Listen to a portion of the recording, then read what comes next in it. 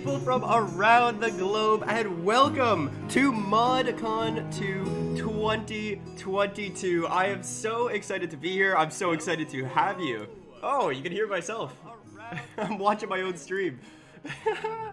Thank you guys so much for being here. I am absolutely hyped for this. We have 3 full days jam-packed with events. I'm talking like everything you can think of from we're just looking at different mods. We got panels with modders. We got interview with devs. Oh my god, the chat is just going nuts. Can you guys help me out here? Can we get some more emojis and things? I'm seeing characters from languages I don't even know. This is insane. Welcome, one and all. Oh man, are you guys hyped? I'm absolutely hyped. We got people from Perth. Oh man. Look, we got a whole ton of events. We got some, and we're gonna go through it. The schedule is all in the description. We're also gonna be talking about the fundraiser we're doing today. It's gonna be so sick. Now, the amount of effort and passion that came from this, guys, the amount of work that has gone into this 3-day convention, I can't even tell you how many man hours was put in.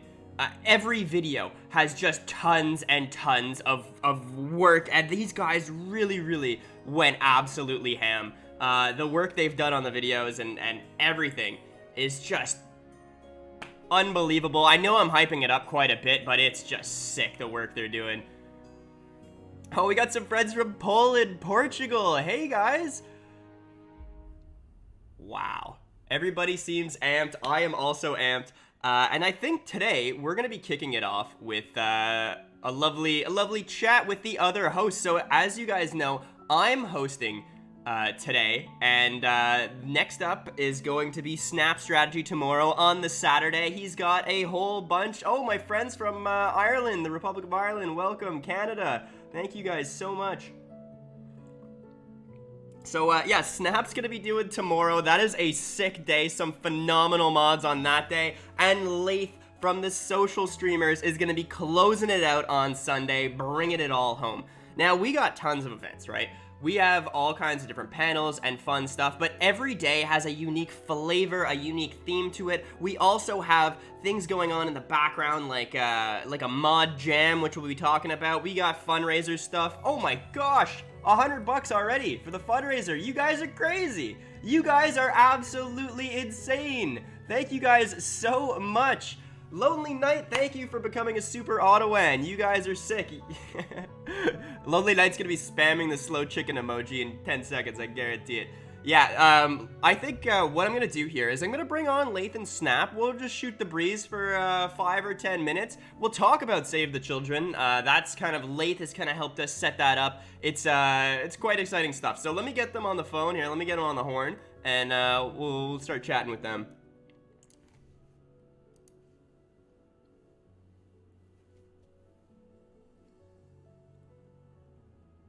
Hello, hello. You alright? Hey, yeah, I'm doing good. How about you guys? Yeah, man, it's just seen Lonely Knight Don't Know as well. That's absolutely insane. What an absolute beast, eh? I've just added everyone in my Discord. I'm sending them all over. Oh, we're getting the boys together. Ah, this will be good. How you feeling so far?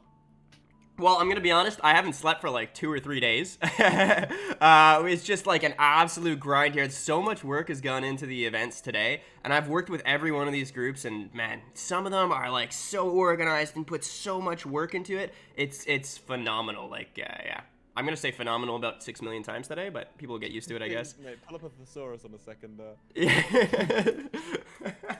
Yeah, the amount of work I've seen them put in the videos is insane. Like, they put so much effort in them.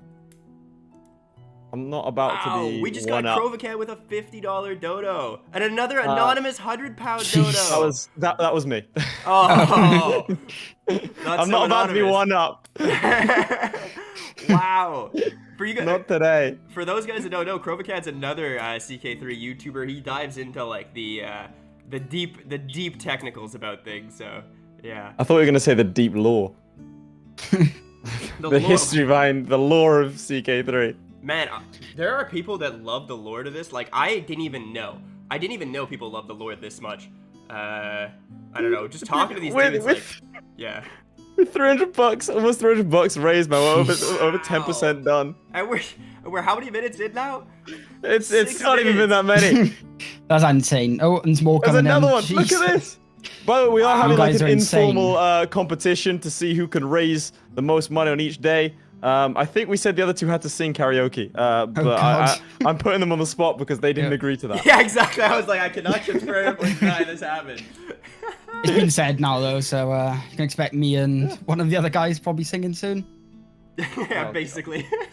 I think it's gonna be me, and I don't have a good voice. You've already raised $300. This is good. See, we're doing something good as well. Yeah, I'm really happy. Do you want to talk a little bit more about the charity? I know you were kind of the one that was like, yeah, this is a good charity. I'm super happy about it. So do you want to talk a little bit more about it? Talk about Save the Children? Yeah. Sure, I can talk about Save the Children. I know they do like education as well. Another That's 20, one by the way. Trinex. So they basically they work to help children. Weirdly enough, as is shown by the name, they focus on like healthcare, better education, emergency aid in natural disasters. So they do sort of like already established things like working with existing organizations to improve education, that sort of stuff. And then if you go to the more dire circumstances, they provide emergency aid. So that's always really good. So it's good that we can both celebrate Crusader Kings at the same time as helping the kids, I think. I think so too, and just to emphasize, this is a registered charity, right? It's fully transparent. They have their own website. They have everything. It's not anything like that, right? It's not going straight into my account. Exactly. No. So it is. You can look into it and stuff like that. I will say it is a tax write-off though, lads. So yeah. I'm just saying. Ever the accountant, eh, Leif?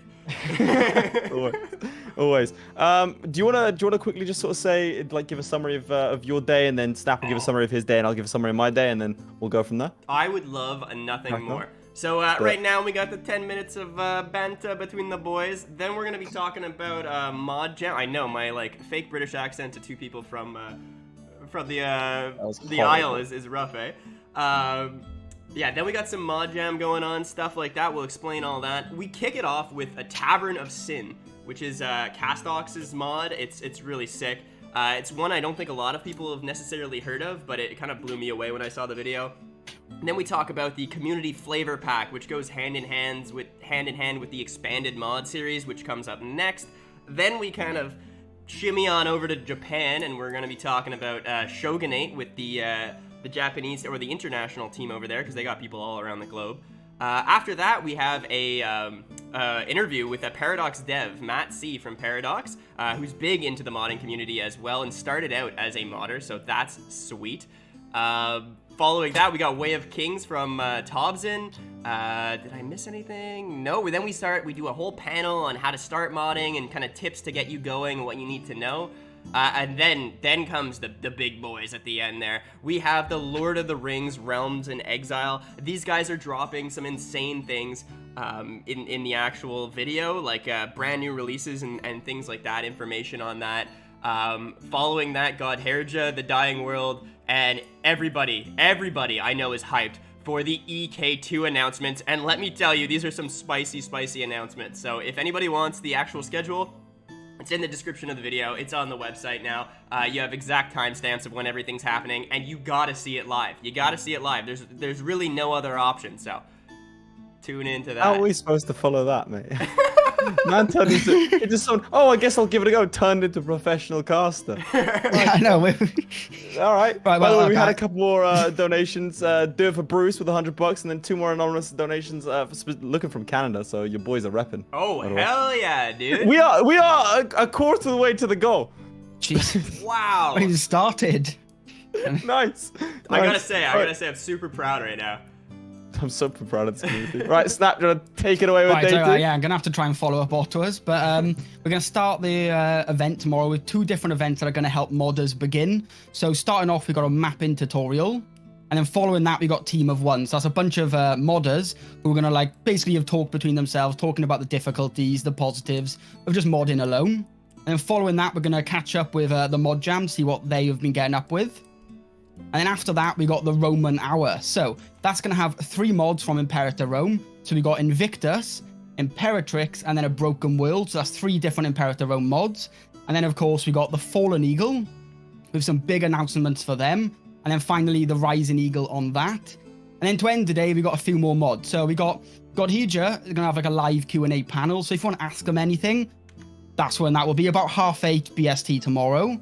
And following that, we got Hegemonia, which is obviously a mod. And then we got Tales of Ireland. And we're going to end the day with a bang with, of course, a Game of Thrones. Okay, right. You've also done quite a good job there. Okay. Lath's just like, he's just sitting in his boxers, like he's got no idea what's going on right now. Mate, Like, I heard yesterday that I was... No, I didn't. It's all good. All right, well, day 3. I'll keep mine brief because inevitably we'll hear about it again tomorrow. But we start off with a 3D masterclass, and then we've got a couple of different mods. You know what? I'm going to keep mine as a little surprise. We've got our showcase section, which you'll find out more about in the in Ottawa's description with the link to the website. That includes things such as Game of Thrones, the 3D stuff, which the video is produced by yours truly, so it's pretty much a banger. We've got other mods like the Ave Maria mod. Then we move on to the main event, including things like Apotheosis and Prince of Darkness, and a little announcement by after the end, which I'm sure you'll all be enjoying. But like I said, I'll hash it. What? Whoa! Are you seeing these comments? Presenters here patting themselves on the back for being some sort of decent. Okay, look, we're YouTubers, all right? We're self-absorbed, and that's what we do, okay? That's what the Save the Children thing's here for. It's to help balance things. oh, man. Well, all in all, we have an insane week, right? Like, this is... Or a weekend, rather. With the ModJam coming up, I think that's, like, an interesting one that I don't think a lot of people know about. I'm going to get into deep detail about it, but essentially, we have...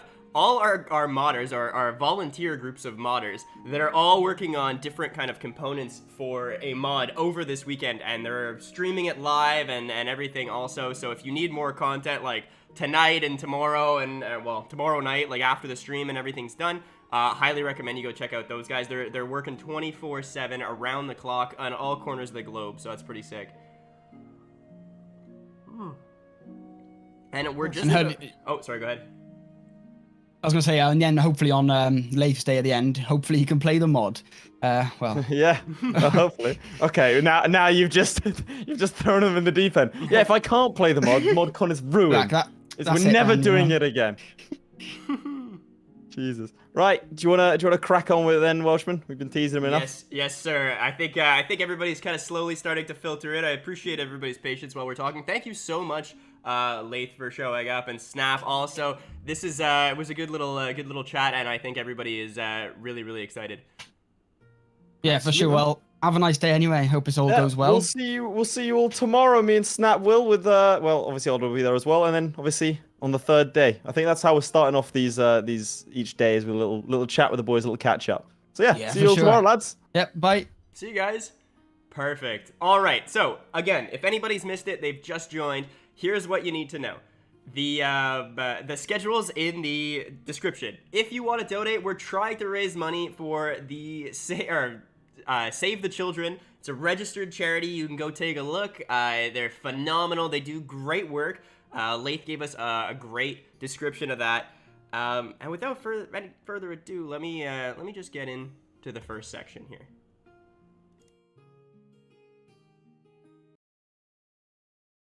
Ladies and gentlemen, we start off this weekend with a bang. Let me tell you about ModJam. Now, people don't know necessarily what a ModJam is. You know, some people have taken part in code jams or hackathons, and let me tell you, it's quite similar. So here's what we've cooked up for you this fine weekend.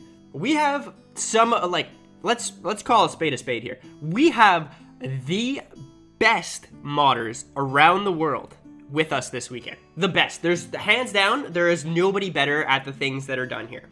If you want to look at the maps that are made in some of these mods, I would say they're possibly, these guys that are doing it are the best in the world at this one thing, and that's making these map mods. You look at some of the 3D models. Find me a better person that is not in our ModCon or modding world that is better at making 3D models than the guys we have. it's gonna be really tough. Look at the events. Think about the originalities, these artistic ideas, and all kinds of things like that.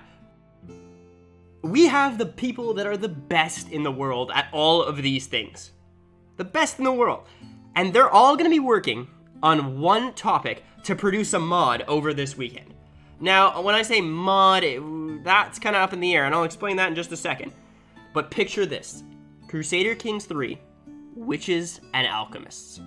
There is currently no magic in Crusader Kings 3. Well, it's a magical game. It brings me joy. But there's no actual mechanic for magic. That's a better way to put it. So what we've decided is we've kind of set up this ModJam. And here are the rules. 1 week from today, exactly 1 week, to the day, to the minute really, we gave them the theme for this year's ModJam. So they knew it was Witches and Alchemists 1 week ago. Modders can volunteer for this from all corners of the globe. We got guys in Australia, we got guys in France, we got guys in the United States. We have people all over the place working on this. So it's a 24/7 thing. So you can find streams all over the place, but make sure you watch the ModCon stream. But after that, if you want to watch streams of people in different countries working on this, you can find them. It's actually sick. Now, they're all going to be working on this 24/7, and their goal is to make one mod for themselves.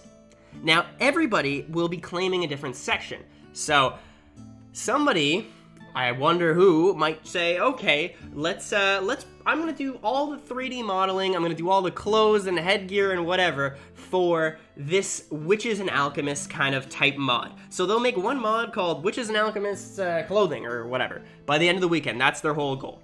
Somebody else, not mentioning any names, might make a phenomenal map, like one of the sickest maps you can ever think of, as another portion, and they'll put it out as their own mod. So we'll call it Witches and Alchemists the map mod or whatever. These are all to be decided by the end of the weekend. Every single component that you can think of to a massive mod is going to be in it, and like as a smaller piece. And then by the end of the weekend, these standalone mods will be available to you. Now, somebody, one of the modders, may volunteer to kind of put them all together, intertwine them into one single one. So we'll essentially be creating history at this ModCon and this ModJam, creating a brand new mod for something that doesn't even exist in this game. And the whole goal of it is to show that with enough passion, these people from all around the world, working together in synchronicity, can create something fantastic and amazing in such a short period of time. And I want to talk about the passion, right? Because I really didn't get to talk to a lot of modders before this. I wasn't a huge YouTuber. I'm not like a big one now, so I don't have that much clout. I've talked to a couple guys, but when I got invited to this ModCon, slowly some of these modders started talking to me. And let me tell you, the passion I have seen from some of these people at ModCon is unparalleled. I've spoken to people I thought loved this game before. I've spoken to people in my Discord community and my YouTube community, and just people in general on Reddit and things that I thought really loved this game. Nothing compares to the passion these modders might have, or what I've seen. These guys love this game, and they will work night and day tirelessly for free to make it the best game ever. I have some quotes for you that I'm going to be sharing throughout the day that honestly might bring a tear to your eye, because they almost did to mine. Like, yeah. You know at the end of Old Yeller where you're just trying to keep it all together? I read some of these quotes and my days. It's these guys really love this game, and I'm super proud and honored to be a part of it as a result. So ModCon and ModJam are something incredibly special. So let's talk about this theme just a little bit more, and then we'll kind of push on through to the next section. So the ModJam theme this year is Witches and Alchemists, and you know why? Because we have some guys that love fantasy mods. They make really fantasy mods. We have some guys that like love history. You're gonna see 1 or 2 mods today that are history, like authentic, and my god, they did such a good job. They went through every little detail. And same thing with the guys that are fantasy guys. They might have completely made up an entire lore, an entire realm on their own, and it's sick. And then there's also guys that have done, you know, you're going to see the Lord of the Rings mod, for example, who have gone and done such intricate details to make it authentic to the lore. Same thing with the EK2 guy. I can name literally like everybody in this day is phenomenal. I've worked with them all. They're incredibly passionate, so you're actually in really good hands. At the inaugural event of ModCon 2, my name's the Ottawa Welshman, CK3 YouTuber and memer, and I am so happy to have you here today. This first event is CFP, the Community Flavor Pack. Now, this is one of, by far, my favorite mods. It's got so much. I think it's one of those mods that the community looks at, and if you've never seen it before, you download it, you open it, and your jaw just drops the first time you see it. You say, that is so cool. There's tons and tons of crazy outfits and headgear and courtrooms and backgrounds. It's phenomenal. It's one that I think will blow you away if you've never seen it before. It's super interesting, and we have an interview today with the modder behind it, El Tyrannos. So I'm really excited to have you here. Thank you so much for doing this. Please take it away. Let's hear what you have in terms of a presentation, and then I'll have some questions that I know the community is dying to ask you. Yeah, sure. Hello, everyone. Thank you for the introduction, and I'm glad to be here. I initially wanted to showcase some new content, but unfortunately, summer holidays and some personal projects made me late on my schedule, so I decided to turn it into a kind of OR's 3D models made for dummies. Paradox games are often 2D, and the audience is quite not ignorant, but unfamiliar with 3D. And in general, it's something that the players are just unaware and don't understand properly and like to code. So I guess it's an interesting subject. Today, the main topic will be the crown that you see in the back, in the middle at the bottom. It's a crown I initially made for PDX Con last year during COVID. And unfortunately, the panel was cancelled at the last minute, and that's what made us start ModCon. So it was the reason for the first edition, and now it's the second one. I was initially working on it with Spark, and you can still find the mod we made for PDXCon on this Steam workshop. So all our 3D models made. That makes me a bit old, but when I was in primary school, I played Final Fantasy, and back then you could really see when it was real time or when it was pre-rendered. So you are basically projecting a calculated world on a screen, and it's made in 3D. It has 3 dimensions, so it's real time. And since it's real time, it requires a lot of live computing capacity. And back in 1997, you could see the difference because the pre-rendered 3D was just, it was a video basically, made pre-recorded. And the real time, well, you have to adapt to what's going on the screen. So the real time 3D requires much more optimized models. So in 1997, it was basically just polygons with a color or a very small texture. And it evolved. Here I took a picture from Call of Duty 1, and we go from colored polygons to actual images stamped to the models. And you can see that the number of polygons is increasing with time and the computer's calculation power. But you see no proper lighting. It's all flat, and it basically looks like a early 2000 game.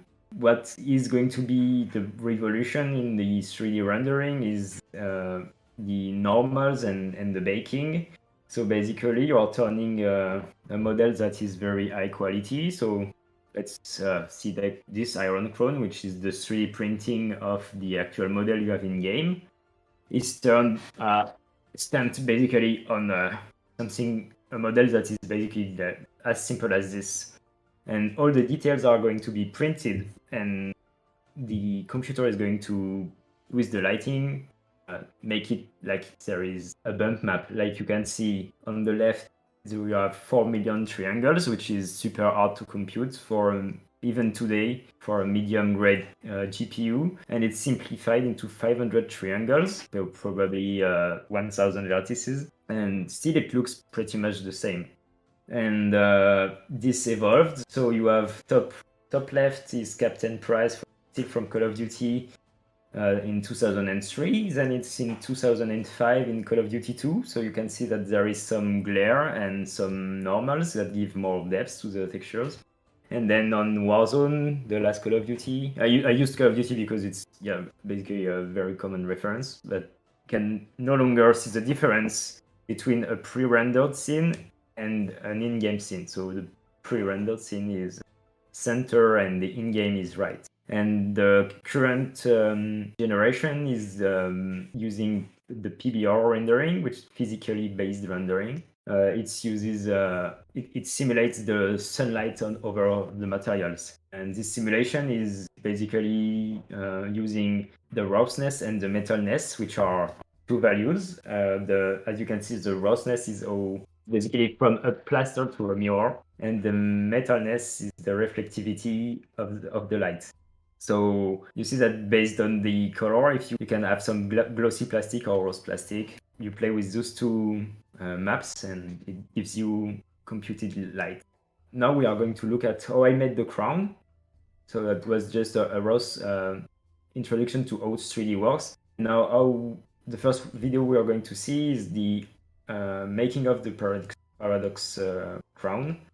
And then we'll see how is the workflow different when you're doing soft mesh. So what I named soft mesh is closes. In that case, there is no flesh model, but looks a bit like soft mesh. And then we'll see some showcases of how does the model looks like in the production phase and all the way through its render in game. So I wanted to ask you about this crown. Like, is it like a real crown you found somewhere that was used somewhere? Like, where did you get the inspiration for this specific one? The model that you see on the image, the reference? Yeah, exactly.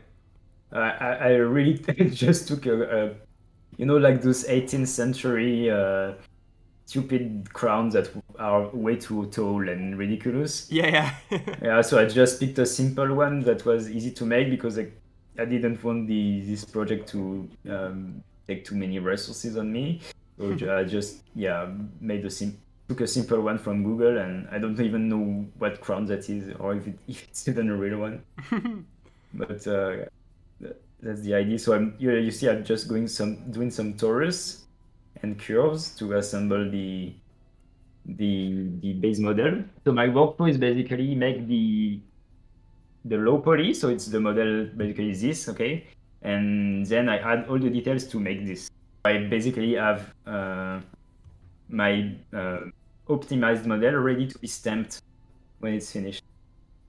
And then over it, I build all the details. So really, when you're designing this first part here, it's like you want to get all the base structure around, like the skeleton's really got to be good. And then after that, like all the little detail stuff is when your computer's rendering it afterwards, right? Is like all the little details it adds on? Yeah, wow. Pretty much. Here you have to decide. You can see, I don't know if the resolution is good enough, but at the very bottom, you can see the number of verts. So here it's 30k verts, which is a lot for a shitty crown like that. But basically, the idea is to keep this as low as possible. So you have to make choices to have something which is detailed, but not too much. So, like, what's your average? Like, what do you aim for on an average kind of artifact or item you build, like in terms of numbers?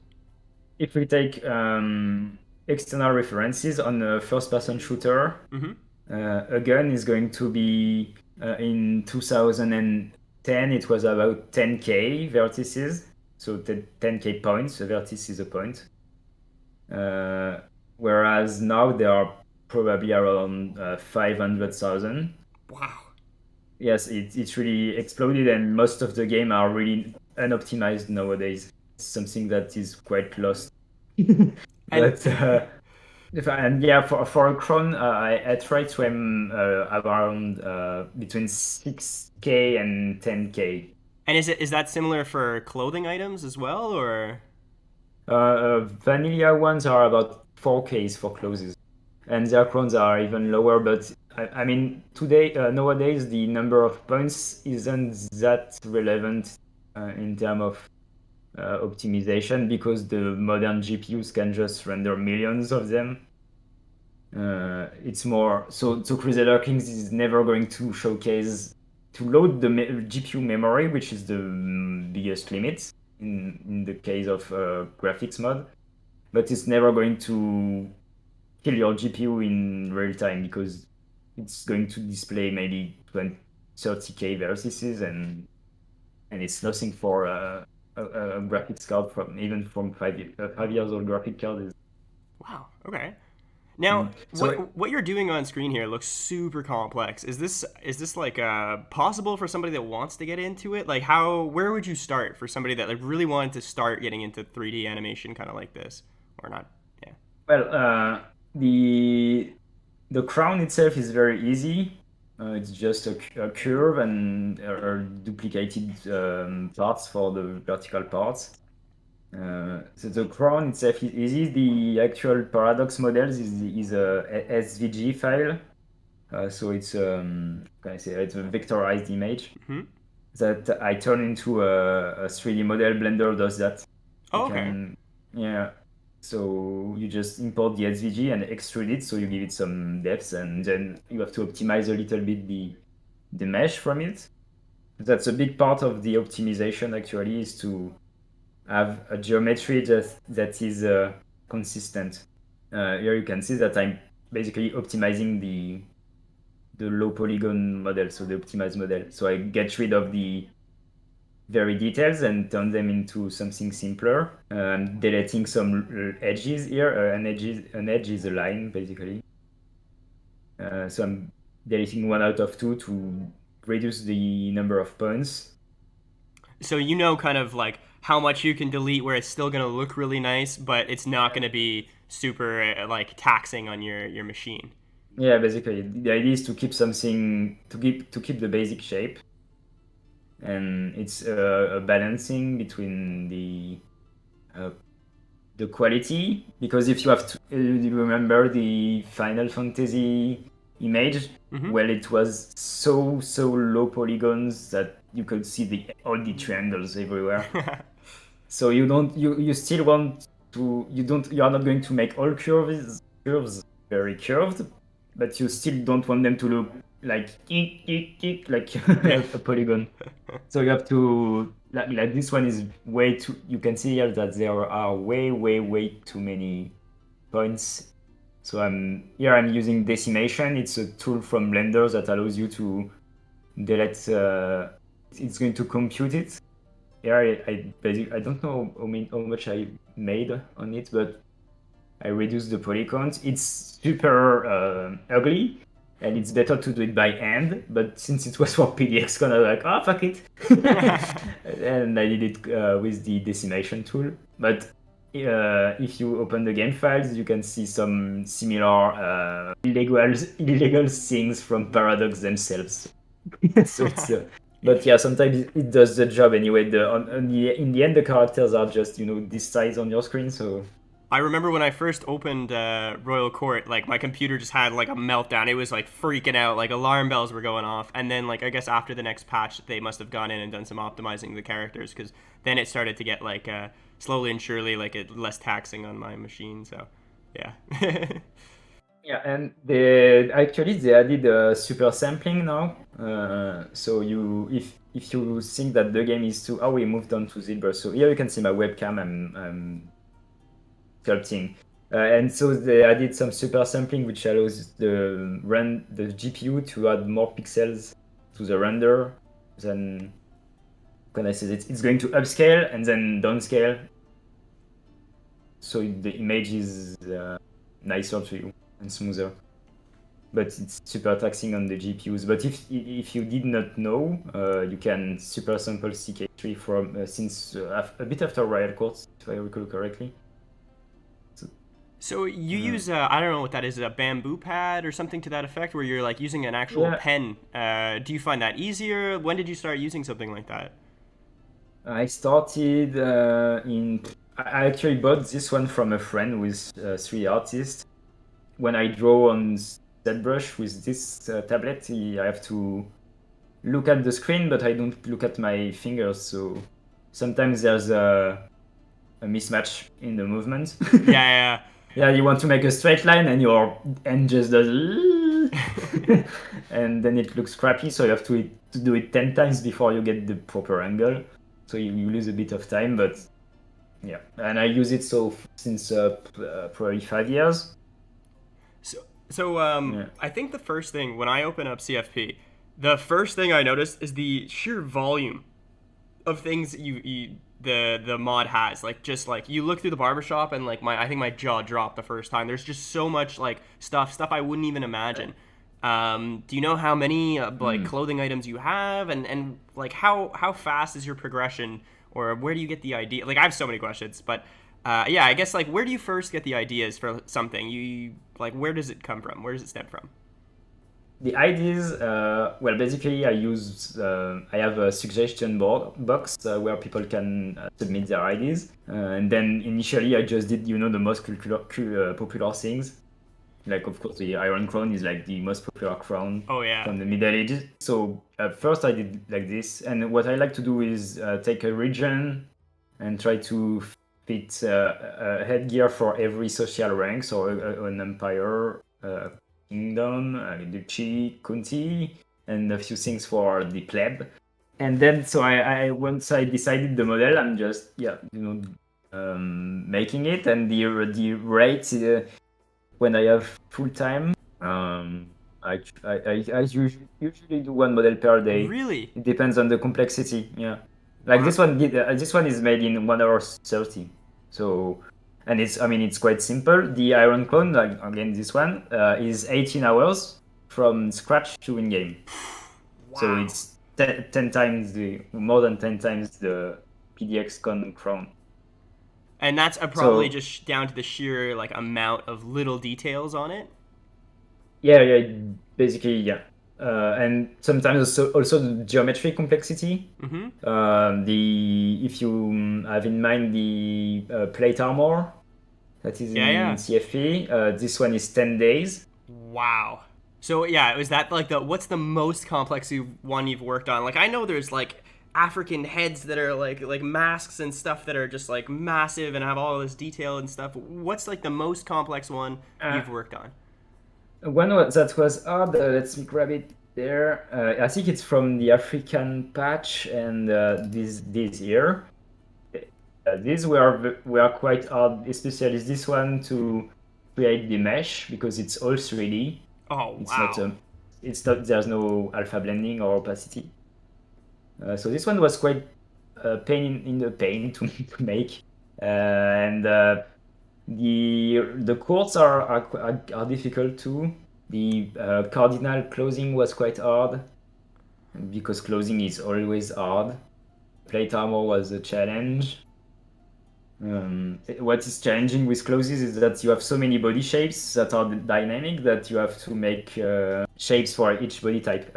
Just to comment on this, what I did here is that we were talking, but I printed the high poly to the low here.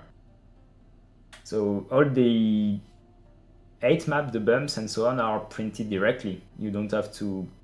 You make them in high poly, and then they are stamped to the low poly. And then when you apply the material in Substance, so it's a very simple crown, but it's going to retain all the details. And so I painted the gems and so on, blah blah blah, and that's the render in the end. So it's a very basic model, honestly. In terms of pure artistical point of view, it's well. So you've put more of your effort into the skeleton on this one, as opposed to the little minute details and making sure it's things like that. Yeah. Sculpting is very straightforward when it's only metal. Mm-hmm. You just use a brush and paint all the metal straight away, and then stamp it, and then apply the materials. And since Substance Painter is very efficient, it's going to procedurally apply it. So it's straightforward. Here it's the import process. So I had a tutorial already made on it from a long time ago. But since the PDX Con was supposed to be a kind of modding masterclass, so to make your first mod, I was in charge of the 3D part. So it's much explain much better in the other video, but basically you have to declare everything and inject it in the existing text files. So that's the easy part. Honestly, it's probably 5% of the work. If you are a 3D artist already, don't be scared by the engine, it's super easy. And if you're used to the engine, be scared by 3D, it's not super easy. But it's cool. That's what is cool with CK, is that I don't have to bother with gameplay. It's just 95% art and 5% code. So you mentioned like the dynamic bodies and things like that. What kind of work goes into making sure that your headgear or your clothing or whatever will fit on somebody with like different traits or different sizes and things like that? Like how much testing do you have to do? Or sometimes they're kind of in different positions. So like the last update, they're drinking from goblets now, so the character's kind of moving. Do you have to look into that more? How does that work? How does that work? So basically, here you're going to see how I adjust it to the head. So I import a head and I place it. Mm-hmm. The question is really perfectly comes at the perfect time. And then you have, if you use a model from CK, if you import like the default circlet, it's going to have a standard diameter and size. So it's, if you respect that's some I was running with the the mod project, and so yeah, you have to, if you use the standard size, it's going to match all the hairstyles. My problem was that it was so tall that it did not fit anywhere, so it was just cut right. The image was cut, so I had to to adjust it. And for clothes, might see it here. You basically have your model like this. Here I'm making it. It's a cloak, if I recall correctly. Wow. And you have to animate. It's what we name weighting. It's how the moving of the forearm is going to influence the mesh when it's animated. So say this is my animation, and so I want the wrist to move faster than the elbow. Okay. Because otherwise my wrist is going to be light and it's going to float behind my arm. So pretty much like this, you have to tell based on what we name a bone from the skeleton. If elbow is animated this way, what's going to happen to this region? Wow. And that's what you were doing when you were kind of pulling it there? Like when you were like pulling at the fabric? And... No, yeah, I was just in the software named Marvelous Designer, and you just sculpt it directly live. Oh wow. And this one is basically making a Seljuk hat. So this is the model. Once it's imported, you have to, it's the opposite as the crown. For the crowns, the hard mesh, I make the low poly and then I make it more detailed. And in the case of soft mesh, I make the very detailed model and then I simplify it. That recorded. So that's basically my high quality model. I have to turn it into a simpler one with a process named retopology. So we went from this one is 1.1 million points, and the simplified one is 671. Oh, okay. Wow. Yeah, but so it still has that shape though. Like it still has like a nice shape. You don't see any. Yeah, that's the idea of retopology, is to have enough point to retain the shape, and you see still that you have some sharp edges, but it's never going to be visible to the player. And once you have done this, then you make the sculpting of all the the stitches and the folds, blah blah blah, and then you paint it. So wow. The inside was red, outside was blue, with some nice embroidery on it. Here you have some artifacts, but whatever, it's inside. and once it's finished, it's like that. And you can have a version that is static, like always blue with the embroidery, or just no embroidery and the color is matching the clothes underneath. That's a big difference between the soft mesh and the hard. It's going to be, well, in my case, because some people are doing the hard mesh same as soft mesh, but in my case, I invert the process.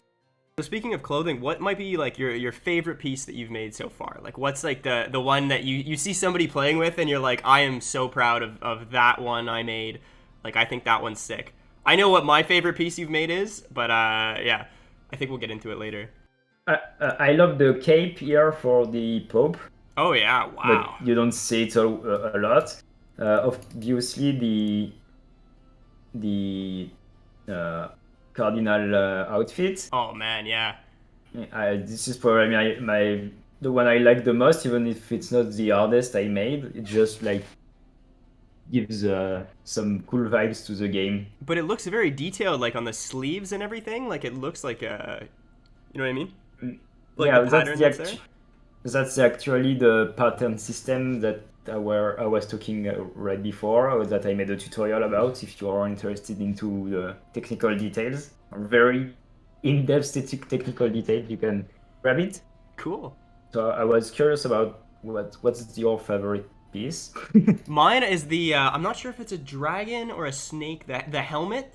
I think it comes up later in one of the videos. I just kind of skimmed through before we started talking. But by far, I looked at that and I'm like, that is so cool. Yeah, it's going to be like in this one. Yeah. So this one is the showcase between in Blender. So that's the low poly. It's always going to be the same pattern. So you have the low poly, the sculpt. So that's the final look of it. Wow. So that's the Kuman battle mask. So how do you get like even like the such detailed texture? Like I can see there's like a little scratch on it. Like how do you? Yeah, you basically have an alpha, so it's a black and white 8 map, and then you apply it, whether by drag and drop for the scale or just color spray. And then you have a bit of manual flattening of the edges, and here is the dragon. Oh yeah, I love that one. Yes, this one is funny. I think a lot of people like this one. So that's the low poly, and then the sculpt. So here the sculpt was very, I made it super simple. I did not make any metal effect on it. The texture I used was already very noisy, so it made the job. Yeah, like that look like I saw that one. I'm like, oh, that's like I'm not even looking at any more of that. I'm using that one right away. You can see that what is cool, what a good design choice from Paradox was you can see that the difference between the Substance Painter, the software that we use for coloring and giving the material, is very close to the in-game render. So you have very few tweaking to make and very few back and forth adjustments between your rendering software and the actual game. So that's the 3D print. What you're seeing is 3D printed into this, and then unpainted, but yeah, that's okay. So the plate armor in Blender. So that is the high poly, because in that case I made a very few things in ZBrush and made the high poly directly in Blender, and that's the low. So you have all the buckles and stitches and so on that are gone. All the rivets are gone as well. And they are printed from the... So how much of a design like this would you say is I'm looking at an image of a historical artifact and I'm trying to replicate it, and how much of it is okay, like I'm an artist that wants to make like a work of art here, I want to like show off something like a little bit more personal, or I have like a little detail that I personally want to add. What would you say the mix is of like historical accuracy versus like more artistic inspiration or interpretation? From my perspective, the interpretation stops at eyeballing. Okay. I try to eyeball as good as possible. And then the other big factor is to simplify things, because especially jewelry is super, super detailed. Average user is not going to notice.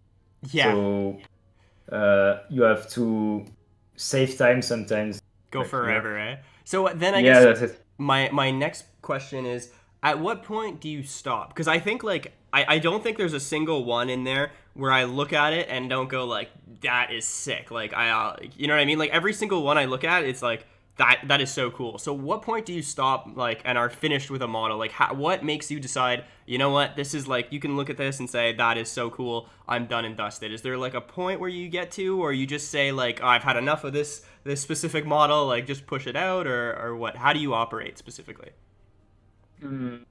That's a good question, because that's very. I think that is not very conscious. And it happens that I redo models that I'm not happy with, like 2 years afterwards. But I'd say that a lot of it is about my topology. Like I do the low poly model. I look at the topology, I look it from all the angles and say, okay, my number of vertices is low enough, and the general shape is good enough. So sometimes I know I can afford 1,000 more points just to have 3D rivets instead of printed rivets, because it's going to look more fancy. But once I've done this, on the high poly, I basically have no limits. It's most like you don't want to make it too much detail, because then it become over. It's obvious that it is fake. Mm-hmm. And you try to pretty much replicate something that would be made artisanally and not laser cut, because when you use 3D, it's very easy to have something like 90 degrees, sharp edge, and so on. So you try to roundify pretty much everything, give some unevenness to the angles, scratches, because it can be old.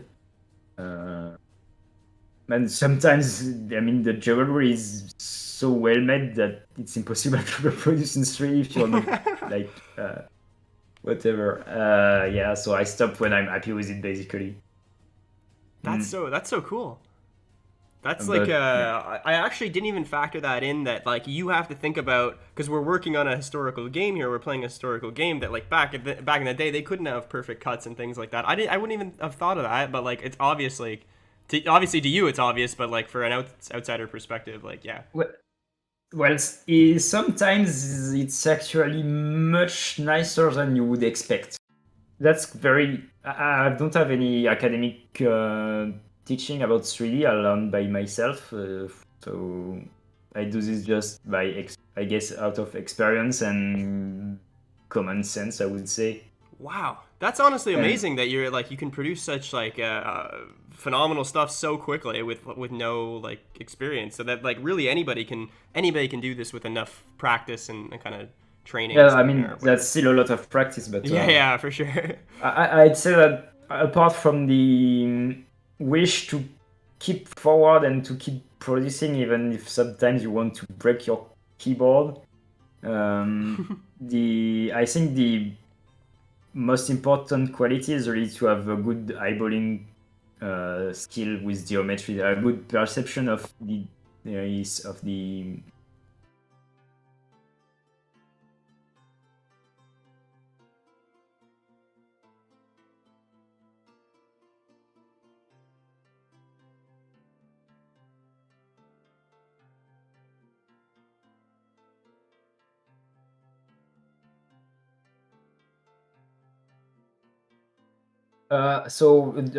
I will be very short, but be aware that I think that tomorrow or Sunday, I don't recall, I have a 3D masterclass about courtrooms that will be much more detailed about all the workflow and all the steps, and a breakdown of this actual code that you are seeing on screen. But basically, the 3D architecture is easier in some sense. It's harder to eyeball the volumes because it's huge. You have to respect the scale and the architectural and the physics laws. Otherwise, your building look unnatural.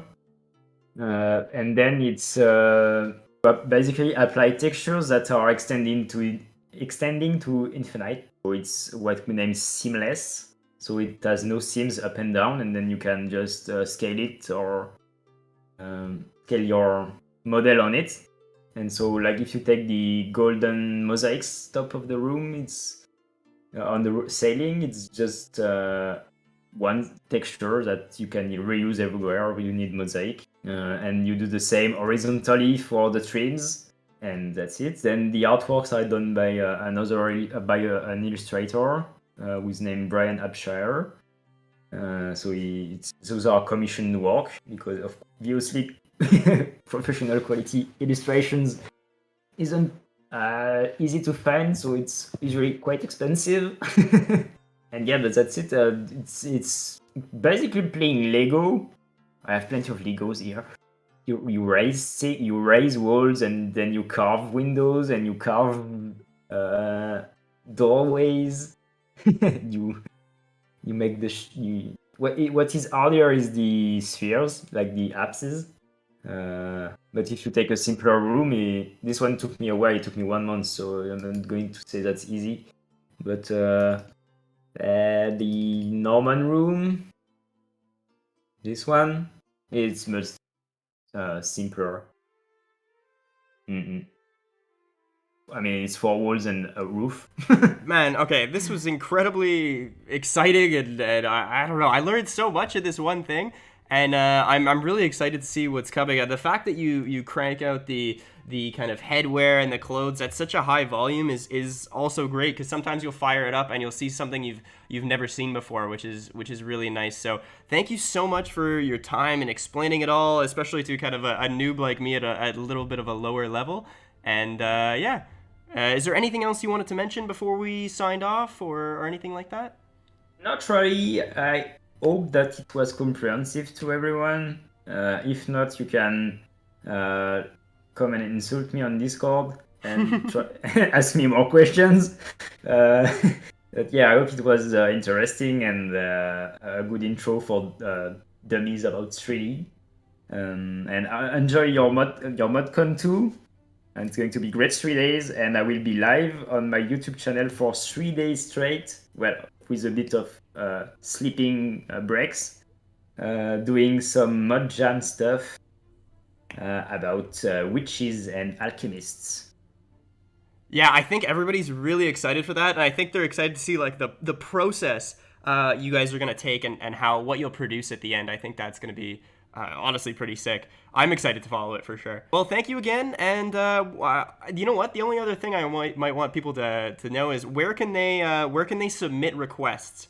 Because I know there's probably a ton of ideas out there. Is it on your Discord? Is there a little submission box? Yes, it's a suggestion box in one word. Suggestionbox.communityflavorpack, all in one word.com. Okay, perfect. I'll have the link either on screen or below or something like that for when people see this. But yeah, thank you again for your time, and yeah, we look forward to seeing what you're gonna produce with the ModJam.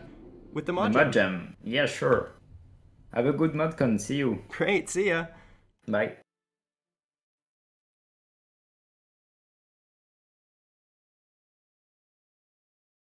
Bro, okay, what did I tell you? El Tyrannos, absolute mastermind when it comes to this stuff. The works of art he produces in this are phenomenal, and coming into it with a smooth brain like mine, knowing pretty much nothing about any of that, it was really, really interesting to me. A phenomenal chat we had. Next up is a bit of a different style video. It's more fast-paced. The core team are kind of talking about what they're going through and the things like that. And it works in concert with CFP that you just saw. So CFP, you saw all these amazing things, and you're like, holy smokes, I gotta download that. Well, while you're there, you gotta get the expanded mod series too. So think CFP if the team had more people, they had more resources, they had the ability to add more elements to it, more aspects to it, not just 3D articles, not just clothings, but but also adding cultures, adding decision elements, all kinds of things, different types of succession. This literally, like, I don't want to say changes the game, because it's not fundamentally overhauling the game, but what it really does is just elevates the game, in my opinion. It takes what the devs did, like the CK3 devs, adds that little bit of flavor, like literally flavor to it, and just it works in concert with CFP. Like, I never run CFP without the expanded mod series. I got the chance to sit down and talk with Uber over a bunch of Discord calls. The core team is a really great bunch of people. They're really working hard. They're really, really passionate about this project, and it shows. So if you don't have the expanded mod series and you're planning on picking up some new mods, the CFP and expanded mod series go hand in hand. There's a compatibility patch. It works beautifully. And boy, they add so many things that are not overwhelming, but they're just like, oh, well, that's cool. Like, every time you see it, you're like, I can't believe they thought of that. Like, just so many little things like that. Hats off to them. They're a great group of people. So it's not just for extra clothes and ethnicities. It's for so much more. Keep that in mind as we watch this next one here. Hello everyone, my name is Uber, and alongside Culticus, Zangelo, Emrys, and the Gib, we are both the leads and the minds behind the expanded mod series for Crusader Kings 3. We are a group of modders who wish to bring out some of the best of Vanilla's features and make them better than ever. Whether that's making the features more historically accurate, fun to play, better to look at, or all combined. To date, we have taken this principle, and we have expanded upon Vanilla 5 times, with more to come. To begin things, we will start with our first and largest mod, Ethnicities and Portraits Expanded. So, Ethnicities and Portraits Expanded, what is it? It's a very expansive project aiming to bring the world of Crusader Kings to life with a large variety of custom ethnicities and 3D assets to enhance characters across the world. Jumping right into it, we shall talk about the first part of the mod, which are ethnicities. Crusader Kings features a system for genetics known as ethnicities and ethnicity templates. Ethnicities are fundamentally what makes a person in Western Europe look different than an Arabic character in Baghdad, or how an Indian character has a distinctly different appearance in comparison to a Slavic character in the north. And while it's a great foundation to begin with, it can also be seen as restrictive by how few ethnicity templates the vanilla game has. As an example, well, Arabic in ethnicity, said Arabic character in Baghdad will look extremely similar to another in Andalusia, as the game only assigns them one ethnic template. And why don't we expand upon that? In some cases, a worse issue may occur though, where many cultures are grouped under a single banner, say the Pechenik tribes using the exact same ethnicity as the Mongolians and the Tibetans. And while it may seem minor at first, these lack of ethnicities and templates for said ethnicities tends to make, in the end, the world looking very similar only a few generations in. And this was one of the very first things the team jumped into expanding. We looked to introduce a far-reaching amount of ethnicities, creating hundreds of different looks to real ethnic groups across Crusader Kings' map. On top of this, we went even further and added tons of additional templates per ethnicity, making it so that inside some ethnicities, we had a ton of different templates that utilize different values and in the end produced very natural differences across one group. One thing we should mention here is that when we dive into the creation of ethnicities, we strive to make the characters of Crusader Kings more realistic. This included not only adding better facial textures, but also massive changes to visual character generation with dozens of genetic modifications, which help provide Crusader Kings 3 with a much richer world character-wise.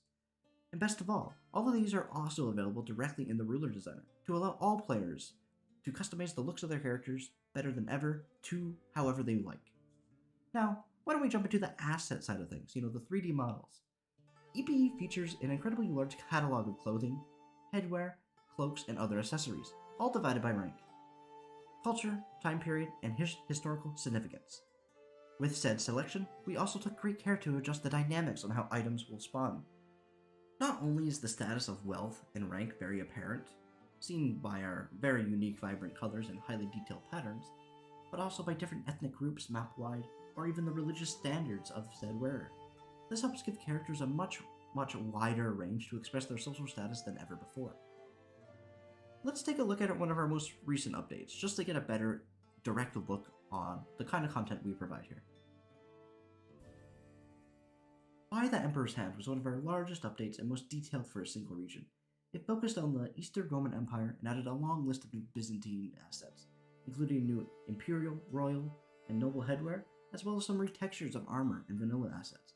Some of these include Byzantine royal diadems, imperial Byzantine female crowns, new male Byzantine imperial stemmas, new noble caps, hats, and retextures, some Roman laurel wreaths, and a ton of smaller edits to the entire region.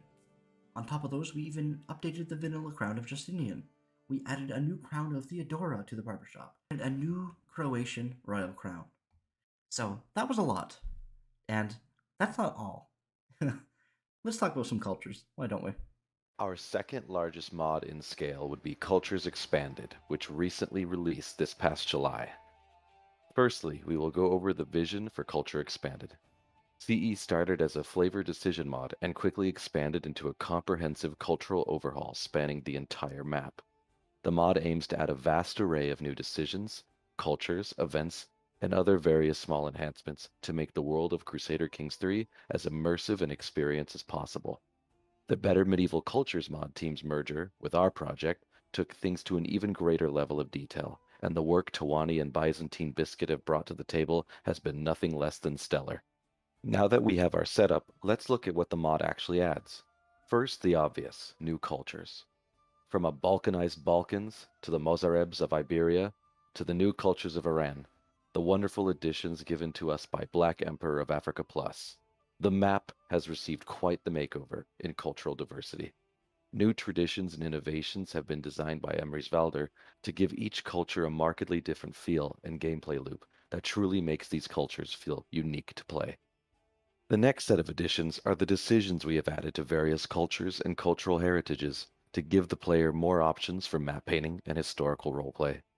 Restore the great Avar Shogunate, revive the old Saxon kingdom, create the Bulgarian Empire, or fulfill the Hadith and seize Constantinople once and for all. These objectives and more are just some of the things you can plan to achieve during your campaign. There are many other smaller features that breathe life into the cultures of CK3. New name lists designed to add a diverse list of naming options as well as populate the map with a wider range of historical names.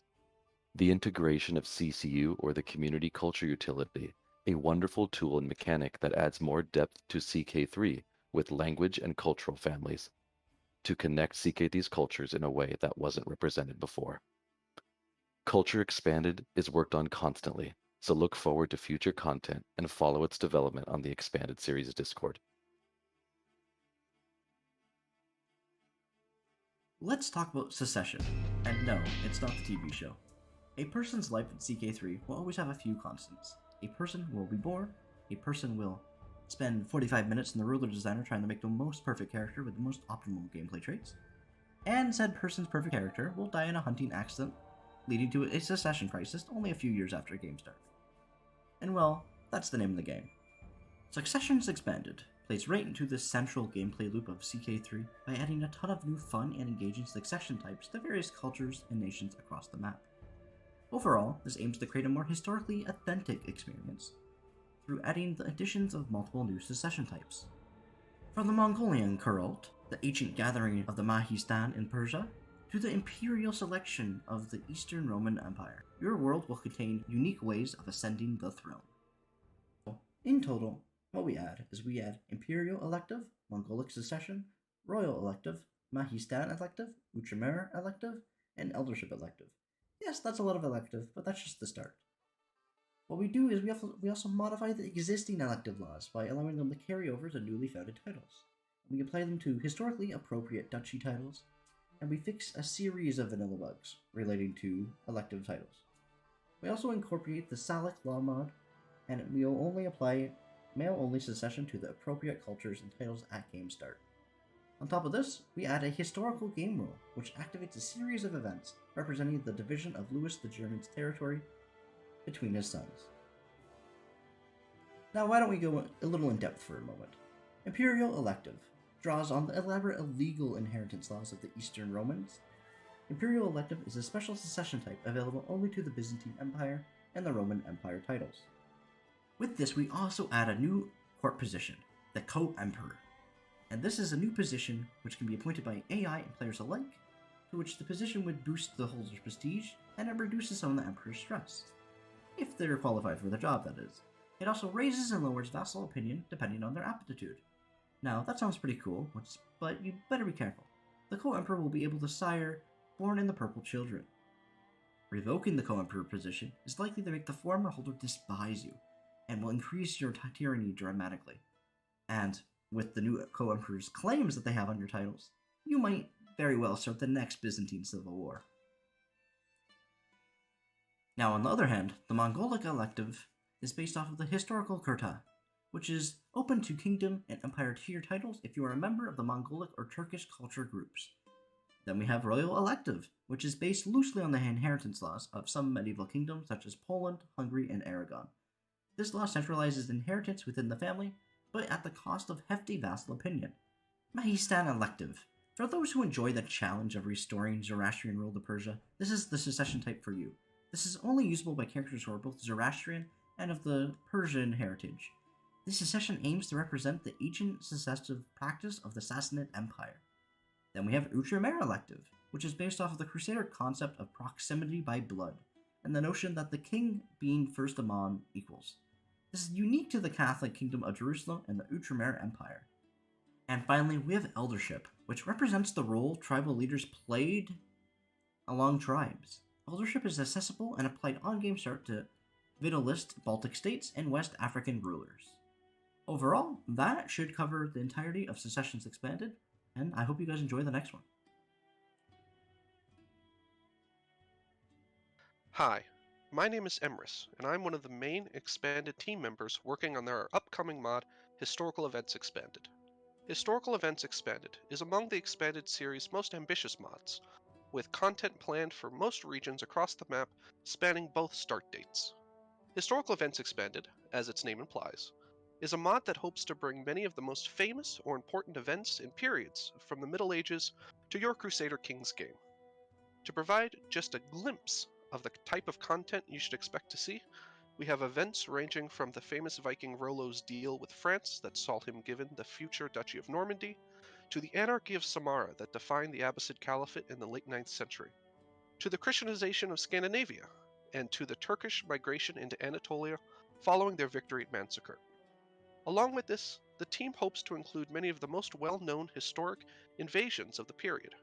Invasions like the Pechenegs, Ghaznavids, Seljuks, and Timur.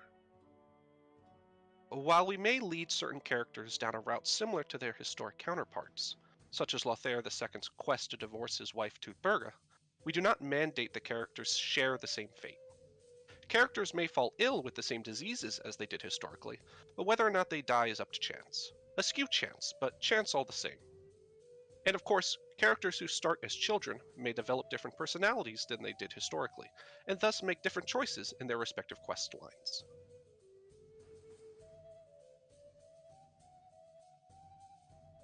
In service to making the game feel more alive and accurate, Historical Events Expanded also includes changes to the starting setup of both start dates. For example, while Vanilla CK3 has Basil I ascend to the Eastern Roman throne after murdering the previous Emperor Michael III 1 year early, we restore Michael III to his throne and instead have an event chain for his murder. Along with this, we wanted to make the world feel less of a blank slate regarding opinion when you first start. To do this, the team is working on various opinion modifiers that better reflect people's thoughts of characters and their past actions prior to the start date. Maybe your wife doesn't immediately like you on game start due to your traits, but instead hates you based on past slights you have done to her historically. Maybe your powerful vassals have a lesser opinion of you, because you have previously attempted to curb their power. Maybe as a king, you begin with weaker vassal contracts because your character caved to a noble faction prior to game start. The team and I are always looking for fresh ideas about events to include, or how to properly portray them in game. Much of the struggle we have is not what to include, but how to include complex historical narratives in a way that is understandable to players, and can be reflected through the limited means of a game. I hope you have enjoyed the brief look into our mod, and are looking forward to its eventual release. Next up, I must talk about Social Relations Expanded. You know what is quite unique to CK3 in the grand strategy genre? It's a focus on detailed simulation of personal relationships, even further between a vast number of characters. But in the end, CK3 excels at it. To enhance this more personal aspect of the gameplay, Social Relations Expanded aims to make players' actions and social circles have even more of a wide-reaching implications across the game. From adding brand new mechanics such as mutual acquaintances, inheritable relations, hate by association, and family friends, to expanding off of Vanilla's characters' interactions, making them even better than ever, and to making all of these content work together to make the consequence of every character's action and relationships ripple through a web of social connections. This makes the game even more immersive than ever. With Social Relations Expanded, becoming a friend with a character will also change how their friends and rivals view you. Being discovered committing murder is no longer just a personal matter, as it will paint those close to you in very bad light. Who wants to be friends with a murderer? Wish to please a character? Why not try to imprison, revoke titles, or even declare on their rivals? These are the kind of features you can come to expect from Social Relations Expanded, and we're not done yet. Brand new features, like a new free captive CB, will be released as optional modules in the near future.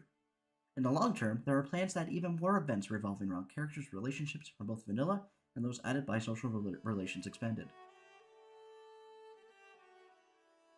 Now we should go over another upcoming addition to the Expanded series, Name Packs Expanded. The mod itself is actually a full rewrite of the original mod community name packs. The entirety of the scripting was redone from the ground up to accommodate faster additions and to allow for cross-compatibility with other mods. This has allowed the lead dev, the Gib, and his contributors to add around 11 large-scale cultural name lists in half a year. The rewrite also allows for better compatibility with mods including Cultures Expanded, which will work fully on release. The biggest benefit on the player side is the ease of detecting when a culture's names are identical with different spellings. John, Eon, Ioannis, Sean, Joan. So characters that change cultures or name after their ancestors will see their name change appropriately. So as Name Packs Expanded starts to expand, you should see patterns start to emerge in your large multicultural dynasty. For those who were not familiar with community name packs, these name packs will expand on how a character's name will be displayed as well. Characters will have their patronyms and noble title before and after their given name, dictated by their cultural heritage or religion. Some cultures will even have their given name replaced in some events with their respectful by name. This can include new additions such as the Kunyas, where the character is named after their eldest son. Noble titles are now generated on the fly, allowing for different titles. Some characters will even have Lord or Lady when unlanded. Your noble title is not reliant on the vanilla flavorization system, so the possibilities of different names are endless. Now each name pack currently has around 26,000 possible combinations, although the actual outputs will be smaller, as a noble title may not be different when changing faiths. Name spelling is determined primarily by your culture's language, and we do take into account the possible wackiness that the players may create. Each language spelling we allow for tetronyms, patronyms, and dynasty names. Fun fact, Greeks were the only Europeans with actual surnames throughout most of CK's period. So with that in mind, don't be afraid to go a little wild with your naming. The mod will take that into account. Finally, to round things off, we will be looking at this visual map to showcase what will be in the first release. So in the first release, we can see that we have most things from Anatolia up to the central tribes of the steppe, all the way down to the Middle East, to where our first update afterwards would push into North Africa with the Maghreb, and after that we will push into India. And that is all. And finally, at last, we shall talk about Unit Packs Expanded. Unit Packs Expanded is a mod made by Zangelo and Mr. Adrian LP. Now, you might not know who they are, but they have been making unit models for Crusader Kings 3, Imperator Rome, and even EU4 for as long as you can imagine. These guys are the masters when it comes to unit models, and they have come together once more to merge all their Crusader Kings projects into one under the name Unit Packs Expanded. Without visually showing you every single new unit model, I will instead tell you all of them. And let's make this a little fun. There are English, Germanic, Polish, Eastern Slavic, Southern Slavic, Iberian, Irish, Scottish, Scandinavian, French, Italian, Welsh, Levant, Berber, Turkish, Iranian, Persian, East African, West African, Southern Indian, Burmese, Tibetan, Han Chinese, Circo-Polar, and Cuman. And while immediately you're like, okay, that's a good handful, take note that there are 3 different tiers of unit models for every single one of those. Unit Packs Expanded is constantly under work. Overall, that ends Unit Packs Expanded, and with that, this is the final expanded mod shown today in the Expanded Series Showcase. We hope that anyone who hasn't gotten around to checking out these mods, to definitely come ahead and check them, and we hope that all of you guys come and join our Discord to where we are constantly in feedback with everyone, and we are always quick to respond.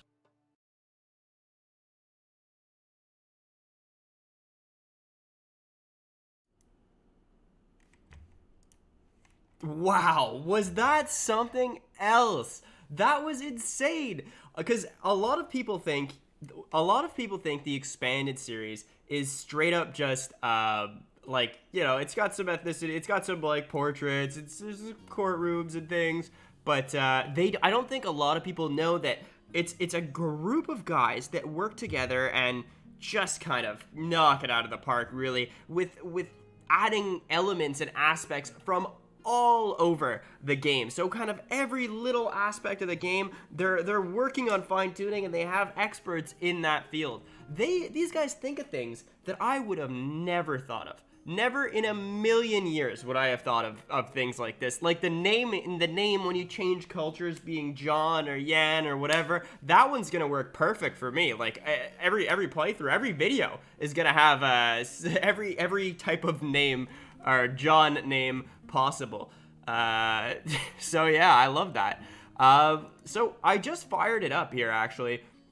Let me just give me 1 second. We'll add the old screen overlay here, game capture, and we'll put a little CK3, capture a specific window, CK3. Here we go. Oh, perfect. So I picked it up here. We'll just slot this in because we do have a little bit more time until the next section. The next one we're going to be talking about is Shogunate. Oh, I can't talk about the dev team and just the gang in a more positive light for Shogunate. They are awesome, and that one's going to be starting at 2:15 p.m. So 15 minutes from now, we'll be talking about that. So if you got to go get a coffee or bite to eat, whatever, you don't miss Shogunate. It's coming up 15 minutes. It's going to be sweet. But for now, let's just take a peek at this CK game, because basically what I did here was I queued up Portraits Expanded and the CFP and the compatibility patch just in an accurate order here, and yeah, it's like you can see right away, like the different clothing articles and everything. It just brings everything to a higher level. Yeah, let's just hop into it. I want to see my my favorite mask and hat. If people are just joining us, I'd love to show them off. So if you watch my videos, you know, so I'm assuming there's a lot of people on here that may not have heard of me, and there's a lot of people that have. I make some pretty goofy, wacky Crusader Kings 3 videos, and I often will use the expanded barbershop or barbershop expanded. I think it's a great tool. I can't believe this is not in the base game, and it just looks phenomenal. So that's not one of the mods I'm going to be featuring today, but it's just a phenomenal tool. I highly recommend that one as well. So let's take a peek here at the types of different things. Right off the bat, you have all of this. Take a look. You could have they have blush, lip color, accessories, and the accessories are so cool. Like, come on, look at this. And this comes from guys working together, right? If we had the CFP and the expanded series working against each other, do you think it would be that good? Do you think it would be like phenomenal? No, that's the best part about this community, is we all work together to kind of produce something that is wonderful. It's a work of art. So let's just take a look here. I'm gonna see if I can find some of my favorites. Like, look at the extended beards, like the wizard beard. Like, look how badass that is. We got some special headwear also. If oh, I got my mouse messes up sometimes. But look at all the clothing. Let me see if I can zoom out on the clothing. Oh my days. It's just, oh, what am I doing here? Look, like, I should probably zoom in for the headwear. Let's do the clothing first. And just, you can see there's kind of overlaid because we have clothes 1 and clothes 2. But if you're a role player and you don't have this installed, you're missing out. You are missing out big time. Like, look at this. Like, look how I can make my guy look super jacked, and he's got like the fancy armband. What do we call this? Javanese royalty is called. Oh man, there's just so many things you can take a look at here. You know, everything up to the lip color. Let's remove the old beard. No, short goatee, no beard, and you can even change this. I just, not that this is showing off incredibly. Maybe it's a female trait specifically. Let's see. Can we change? Where's the lip color here? All right. Well, yeah. There's also all kinds of things we could take a peek at. If we take a look at legwear, also, you know, come on, look at this. How cool is this? If you are a role player, and there's one there I like got kind of sussed out by. If you're a role player and you're not using this, you're missing out for sure, for sure. What's the final one I want to take a look at? Just the hats, the headwear, the gear here. Unreal. You might see some of these in upcoming thumbnails, and oh yeah, there's the mod there, Zach. Because look at this, and I think this one was even shown off in the CFP video. Where was it? I just saw it. Maybe not. Anyways, but yeah, you'll definitely see these because I know there's 2 headwears, so I gotta make sure one's off at the same time the other one's on. Like, look at this. Look at this. Look how detailed this is. Unbelievable. Yeah, we can have, actually, we can grab Zach, Uber, on the call here, and yeah, we'll see what he says. Let me give him a ring, and we'll just shoot the breeze a little bit and talk a little bit more about this mod live for you guys.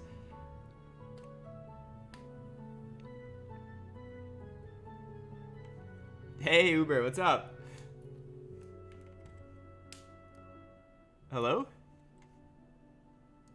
Technical difficulties as always. There we go. There we go. How's it going? That was it. That was a great video. I absolutely loved it. I think it showcased not only the aspects everybody knew about the expanded series, but they for sure. But it gave way more context. Not way more context, but like I don't think everybody knew about the rest of the expanded series, which was really, really exciting. Yes. No, that's one thing that we really wanted to put forward, because like we have EP, and that's our biggest mod by far, but we had been working on a whole lot of other stuff, and I just wanted to give a good showcase on all of it. Oh man, it's just, I was blown away. I didn't even know about the rest of it. And the things you guys think of, where do you guys come up with your ideas? Are they brainstorming sessions? So to be fair, a large majority of the things we come up with is because we play the game and then we might get frustrated at one thing. We're like, oh, that's not right. And then we go off on a big tangent on fixing things and listing things. Like, we might be playing, let's say, what Celticus did recently for the Emperor's Hand update we did for EP. He was playing through a Byzantine update. No, he's playing through a Byzantine playthrough, and he's like, why is everyone wearing the Crown of Constance? Why is everyone wearing the exact same crown? He's like, this is unacceptable. And then for the next 3 weeks, I see nothing but notifications in our dev server of him making new content for the Byzantines. He's like, I'm making more. He's like, did a Hungarian today, did a Georgian the next day. And it's like, oh, wow, okay, this is all fantastic. For Cultures Expanded, then, the same kind of thing went around. It's like, why is there one big blob of one culture?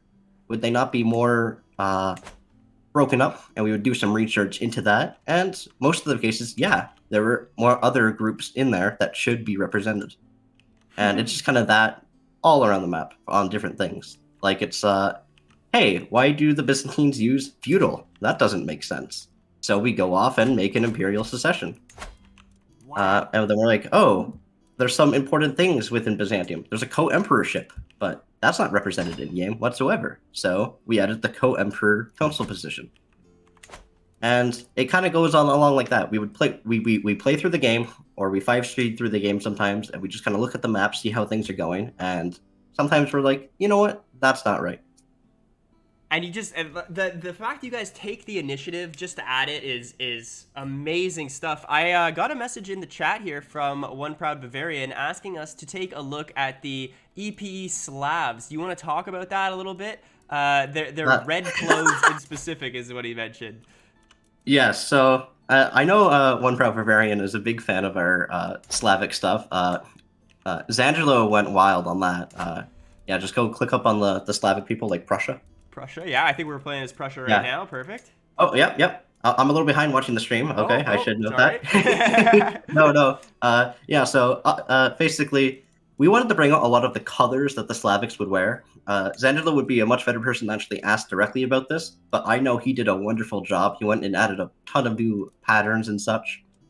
Patterns, colors, just making the world a bit more vibrant, as it would have been.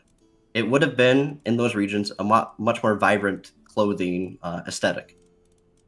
Wow. Look at all, like, the sheer volume of what you guys add is just insane. And I exactly, like, maybe I wouldn't have caught it myself, like, I wouldn't have said those exact words, but now that you mention it, like, look at this, this one over here, for example, like, the different robes, just the colors and the vibrance, I wouldn't have noticed that without you mentioning it, but man, does it ever show, eh? Like, if you're a role player, I can't imagine not using one of these if you're, like, a real big role player. Look at the designs and the patterns. Yes, that, if I want to pick anything, Celticus has made an amazing job on a lot of the actual new 3D assets, but one major thing we definitely dived into doing is we went ahead and justified adding like hundreds of new patterns and vibrant colors where it should be across the map, and it's one thing we had to focus on. Like, so there's like 3 or 4 main tiers in game. You can go from Baron to Emperor, and usually they wouldn't look too different. And we want to hammer home, even for all the vanilla assets, that these guys are different and would be wearing different stuff, and it's very visual. You can look at an Emperor and then go look at a Commoner within the same realm, and you can see an immediate visual difference in the colors, the patterns, and whatever they're wearing. Even if it's the same asset itself, just the patterns and the color changes between it. Oh yeah, exactly. That is a great way to describe it. We could even go do that right now, right? If we just take a look at one of the kind of plebs, one of the barony holders, you know, it's a little bit more drab. He's like a little bit smaller. Well, it's the same guy, I guess. Hold on. But it's a little bit more drab, see, whatever. And then let's take a look at one of the bigger rulers, and right away you see that difference in the clothes. And I think that adds, like, look at this, like, that adds such an element to it. That's no, for real. I'm being serious.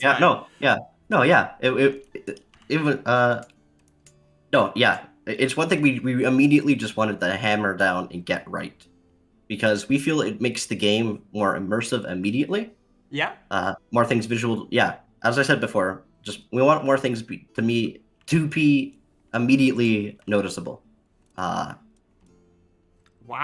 So, what else might be like a little niche thing, or what's your favorite kind of clothing item that I could look for here? Something headwear, something that you really want to show off right now. Honestly, my very favorite thing in the mod, it might be if you go to the Byzantine Emperor. Sure, yeah.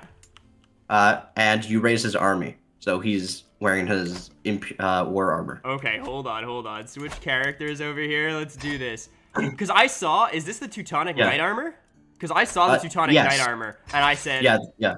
There is Teutonic Knight armor, and I believe that goes on German Crusaders, although I'm not entirely certain what the requirements are for a character to wear that. Okay, hold on. I believe it's German Crusaders. Yes. So if we're the Byzantine Emperor, and we want to lead our army... Oh, man, look at that. Wow, can you imagine going into battle dressed like that? If the boys are behind drip. you, like absolutely hyped, I don't know what would get them hyped. Yeah. That is just insane, dude. And we can give them like even a some headwear too. Yes. Yeah. And on that, the Byzantine Empress headwears. There's a good few of them you can view in the barbershop, and I really like how a lot of them look too. It's just like, oh wow, this is CK3. Dude, unreal. Like, look at this. Wow.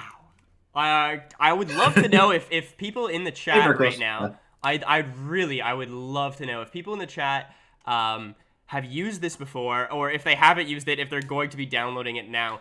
Yeah, the drip is insane, as the kids are saying in the chat. I guess I'm getting old now. Yeah. Yes. But it pairs so nicely with everything. I want to find that Teutonic Arbor again. That brings me some like Age of Empires vibes, where you're playing as the Teutons. Yes. Oh man. In terms of release dates, did we talk about those? We didn't really talk much on it. With EP, we will be releasing stuff as it comes around to creating things for. Celticus, our main 3D modeler, he has a full-time job, so obviously stuff gets done in between. We don't do modding for our full-time. So updates will come and go when we can usually get to them. We usually try to get things as done fast as possible when a major update comes out, because we don't want things to be broken for too long. As for the future, I can't really give you a whole ton on what's coming there, but by the day, we are still making more and more stuff. No kidding, eh? There's no way you could be adding all this stuff and like not be doing it literally daily. I love these shields too. I love these shields. Oh man. Yeah, no, it definitely has been a pretty daily thing. There's always messages and conversations going on in the dev servers about what precisely what we want to do, or maybe someday someone has a bit of inspiration and they go off and do something, or you might have someone like Emery's begging Celticus to make Basil's crown forever, and other major things. But no, one thing, as for updates, things will come when they come. When we have the time to do them. You know what? I think with the quality you guys are producing, people are willing to wait for this. This is insane. So yeah, like EP is out, if you meant that. No, exactly. Yeah. But in terms of the other stuff, like if people are really into this mod, I think you're gonna love all the other mods by the same guys. Yes. It's a great, like I mentioned in the intro, a great group of like core people. Well, thank you very, very much for hopping on. Thanks for bringing me on. No problem. As always, so we'll do a little section here. Okay, I'll talk to you later, Uber. Thanks again, buddy. Yeah, no problem. See ya. Bye. Bye. So as always, people filter in and out, right? So we are doing, and I gotta mention this, we are doing a fundraiser for Save the Children. This is for a great cause. They do great work with kids all around the world. It's a registered charity. They are very transparent. You can look into them. Really, really great stuff. And we are halfway to our goal. I absolutely want to smash this goal. People have been donating anonymously and publicly all throughout the last few videos, and I just want to thank them so very much. I'm trying to scroll up in the chat now. We got an anonymous donation for 150 Swedish kroner, 160. We got some more donations throughout this. I believe the Gib, who is one of the EPE modders, also donated. The Gib donated. Caden donated. Thank you guys so much. So that is that. And we are about to be getting on to the next section. I just want to mention that in the description of this video, if there's ever a section, you're like, oh, I gotta go and talk to, my grandmother, this, that, and the other thing. I gotta go, it's my cat's birthday or whatever. Which I guess we'll talk about soon. But if you ever gotta go and do stuff, there's an interview, or there's timestamps in the description with Eastern time, so like North American time, and Central European time, I think, CEST. And for this next one, we even have Tokyo time. So the boys in Japan, they're staying up late for this one. It's 3:15 currently in Tokyo, and my days, we got a great section coming up. Also, Antonin Wallace, thank you so much for the $20. You're helping save the kids. We love to see it. Okay, so coming up next is Shogunate. You know what? Hold on. Let me get my little section here. Okay. One sec. Shogunate. Now, Shogunate is a medieval Japanese mod.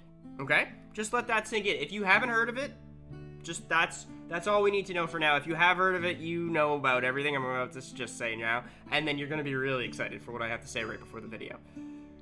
I'm going to put the mod aside for a second. I'm going to put the mod completely aside. We don't need to talk about it for this 1 second. What we need to talk about is the team. Now, this is an international team of developers, and it shows. This mod, it feels like they're working on it 24/7, and I guess with an international group, you probably can. The work that has gone into this thing is, honestly blew me away. Now, I want to talk about the team for one more second here. Organized. The only way to put it, maybe professional would be the only other word I would add, but organized and professional. That's like the best way to describe these guys, okay? 2 months ago, I messaged every team in ModCon, and I said, hey, we got 2 months to go till ModCon. I'm gonna expect your videos around this such and such a date. We're gonna need to link up, have a little meeting, chat, shoot the breeze, whatever, get to know each other a little bit, rub elbows, great stuff. It was more for Hello and welcome, one and all. My name is the Ottawa Welshman, YouTuber and lover of memes, and today for ModCon 2, we're sitting down with Matt Cloesi, a developer at Paradox Interactive who works on CK3. And guess what? I'll let you know a little secret. He also works on EK3, and at the end of this interview, we talk a little bit about the upcoming release. It's super exciting stuff. Let's dive right into it. Thank you so much for doing this. I express my appreciation to Troy for setting this up, but really and truly, it's great to talk to you. Thank you so much for being here. No, absolutely. It's my pleasure, man. So yeah, I think probably a good starting question would be just to kind of introduce yourself. I know you've kind of worked at Paradox for some time now, and I think you've worked on pretty much all kinds of different things, you know, from like the earlier part of your career to now. Can you just talk to some of the stuff you kind of work on and things like that? Yeah, absolutely. Yeah, so I've been at Paradox for just over 5 years now.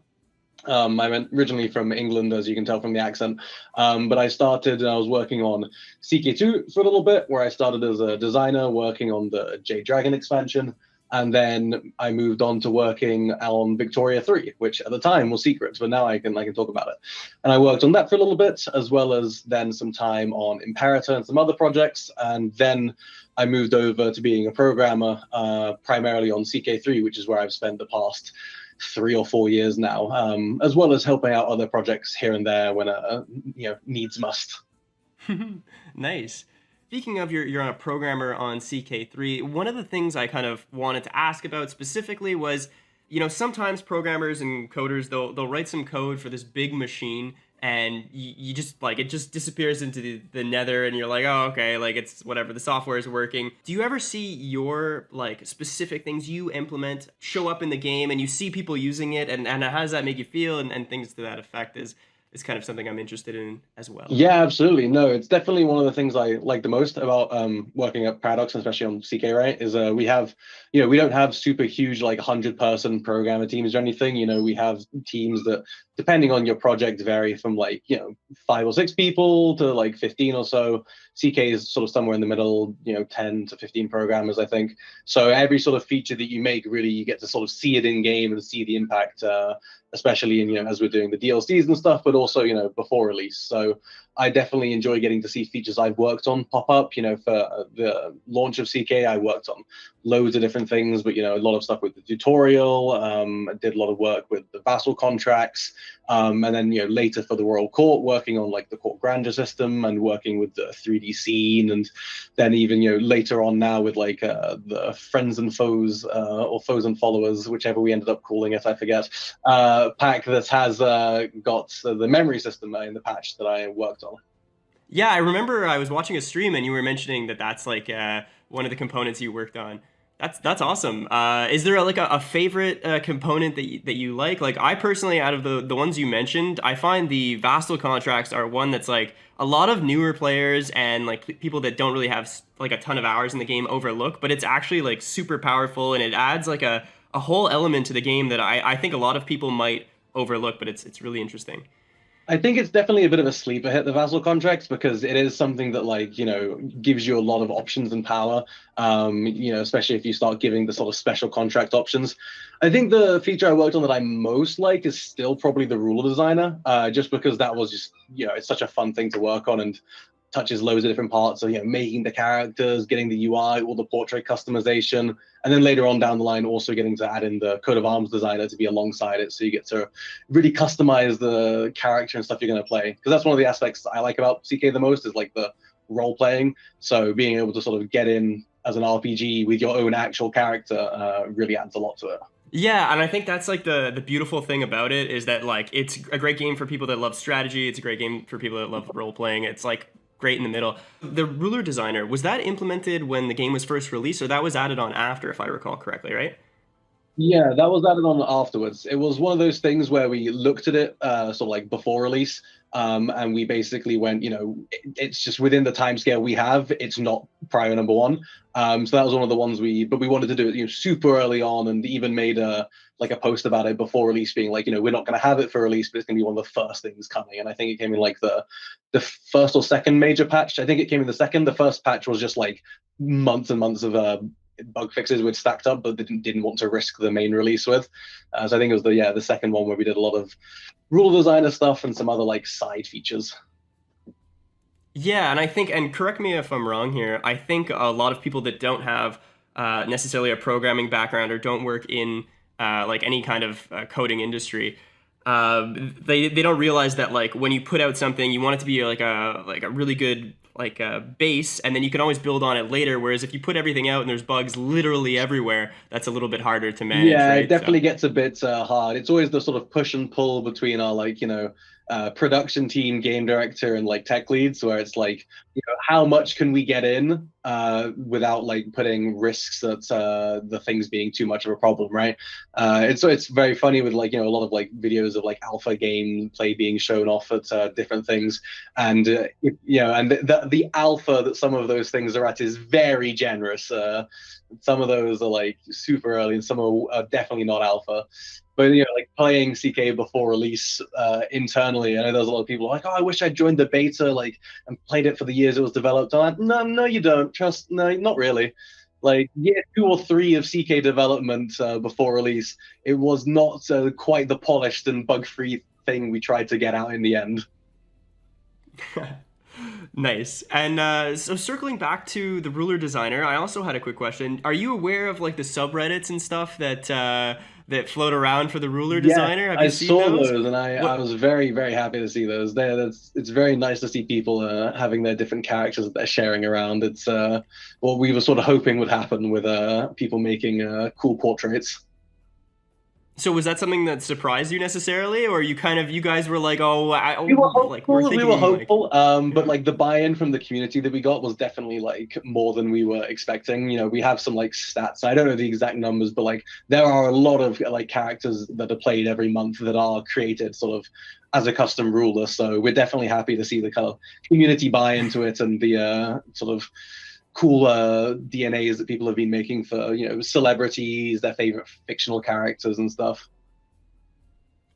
Yeah, I fully understand. And when your first playthrough, when you had first like access to the ruler designer, did you go full nightmare mode and just make it like the scariest guy possible, or did you make it kind of realistic or something like yourself or something like that? I did a couple. So I had to test at one point when I was implementing to make sure that when you select the like traits that deform your character's portrait, that they were working, because they didn't work in the just directly. You have to apply them in the code a bit. And so I ended up creating like this horrible pepperoni faced looking creature that had every genetic illness possible, and it was deeply horrifying. So speaking of testing code and things like that, a big concept in the modding community, from having interviewed like some of the leading modders around, they talk a lot about, okay, you have to work with the Paradox vanilla code, because if they change something, then you're gonna have to rework your whole mod and things like that. So I know there's a lot of newer modders probably listening to this conversation. how would you kind of work with the Paradox code, and kind of what can we expect in the future so that like you make maintainable code? I know that's a bit of a No, long I question, think it's but- a good question. I think that the easiest way is like if you can avoid like having to like get super deep into messing with like a specific event or something, probably good. If you're a total conversion, then it's kind of assumed you're just going to mess with everything, and then you just really need to get good with tools that let you do the difference between different versions. But otherwise, like staying some level of like modular and self-contained really helps a lot with compatibility between not only like when we do patches and mods have to update, but also for mods to be sort of compatible with each other. And for the things where compatibility is harder, sort of trying to make like mod support requests that we can try and get around to doing some of them. We've done some things for compatibility over the past time. We have like the scripted widget system or something we added because mods weren't really able to add their own UIs without being incompatible with everything we did and everything other mods did. And we're definitely on the lookout for more solutions like that where we can help mods sort of be able to make their own things without having to worry as much about if we're gonna change something. Wow, that's so cool. The next question I had for you was, I personally play a lot of vanilla. Like, I don't know how many hours of vanilla I play, but then when I was starting to prepare for this conference, I started to kind of gradually introduce more mods into my playstyle, and I was really surprised, like, at some of the mods I found. I was like blown away. I'm like, how have I not been using this? This is so cool. Is there any that like kind of surprised you? Anything you didn't see coming, or like? Yeah, anything like that? There's some mods, like I think the biggest surprise to me has just been like the sort of sheer volume. Like there's quite a lot, and like a lot more than I was expecting, especially in the realms of like fairly ambitious like total conversions as well. Because back in the CK2 days, we had a few total conversions, but there was only like 5-6 of them that were like fairly well established and that you could like check out and see something. But with CK3, there's a lot of them that are, a lot still in development because it's only been, like 2 years since launch. But I'm definitely excited to see a lot of them sort of come out. I always get jealous when, like One Proud Bavarian uploads a video where he's like playing like a new build of one of the mods, and I'm like, oh, come on, man, why can't I get this? So I'm planning to try and sneak in some requests in the future. But I know that the minute I ask for access, it's going to become like this quid pro quo thing where they're like, "Ooh, what bit of script support will you give me in return?" And I'm like, oh, "No, my free time." Oh, it's too funny. We talked about, I'm pretty sure, now I could be wrong, but the coat of arms designer kind of might have also been a mod at some point. I know there's some mods that had artifacts and inventory. There's some like region-specific flavor packs out there and things like that. So there's mods in the community that are that have these new and innovative ideas. Can you talk about how they might influence how these make it into the base game, or how the larger community just in general, their reactions to the game kind of influence the game's direction and things to that effect? Yeah, absolutely. There's definitely been some unfortunate times where the coat of arms designer especially was very unfortunate, because as I was watching this person make this mod in the Modding Coop Discord, I was working on the coat of arms designer for the patch at the same time, but I obviously couldn't say that to the poor fellow. So I was sort of watching and make this thing, and then like a couple of weeks after he said, I was like, oh, I've done it, I've got it working. I was like, here's my one. And it's obviously a scenario of like, we can put a lot of art time, QA time, code, being able to do things that the mods just can't do into it. So I was like, oh, I felt so bad for the guy. I gave him a little shout out in the announcement dev diary of it, because he put in a really great effort of making that. And I was surprised he managed to get it to work in a mod at all, to be honest. Like the fact that he managed to work it out was very impressive. But like with how things, we mostly take a general like sentiment from the whole community. We're rarely looking at any specific mods to like take in. When we do, it's usually something that's like a quality of life thing, where it's just like, oh, this is just like objectively like nice to have. But in terms of like design for features, it's kind of what one of our older people that come used to say is like, ideas are cheap. Like our designers have more ideas that we can already afford to implement.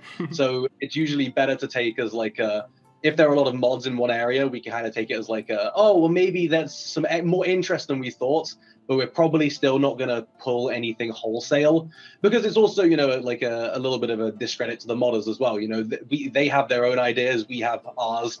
It's all based in the same history, but, you know, we don't really want to be copy pasting anybody's stuff just because it's, we want to do our own spin on it as well. Nobody wants to sit here and just copy paste everyone else's work, otherwise we wouldn't enjoy it either. For sure. So it's that balance of finding out kind of what the community, what you know, route they're kind of interested in, and things that might pique their interest the most, and then kind of taking your own spin, or having this idea on your own, and kind of meeting it in the middle with what the community is kind of looking for, and what you think would be really cool, right? Exactly. It's really good for like expectation setting, right? You know, if there's a lot of, you know, mods about like you know, more desire for like more clothes and portraits, you know, there's loads of mods that add more portrait stuff. That's like a very good reaffirmation to us that, you know, we should keep investing in adding more portrait stuff, and we should improve our portrait tech as well so that we can do more cool things. And that's the sort of like, instead of going in and being like, oh, we should add these specific cloaks maybe. So it's really good to have sort of, you know, like finger on the pulse of what the community wants. Because, you know, after all, like the people that play with mods are some of our more like hardcore fans as well. So you have to keep in mind, you know, maybe what they want is different. So it's definitely a juggling act, but it's definitely something that I know our like designers, especially our like game director and lead designer, take into kind of consideration when we're deciding what sort of features we want to work on in the future, and what sort of prioritization maybe, if there's some spare time, what sort of things are the community kind of calling for a lot. Yeah. And it's funny that you mentioned that like modders are some of the more hardcore fans, because I thought I had met people in the community, like in Discord servers and stuff, that really love this game, and then I met some of the modders and I'm like, wow, they really love this game. Like it's impressive the passion they have for it, and I think it reflects like the fact that the game is well made, in my personal opinion. No, it's definitely something we're super proud of. Like we love that we have this sort of strong modding community, and we can sort of have that like longevity with us throughout the, you know, the years and expansions. It's definitely something, and I mean, a lot of people at the company sort of get started working in modding, so it's definitely a way in. So yeah, that kind of segues perfectly into the next question. Have you ever made a game mod before working at Paradox? Did you kind of tinker and play with code? Can you talk to your background on that a little bit, maybe? Definitely. So I did a little bit of coding when I was younger. Like I used some Python once, but I spent most of my time when I was younger playing a lot of CK2, and then getting into modding CK2. So way back when, before I joined the company and I was still back in England, I worked with the Game of Thrones team, and making that mod for 3 or 4 years, I think. And that was definitely a lot of fun, and sort of kind of is what got me into the job I have today, really. So it's something where I'm always, you know, in my mind of sort of that little bit of giving back to the modding community, because that's kind of what got me started in this entire sort of games industry, and moving into programming and working on the sequel to the game that I was playing so much. That is honestly so cool. Like, would you have ever thought, like when you were modding it, that you would wind up here?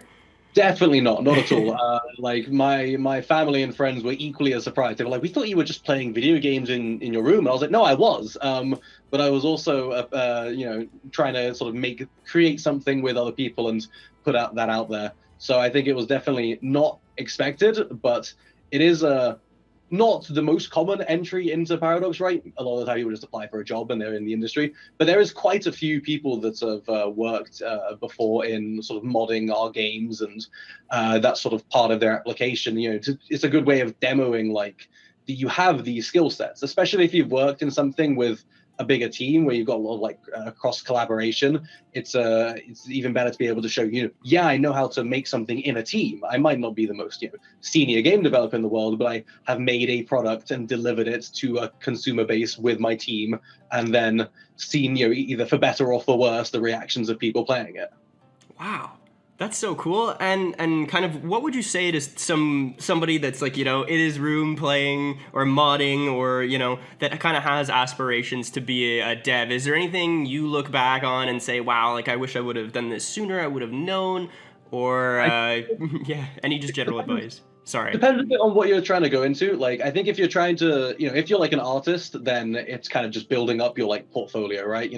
That's just the classic advice to like anyone that's trying to apply with an art space skill. So if you're doing a lot of like 3D models or 2D assets, building out that portfolio is just excellent. Especially if you can sort of show how you know how to match styles and stuff, because that's a very important thing when you get hired as like an artist, is you maybe aren't going to be given your own whole art direction. So if you can show you can match like the CK3 art style, that's definitely a good strong point. Similar for all of the other disciplines in a way as well, right? If you want to become like a designer, being able to show that you can sort of work cross-discipline, work within your team, that you know how, both how to script something complicated, but also how to like write pretty well. You need to be able to write and design something. It's possible to teach basically anybody our scripting language.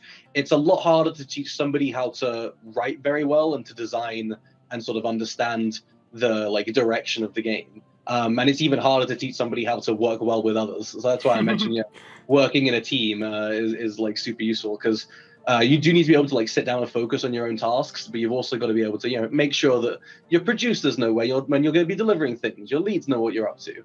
And if you want to get into programming, then I think just learning programming, it's the silly advice, but it is kind of the most important part, right? Our scripting language is, very powerful, but it is obviously just for our games. So if you really enjoy the scripting part, then it's not a huge leap to start learning certain programming languages like Python and stuff, and then you can move on from there to more complicated things.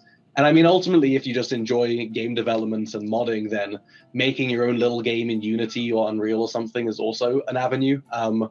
That's always, just looks good if you can sort of demonstrate hard, like that you've got those skill sets in a concrete way.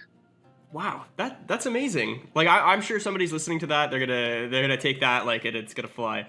Hopefully, we have some job applications open. So if you feel like you can make it, then put in a thing, and we'll see if I end up interviewing you. Yeah, too funny. So I guess that's it for most of my questions. Do you have anything else you wanted to add? Anything you wanted to touch on? No, I think that's most of the stuff from me. It's definitely a fun time for us. We're hoping to have some more interesting things coming out over the next patches and DLCs, and gonna try and get through some of those mod requests as well when I get a bit of spare time. And okay, so I have to ask, you said you're working on Vicky 3. I know things are very hush-hush in the industry and things to that effect. Is there anything you can tell us mod-specific that, that might be publicly available that people are going to be interested in? Yeah, so I think that a lot of the Vicky 3 stuff, we share the same sort of back end in terms of like how our engine and scripting system works. So quite a lot of like skills from CK3 modding will be kind of transferable over to working in Vicky. Obviously they've got all of their own quirks and different sort of game mechanics and stuff, but the fundamental setup of, how do I write these text strings and localize into this language, and how do I put some, text box somewhere, should mostly be the same. It depends on their time and priorities. I know they've been putting a lot of stuff into going for the release. So I don't know. They might probably also have more mod support comes in some later patches, but there should be a lot of room for modding a lot of things. I know that you can mod basically all of the buildings and production methods and pops and stuff. So there should be a lot of room for cool mods to appear there. Oh, wow.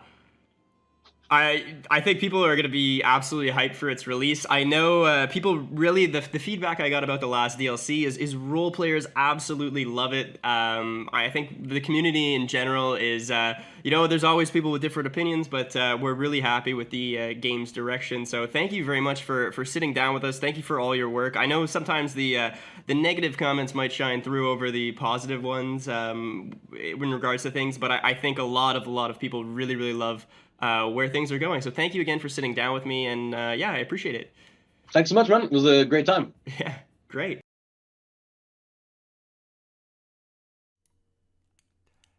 There you have it, an interview with a Paradox developer himself. Now, Matt, if you don't know, is very active in some of the mod communities, and actually and actually got into Paradox through his modding work on CK2 with the legendary Game of Thrones mod for CK2. I think one of the very oh my god, I'm blanking on the name now. I've literally been up for like 2 days. I'm so sorry, I'm blanking on the name. Tommy K was playing the CK2 mod pretty recently, I'm pretty sure. But yeah, thank you so much to Matt and Paradox for just jumping on that and kind of helping us out with a lovely interview there. I think any kind of aspiring devs or modders in the chat are going to be pretty hyped about that if I'm not wrong. And we are actually exactly on schedule with our intro to Way of Kings coming up, probably around 3:11 or so, or 3:10 or so. That is a really interesting video with Tobson, who I see is super active in the chat. A couple of things I wanted to mention from that interview. The only thing I could think of really was, ladies and gentlemen, we got him. You heard it here on video recording on this stream. He said he was gonna see about getting to his mod backlog. So we got him. He's gonna be working on it. So some of our requests, you can hold him to that. I don't see why you can't, right? He said it on the video. I also see Tales of Ireland showing up in the chat as well. Hello, my friends. I believe they are tomorrow. Another great mod that you're gonna want to check out for sure. Oh yeah, man. The other thing I wanted to comment on about our chat with Matt here was that, he mentioned, like, oh, his parents thought, oh, I thought you were just playing video games in your room. And I had a very, very similar experience when I started making videos and, like, no one was watching them. My dad would come downstairs into, like, my little hidey hole that I lived in, and he'd be like, I would be making videos, but I wouldn't tell anybody. I still don't really tell anybody. He would come and he'd go, oh, what are you doing? Conquering the world again? And I'm like, yeah, I'm conquering the world. He'd go, oh, okay. And he'd close the door and leave me alone. But it's like exactly the are you winning, son? But are you conquering the world, son? Because I would always be playing either CK3 or I would be playing, Civ 6 or Humankind. He was always asking me, are you conquering the world? So yeah, it's kind of a meme in my household. What else do we got? So we got Matt on that. We're gonna hold him to the backlogs. He made a lot of interesting points on that. And the other thing I have to mention, it's my mom, I made it moment. OPB officially follows me on Twitter. I don't think I've ever been more proud. If I could chalk up my accomplishments today to one thing, it's that. And I guess I could just take some time to shout out OPB. I guess everybody here knows of him, but you know what? We'll talk about him a little bit. He does these fantastic, like analytical, well thought out videos on CK3 and other games. I just watched like a huge log video he did on Vicky3 and his experience at ParadoxCon. I would love to maybe make it to ParadoxCon one day, and I'd love to meet him, so for sure. I've yet to talk to OPB, but yeah, if you don't know of him, he was the guy that helped organize this last year. He's still kind of, I don't want to say pulling the strings, but he's like, he's in the Discord, he's helping organize, giving tips, pointers, things like that. If you don't know his videos, definitely go check him out. If you're just popping in, we're going to be continuing in about 5 minutes with the next segment. A really, really cool video, fast pace. There's a lot to digest in that one with the Way of Kings. Also, if you're looking to kind of support the stream and support people in the stream and support the modding community, because this is not really the whole stream is not about me. It's not about any of the streamers doing it. Yeah, I'm putting it on, but it's really about the modders and the work they put in. If you wouldn't mind, if you haven't liked the video already, if everybody liked it right now, we'd double or triple it. It would go so much, and it would help the modders out. Not only that, it would also help out people that could potentially donate, right? We're doing a fundraiser for Save the Children. This is a registered charity, completely transparent. You can look them up. They do phenomenal work with children all around the world. and it's for a great cause. We are going to be really pumping here on the actual fundraising. We're trying to hit our goal of 2K. I'm trying to hit that today. So this afternoon and this evening, we're going to be going hard at it, and I thank everybody that's donated so far. They're slowly starting to trickle in, and you love to see it. There's no other way to describe it than you love to see it. Another YouTuber in the chat, Chubert, or Chewy Shoot, I don't know, he's got all these aliases, this man. I've worked with him in the past. He's a phenomenal thumbnail. There I go, I said phenomenal again. He's a thumbnail designer, and he's a great guy. He mentioned in the chat, and I died when I heard this, that modders seem to have this mentality that, like, I have to mod, I have to keep modding, so that when I do eventually play this game, it'll be fun. And I think a lot of them just mod, and I don't think any of them actually play it after. I think they, like, love the modding aspect of it so much that, that they get lost in that aspect of it. So Shatsy Norris just said, okay guys, my GF just arrived. How do I, which is more important to me, this stream or her sort of thing in the chat? And I'm gonna be honest, GFs and Paradox Grand Strategy games not going together here, so I don't know, cannot confirm that's a true statement or not. I'm just kidding, boys. I could say boys because I got 90% of the audience is male. I can see in the analytics, you guys. But we got a great mod coming up here next. I'm just gonna take a look at my notes for the introduction, and let's get that. Let me see. Now, this next section we got coming up is the Way of Kings. I know this one has a very dedicated fan base, and it's obvious why. It's a great mod. I'm just gonna take a look at my notes. Talk about dedication. This guy is dedicated. He loves what he does. And right following his video here on the Way of Kings, we'll be talking during the tips to start modding. I'm kind of hyped for that as well. But we got a great role in that. But really, a big mod in the community, works with a lot of the other guys, trading knowledge and information. And yeah, really exciting video. Let's go ahead and dive right.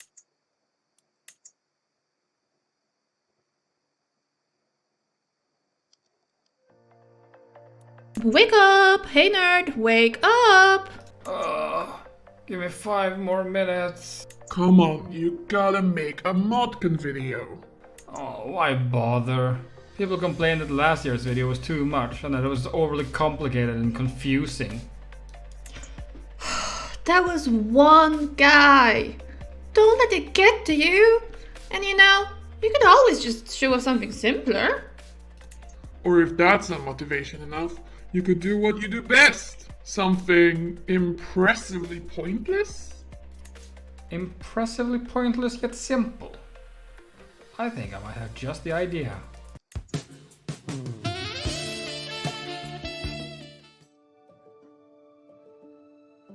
In the Way of Kings, many faiths demand consent for marriage. This just means that you need a positive relationship like friend, lover, or soulmate, or you'll be rejected. I suggest you go for the romance option, assuming you're compatible.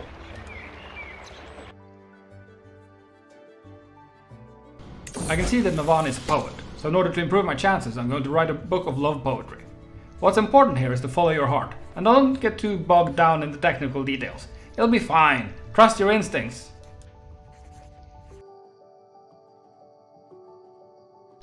Now that we're happily married, we're pretty close to claiming Devotion and Dominion's victory. We just need to make sure we're a king-tier vassal of our spouse, and maintain control and popular opinion throughout our realm. Oh, and we need to be best friends with our spouse, but that should come naturally thanks to our shared love of poetry. Now that we have achieved Devotion and Dominion's victory, we can finally get started. Since we are now in Elantrian, we have access to Aeon Door, the magical programming language. This is coded by drawing pairs of glyphs as key value pairs, which on a high level is similar to how CK3's own scripting language works, but on a low level has each pixel corresponding to a binary digit. We can use this programming language to write an artificial intelligence.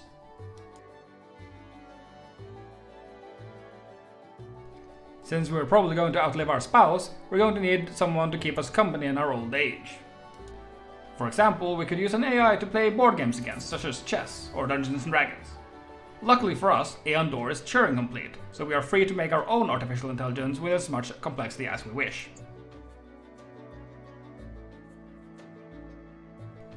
If you do your job well, there is a risk that our artificial intelligence will be so compelling that you leave your spouse in order to date your newfangled creation.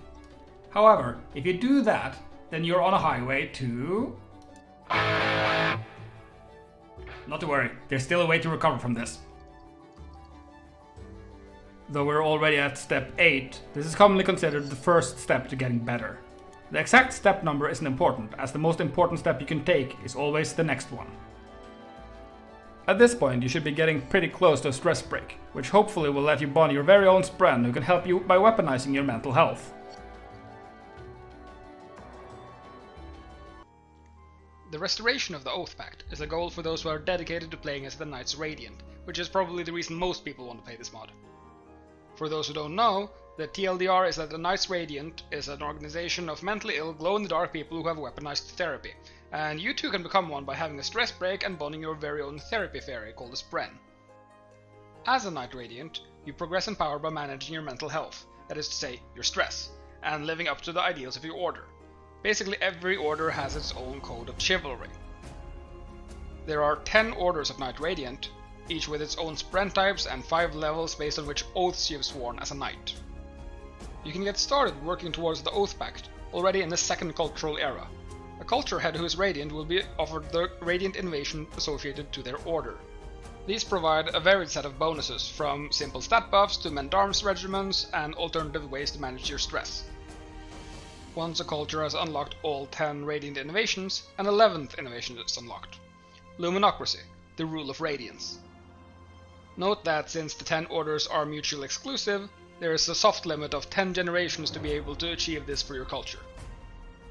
Out of all the custom governments in the Way of Kings, the Luminocracy government type is definitely the one you're going to want to strive towards as a Radiant. Firstly, it grants a bunch of game-changing bonuses, and a few penalties to change things up, and greatly improves your chances of becoming Radiant in the first place. It also unlocks the Radiant Council, a bunch of important decisions, and the Radiance Dynasty Legacy, which unlocks even more powerful decisions, such as the decision to revive a dead Shardblade. Final of these unlocks the Restore Oath Pact decision, which has very high requirements. You can reduce these requirements to a more manageable level by hunting down and eliminating the Unmade. Each Unmade you manage to capture or eliminate reduces the requirements by 1. In other words, you still need to get your hands on some high-level Radiant Counselors, but not as many as you'd normally need. At the time of recording, there are 3 Unmade who have been fully implemented.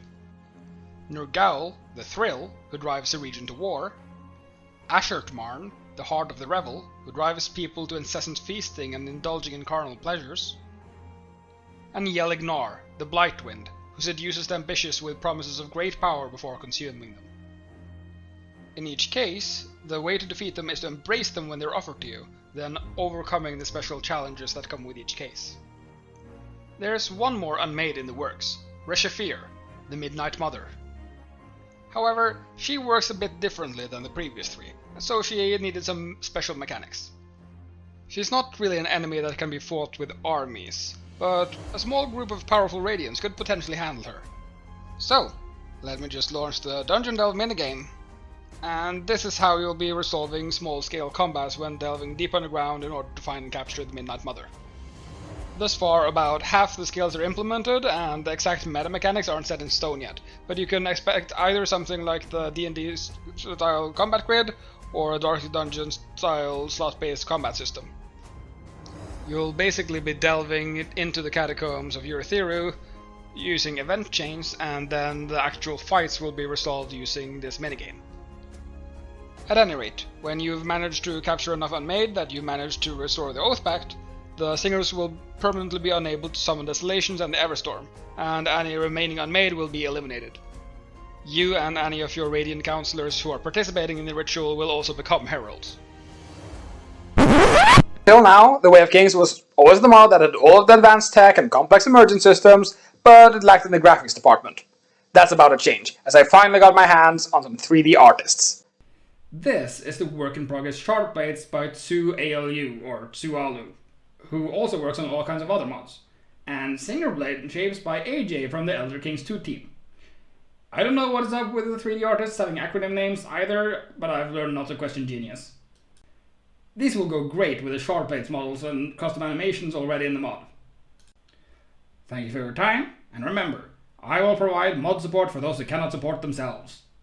There once was a tribe called the Parshendi. The tribe was found by the Alethi. Then they sent out the assassin in white who struck King Gavilar down. Soon may the Everstorm come. We'll get out from under the human's thumb. One day when the humans are gone, we'll take what's ours and go. Because they wanted to even the score, the Alethi up and went to war. They all came out to the shattered plains where those high storms blow. Soon may the Everstorm come, we'll get out from under the human's thumb. One day when the humans are gone, we'll take what's ours and go. A Josh brand newly on his face, a slave was brought to that awful place. With a strange wind spren right at his back, he got put into Bridge 4. Soon may the Everstorm come, we'll get out from under the human's thumb. One day when the humans are gone, we'll take what's ours and go.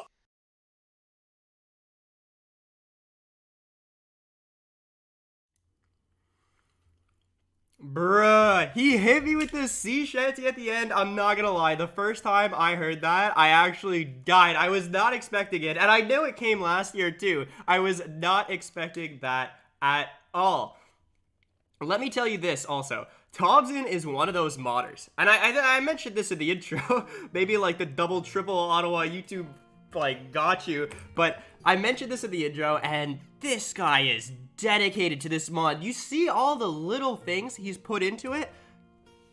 It's really phenomenal stuff out of him, and I know the community loves him. I should show the chat graph as soon as the Way of Kings kicked off.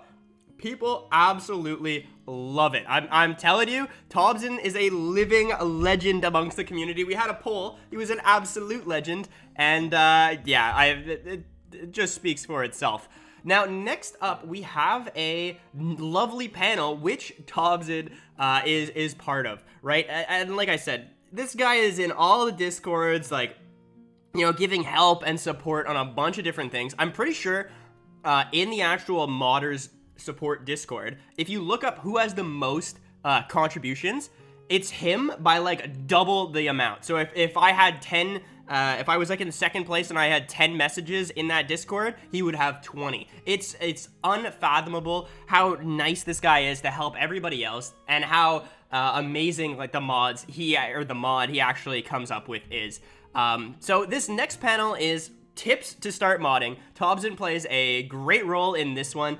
I think you guys are gonna like it. I think you guys are going to enjoy. So this one's gonna stretch from 3:20 about now, 3:20 Eastern time. What time is that in over in Europe? That's gonna be about 9:20 p.m. till about 4:05 p.m. Eastern, or 10 p.m. over in Europe. So yeah, it's about a 20-minute panel. It gives you all the things you need to start, start modding. It's got great little tips, tricks, and everything. I was part of this call for a little bit. I hope you enjoy. I really, really do like it if you're looking to get into it. And just stay tuned, because after the tips to start modding, we have Lord of the Rings. And not only Lord of the Rings, we have Godherja, which is a total conversion mod. And finally, EK2. I also want to shout out Too Large to Float for a £50 donation to save the children. We're at 1.1k of our $2,000 goal here. 1.2k, sorry, to our it's 1.1k. I love doing numbers. My brain, I have to be like dyslexic a little bit. Like I see the numbers and they just go in different orders. I mean tomorrow. What are you talking about, Cast Dogs? There is a panel that's happening right now. I can't remember. Maybe Tobzin is tomorrow. I'm so sorry. We did 2 panels, and I must have jumbled them up in my brain. That's the beautiful thing about not sleeping for 3 days. Yeah, Snap is confirming. Tobzin's panel is tomorrow. You gotta check that out. Today, though, is a different panel. Yeah, I think you guys are gonna like it. yeah, without any further ado, let's hop into that. We'll be picking back up around 4 p.m. after that, and we're going to be getting right into Lord of the Rings. Now, I'm just telling you, if you have to leave for whatever reason during this next segment, make sure you come back at 4 or at 10 p.m. if you're over in Europe. It's unreal. They drop a bunch of bombs on about new releases, and the trailer is just so hype.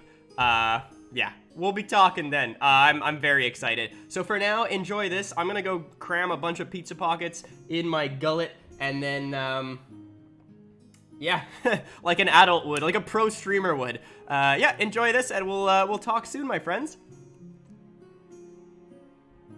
Hello everybody, I'm Castox. I am the creator of Tavern of Sin and quite a few other mods such as Tavern Games and a Diplomatic Envoy.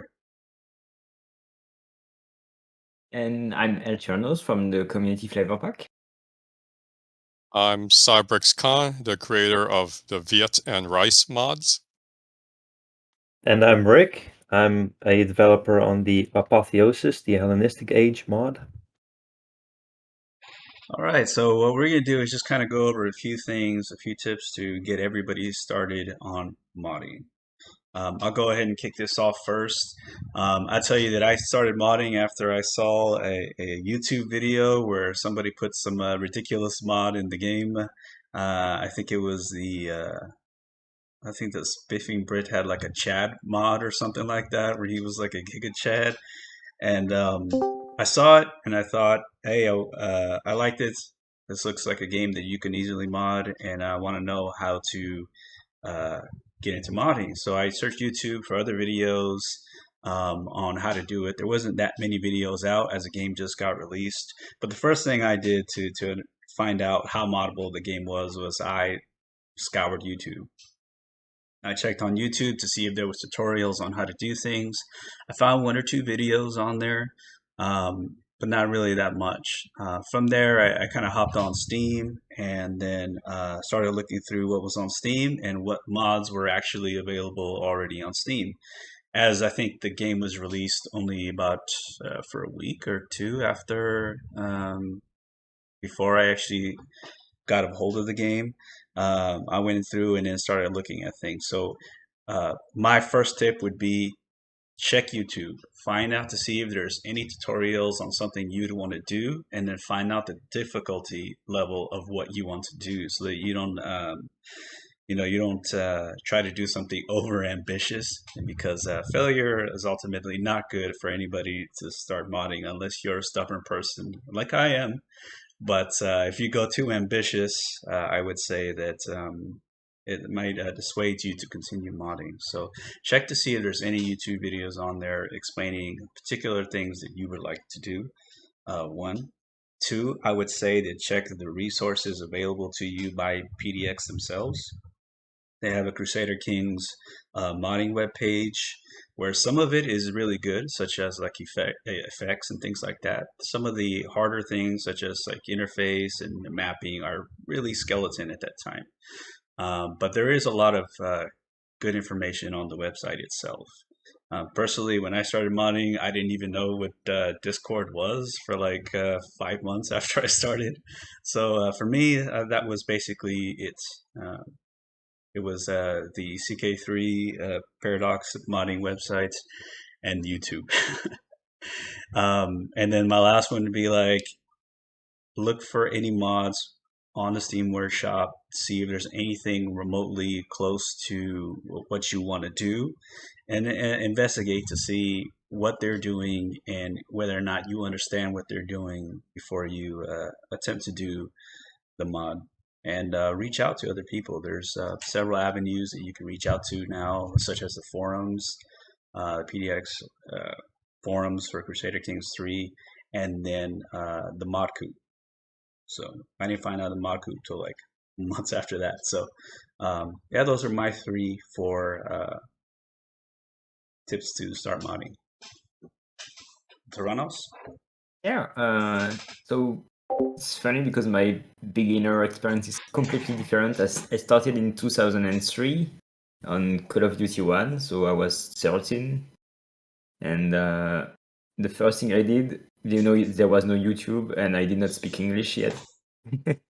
So I just opened the SDK from the game, and that allowed you only to open the maps. So I opened the Downville.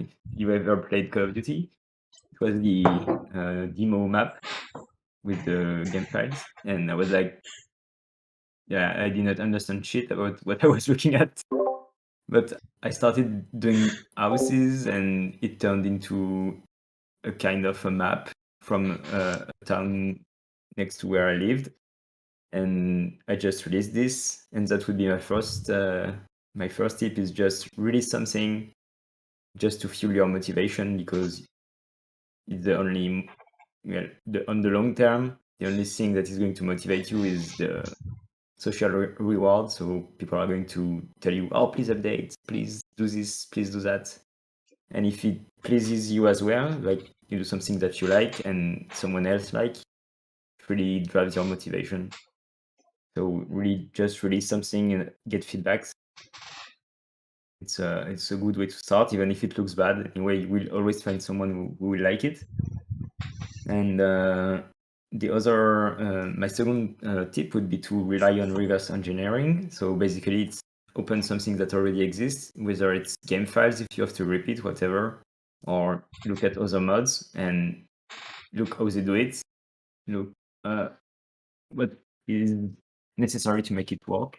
And then you can just copy paste and edit what they did, like especially the base files, the game files. Most of the code I do is actually copy pasting and changing the values. So it's something really that you should rely on. It's not that hard. And my last tip is more like when you're at a later stage, would be to game design your project, to know what you want to achieve and what are the steps to succeed it. I usually said start easy and go more difficult, but if you release things that are quite stable, and then you think about what's the next step in your game design process, you should be able to get something decent after a little while, I think. Because when I said start easy, everyone was like, how do I do this crown from 18th century with Town of Diamonds? I was like, no, start easy. Oh, but I thought it was easy. Yeah, no, it's not easy. So, yeah, just reverse engineer. Yeah, I didn't want to say what my first game modding was actually Warcraft 2. I didn't want to date myself, but that was the last time that I actually went into modding. The first time I ever went, I was really big into Warcraft 2 modding, and then I stopped for like 20 years, and then I got right back into modding with the CK3. But those are the only games that I had played before. Yeah. Reverse engineering is a very, very good tool, specifically for games that don't provide a platform for modding, such as like Crusader King 3 does a great job at providing a platform for modders to actually mod, and their code is very easy. Everything's in text files. You don't have to extract things. You don't have to do any shady things that you know, and it really helps the modders out. So instead of trying to do it, they're going to mod your game anyway. You know, people are going to mod your game anyway. I don't know why people try to hide it, developers. But the best thing to do is provide a platform for modders to actually mod your game, and then you'll get some amazing things. And that copy pasta tip is one that I also tell people a lot. It's how I learned how to mod, especially as someone who didn't really come with much of a background in these kinds of things. A lot of my stuff is I just literally copy and paste and change. You know, it's like that meme where it's like, you know, I'll copy my homework but change the answer slightly so it looks different. That's literally all I do. Like, and then I just, you know, I just make it look fancier than it really is. You know, but you know that's how a lot of modders learn. You know, we just copy and paste. So that's a very good tip. For sure. Yeah, I agree, and I also wholeheartedly agree with like the reverse engineering.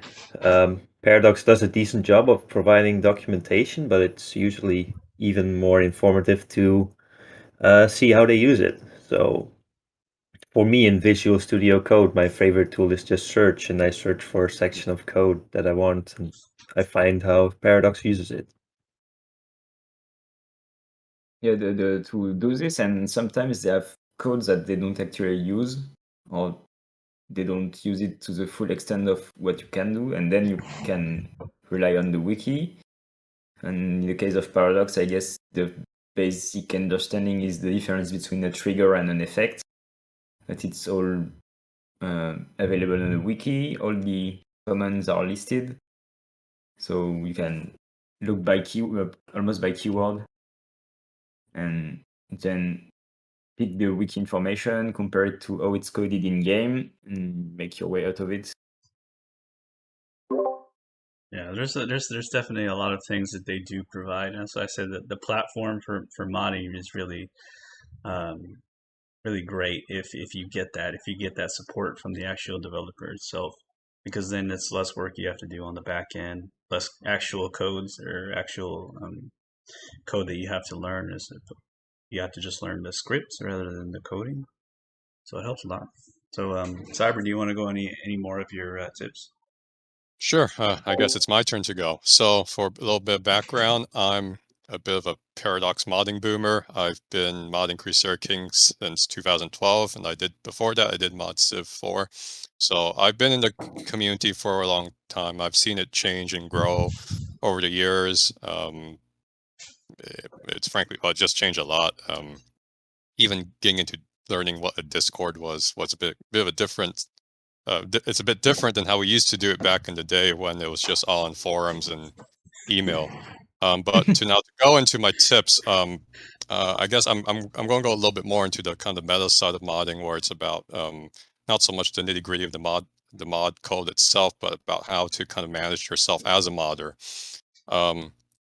And my first tip is when you're doing any kind of mod, especially larger mods, but even smaller mods, it's a good idea to kind of know what you want to do, which sounds kind of obvious, but what I mean is you kind of should have an idea what you want to focus on, and try to avoid feature creep, especially as a beginner.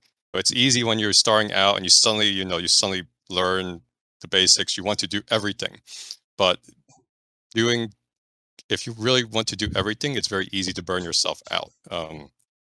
So especially as a beginner, I recommend having a very clear idea of what you want to do your first few mods. Kind of focus on that. Try not to get too much into a bunch of other things. Get really good at doing something and then slowly expand from there. So in kind of like what the others were saying, don't be too ambitious at first. Know your limitations. My second piece of advice, and this one might sound counterintuitive at first, is learn to take feedback with a grain of salt, at least when you first get feedback, because not all feedback is good. There's obviously good feedback, there's bad feedback, but sometimes, when people criticize your mod or even praise your mod for something, it's just one person.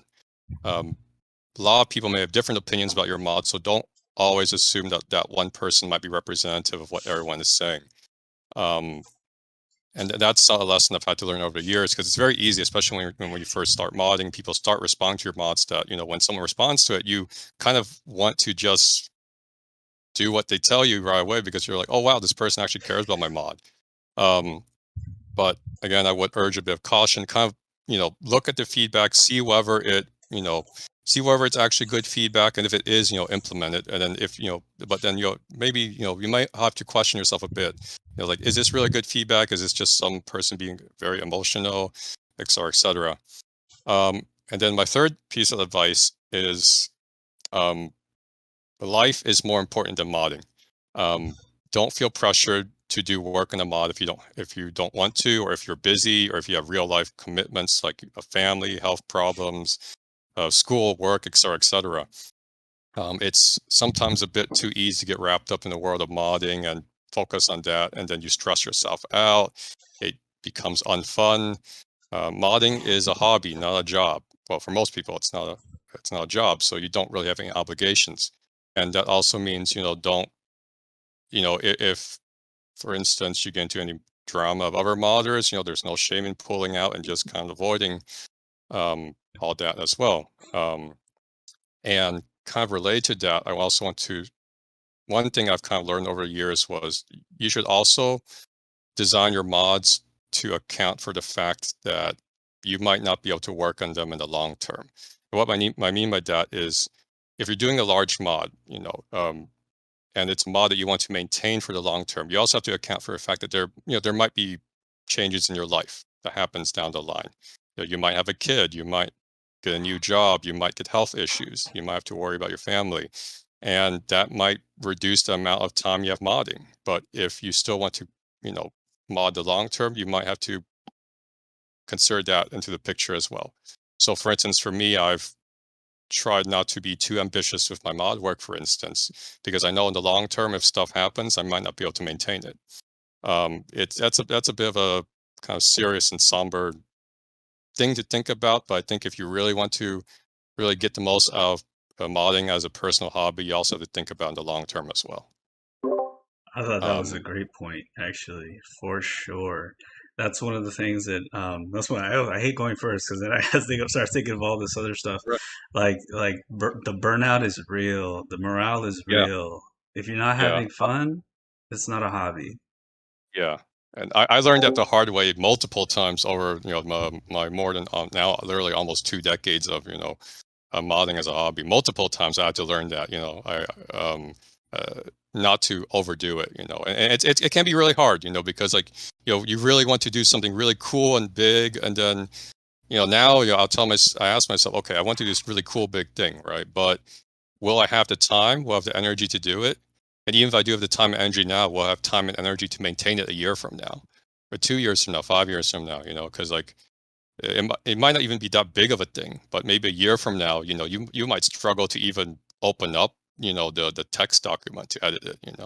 So it's you have to kind of think about that too. If it sounds kind of weird, like planning out modding long term in that sense, but I think it is something important to think about to avoid burnout, because that is a big issue that affects a lot of mods. I've seen so many mods in my mod career, just they start off great, they look wonderful, they're awesome, and then suddenly the modder just disappears because it's just too much work for them to handle. So the burnout is real. It's a big thing to look out for.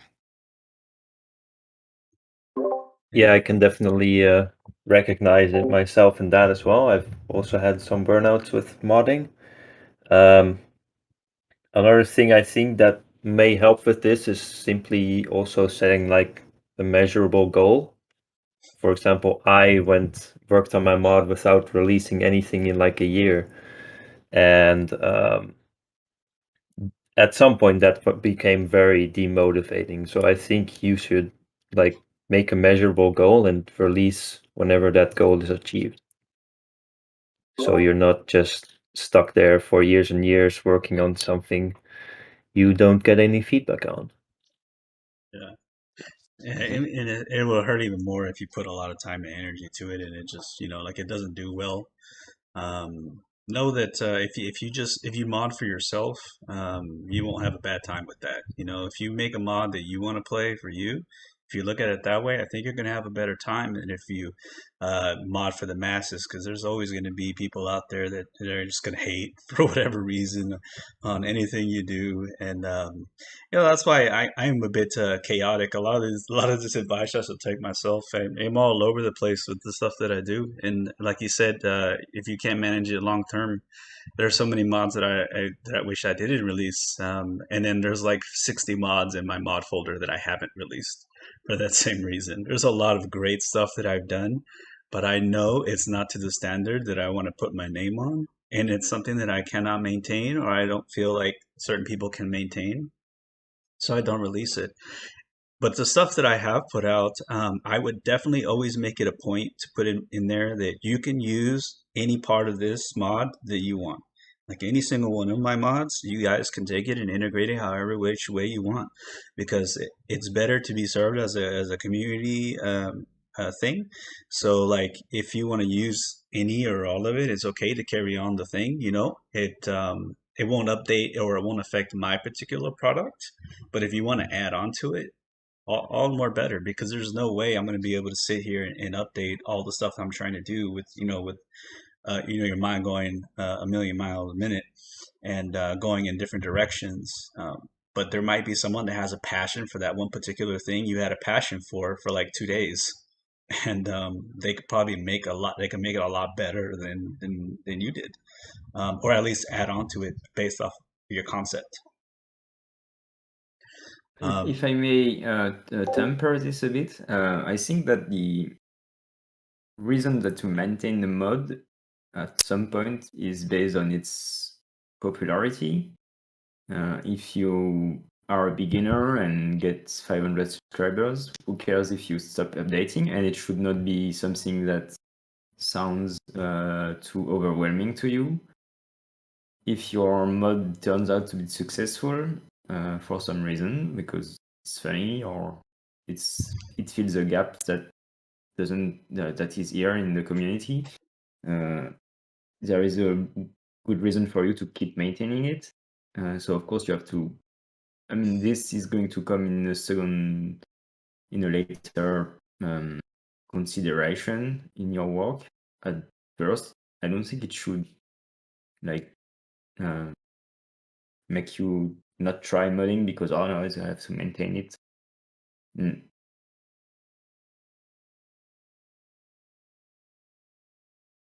I killed everything.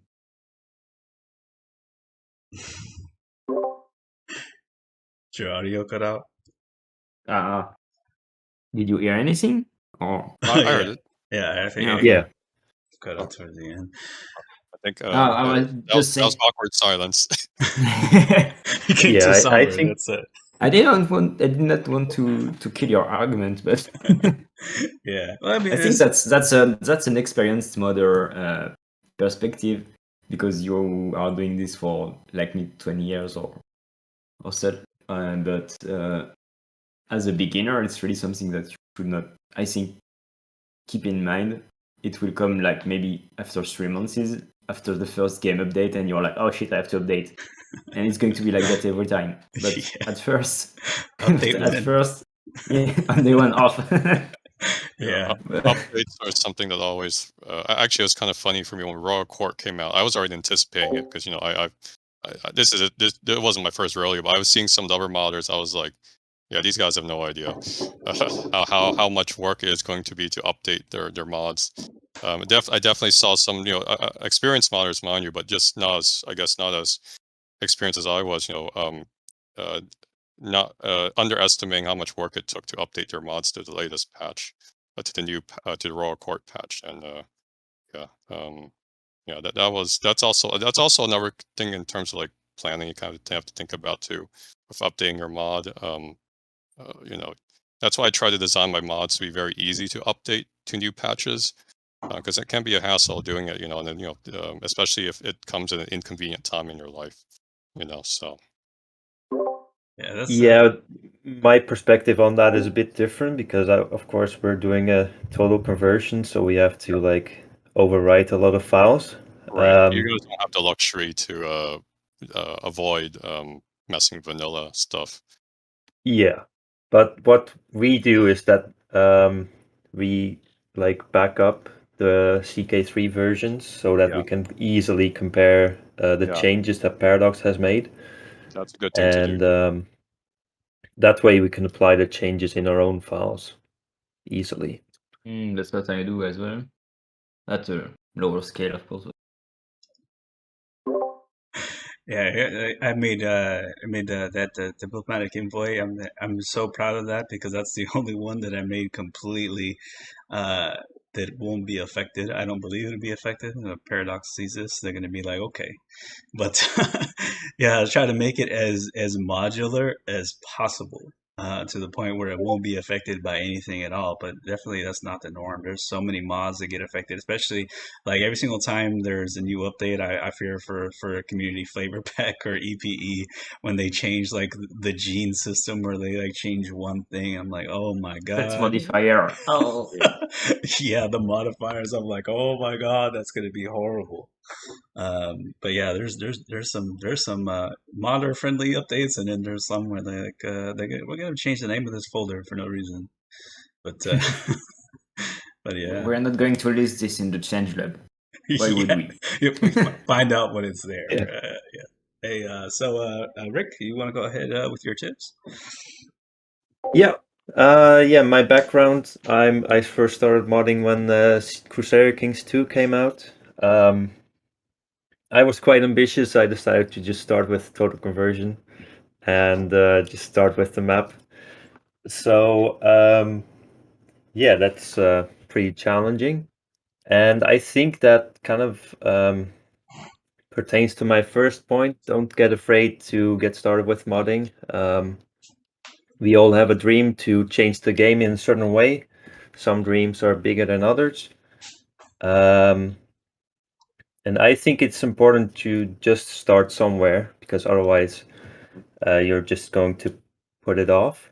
The initial learning curve can be quite challenging, and you'll probably make some mistakes while you make your mod. But there are a lot of resources like the mod co-op community, YouTube has already been mentioned, Reddit, and of course the code of other mods and the Paradox vanilla code. So I think it's a good tip to not pick up too big of a challenge at first, but also do not be afraid to get started. And secondly, I think it's important to make your changes with an iterative approach. So usually sometimes you have like a large feature you want to add. And in that case, it's very important to divide that into small steps for like each of the aspects of the things you want to change in that feature.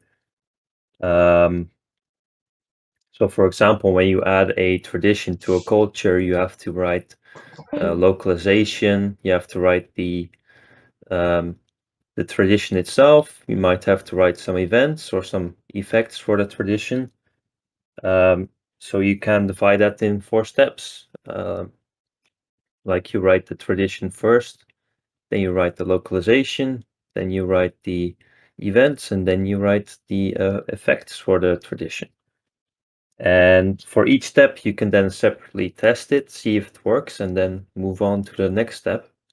And that way you can make some very daunting features much more manageable. And my last point was the point of reverse engineering, but that has already been mentioned before. I think the best way to learn about specific commands or script things is to go into the things that Paradox has made and see how they use it. And if you have that information, you can use it for yourself, or you can even use it in a more complex use case. So those were my 3 tips. All right. Well, yeah, I think we dug into a lot. Something that I think we all mentioned was the mod coop, and on the ModCon XYZ, there's a link for the mod coop. Going in there, they have the best modders representing in there and answering questions that you may have. I know I go in there occasionally. I definitely see a bunch of people in there answering questions. They won't linger too long, and it's a great feedback system for bouncing your ideas off and any questions that you may be struggling. Make sure to ask the question before you give up on it. There may be somebody out there working on something similar, or may have knowledge in particular on the subject that you're working on. So, does anybody else want to say anything? Any closing comments before we get out of here? I might do, because we talked mostly about code and CFP is mostly 3D. Just to say that despite, apart from this actual 3D skill, the tips would also apply to any kind of modding. And I think we tried to have a global view on the subject. But if you are going for 2D art or for 3D art or GUI or whatever kind of, or even music, I don't know, I think the tips would still apply to any kind of creative process.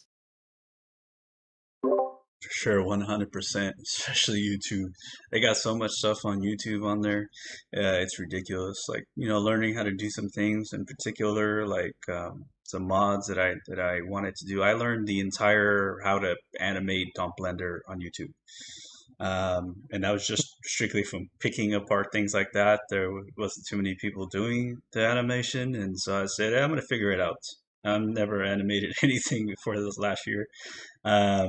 So just going through YouTube, going through countless videos and taking pieces from there, I was able to piece it together. And I try to help. I really suck at tutorials, but for the most part, there's a bunch of stuff on YouTube that you can piece together and get knowledge on, especially, like, I don't, I think you use, do you use Maya, Elteranos, or do you use Blender?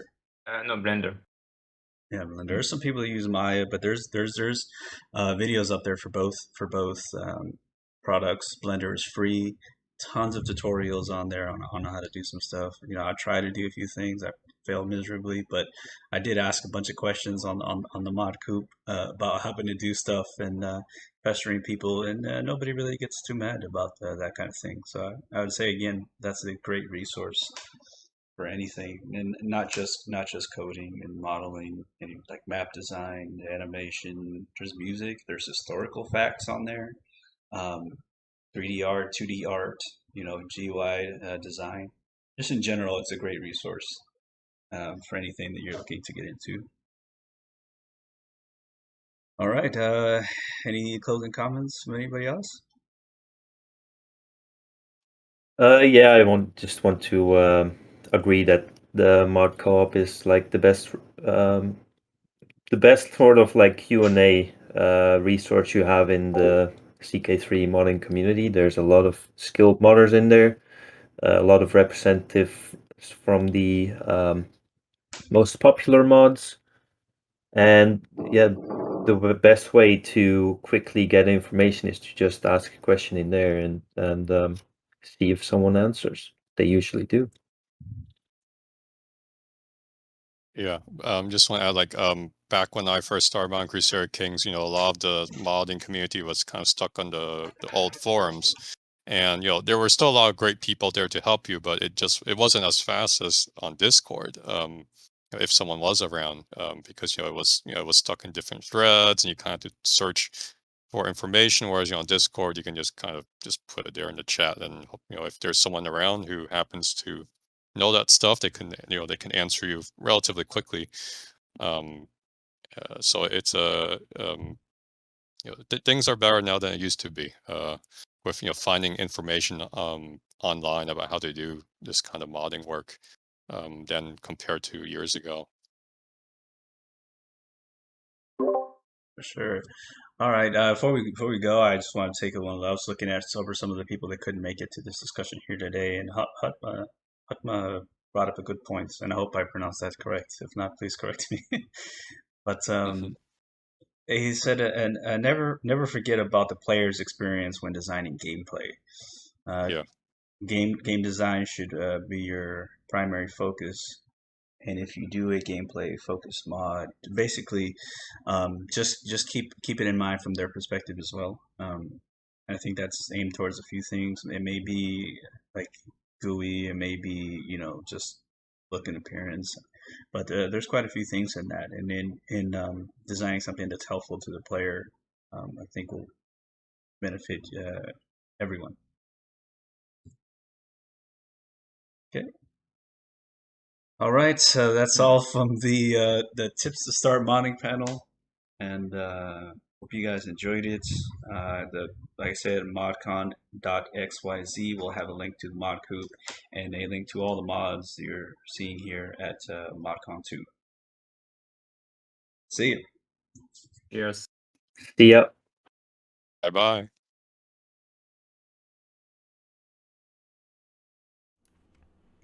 Wow, just wow.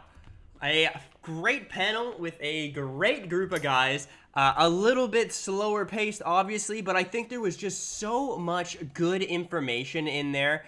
I don't know, anybody that wants to start modding, that was an excellent excellent resource to have, I think.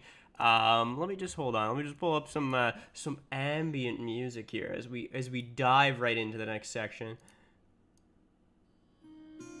Oh, you like that? Perfect. We're professionals on this stream, I'll tell you that much.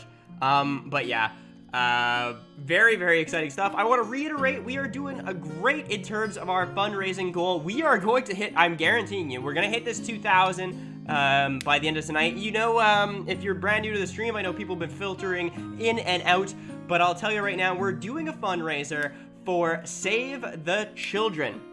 This is a fully backed charity. They have, you know, they're completely transparent. You can look into them. They are awesome. They do work all over the world with children in need and things to that effect. I would highly, highly look into it. We're going to be making a big push pretty soon to hit that donation goal for today. So I really, really look forward to that. And coming up in about, well, let's take a look at the schedule here. It looks like 5 minutes or 7 minutes my time, we're going to be showing the Lord of the Rings mod. Now, this is one that's huge. People love this one, and I'm not going to say more than that for now, but just 5 minutes. If your buddies are, if you know people that like CK3 modding and they're probably not doing anything, text them the link to this stream. Tell them, hey, you got to check this out. This is a good one. Yeah, and also while we're talking about this, it might be good to, you know, just hit that like button. I know there's 350 people watching. We got 400 likes of the stream. If we could double that or get it up there, that's going to be really, really big. The event's not about me. The event is not, it's not my stream. It's about these modders and how much dedication and passion they have for all of it. They're doing all this for free, and we're a community coming together to build a really insane and big mod here. So if you wouldn't mind doing that, it helps me out a lot. And, well, it doesn't help me out. It helps our community out a lot. And, yeah, you'll love to see it. So thank you very much. Hot take, Lord of Rings of Power is fun and watchable. That is a hot take. I don't know. You might get roasted in there, Tridex, for that in the chat. What do you guys think generally about Rings of Power? Wow! Cyberx Con with the $108 donation to Save the Children. Thank you so much. That's phenomenal. I'm like having a stroke here. I've had too much caffeine today. But thank you so much. That is wonderful. And we're that much closer to hitting our goal by the end of the night. There are 3 more events, right? We got Lord of the Rings. We're talking about it. We have Godherja, which is a total conversion mod, and it's unlike anything you've ever seen before if you haven't seen it yet. I mean, if you haven't seen it, then it's definitely like something you've seen. But, yeah, it's sick. And then finally, the moment we've all been waiting for, coming in around 5 p.m. Eastern Standard Time, or 11 p.m. if you're over in Central Europe, we are going to be unveiling Elder Kings 2 with a wonderful, wonderful discussion, talking with the devs, and then a trailer that is going to drop some huge news. So you're gonna be wanting to tune in for that. I watched the trailer and I freaked out. It was awesome. So the timestamps are in the description. If you ever want to circle back, you have to leave because you got to drive your sister's dog walker's boyfriend home from wherever. You got to go pick him up from the bus stop and drive him home. That's fine. You can tune in according to that schedule. Now let's take a look. Rings of Power, good. Rings of Power sucks. Well, 2 comments right one after another. I don't think I know who to believe. Should we do a poll? I think we should do a poll. Let's see. ROP good. And then we'll do yes, no, or I am too broke to afford that streaming service. Perfect. It just came out, I am too broke to afford that streaming service, but I think you got the gist. Let me know what you think. Rings of Power, good, bad? You have no idea, you've never seen it. And I'm assuming if you're watching this stream right now, it's because you like, well, it's because you like Game of Thrones, and I'd love to hear what you think about that. Thank you so much for the timestamps. Be back tomorrow. Well, we wish you could have had you live. The best way to see it is live, because there's going to be things we talk about live that I don't think you're going to be able to get afterwards. We have calls with the people. We've got interviews. We've got all kinds of things going on today. And I have a very, very special announcement. Personal announcement related to this stream that's going to be huge. And we're going to do that right before... maybe right after Godherja. What do you think about that? So, yeah. Alright, let's see what... oh, did I not ask the stream? Oh, I didn't ask the stream. I'm so sorry. I'm falling apart here. It's almost like I've been awake for 2 days. Must contain between 1 and 3 characters. Oh, I'm a mess today. How do I... oh, there we go. Oh, no. Hold on. I'm lost. I'm sorry, guys. Ask your community.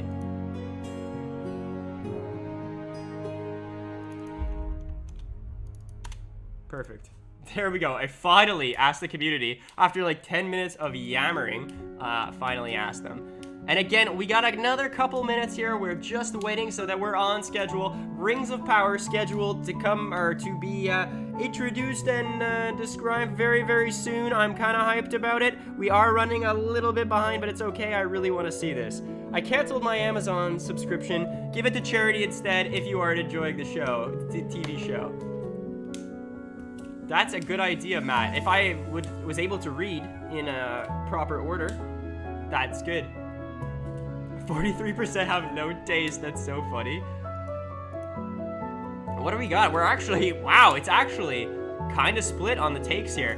39% no right now. I'd love to see what you think. And people are slowly starting to trickle back in for the Lord of the Rings trailer. I guess that's what was provided. Yeah, so we're pretty even on the takes. That's quite interesting. What would Bezos eat? That's so funny. Oh. Okay, we're gonna end this poll here. It's actually, yeah, I think that's it's pretty split down the middle. 1, I'm not gonna pay Bezos. 2, it's a terrible show. 3, it's the best show I've ever seen. And wow, Lorenzo, thank you very much for the €20 to save the children. If you're brand new watching the stream, because I know about 100 people just joined, or 60 people just joined, rather, according to what I can see here. We're trying to hit our goal of $2,000. We're trying to hit that today. We have 3 more events coming in, and what a phenomenal community this is. If you also, yeah, a lot of people like the stream also, that actually helps a lot. We're not doing this for me. It's not like, oh, look at my stream. We're here today to talk about the community, to come together as a community, raise some money, and show off some sick mods. So, without any further ado, let's get into the next one. I know you're gonna love it. I love it, and I'm absolutely hyped to bring it to you.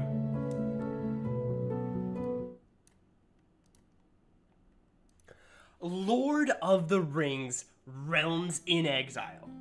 Need I say more? This is just one of those mods.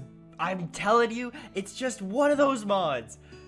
You take a look on the Steam Workshop and you say, wow, they have 175,000 downloads.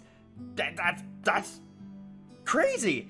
And then you play the mod and you're like, oh my god, there's a reason for that.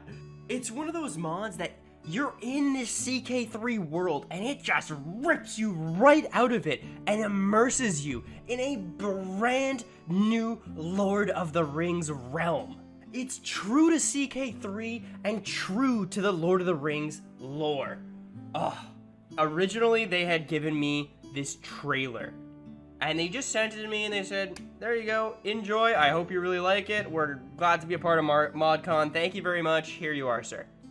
And I watched the trailer and I almost lost it. Like, I was like, there's no way you're gonna give me this little trailer and just not say, you're not gonna drop all these bombs and have such a phenomenal trailer. I keep using I don't know how, we should have a little counter on the side of the stream every time I say phenomenal. No, you can't just give me this unbelievable trailer and just drop it and say, oh yeah, thanks for, we're so glad to be part of ModCon. No.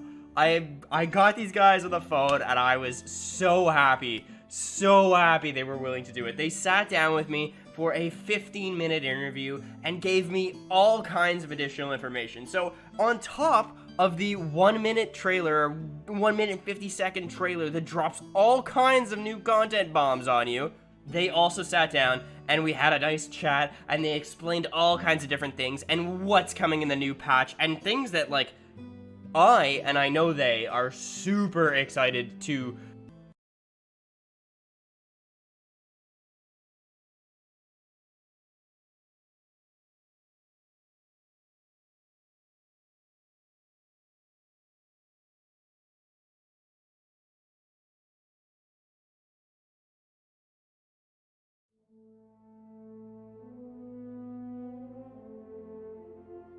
Wilderland, Rovanian.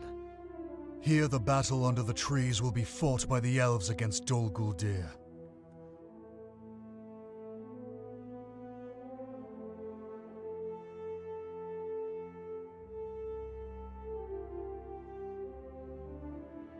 To the north, all roads lead to Dale, prospering alongside the Longbeards Verebor.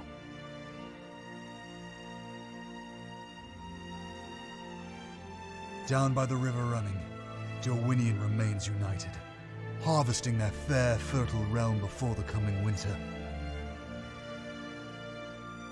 On the sea of ruined shores, the Easterlings of the Golden Realm are commanded by Sauron, yet not all follow in heart their god-king.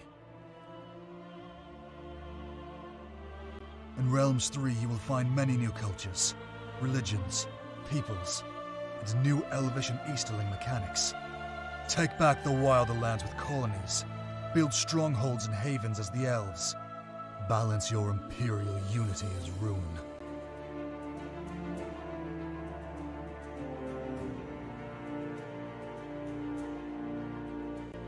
What realm will you forge in the vast plains of Rovanian?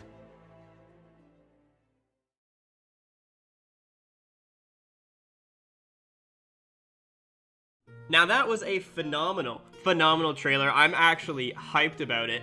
Let me introduce you guys to the team here. We got Victor, Maximus, and Jamie Sand. So take it away, guys. Let me hear what else you guys have to say on this wonderful mod.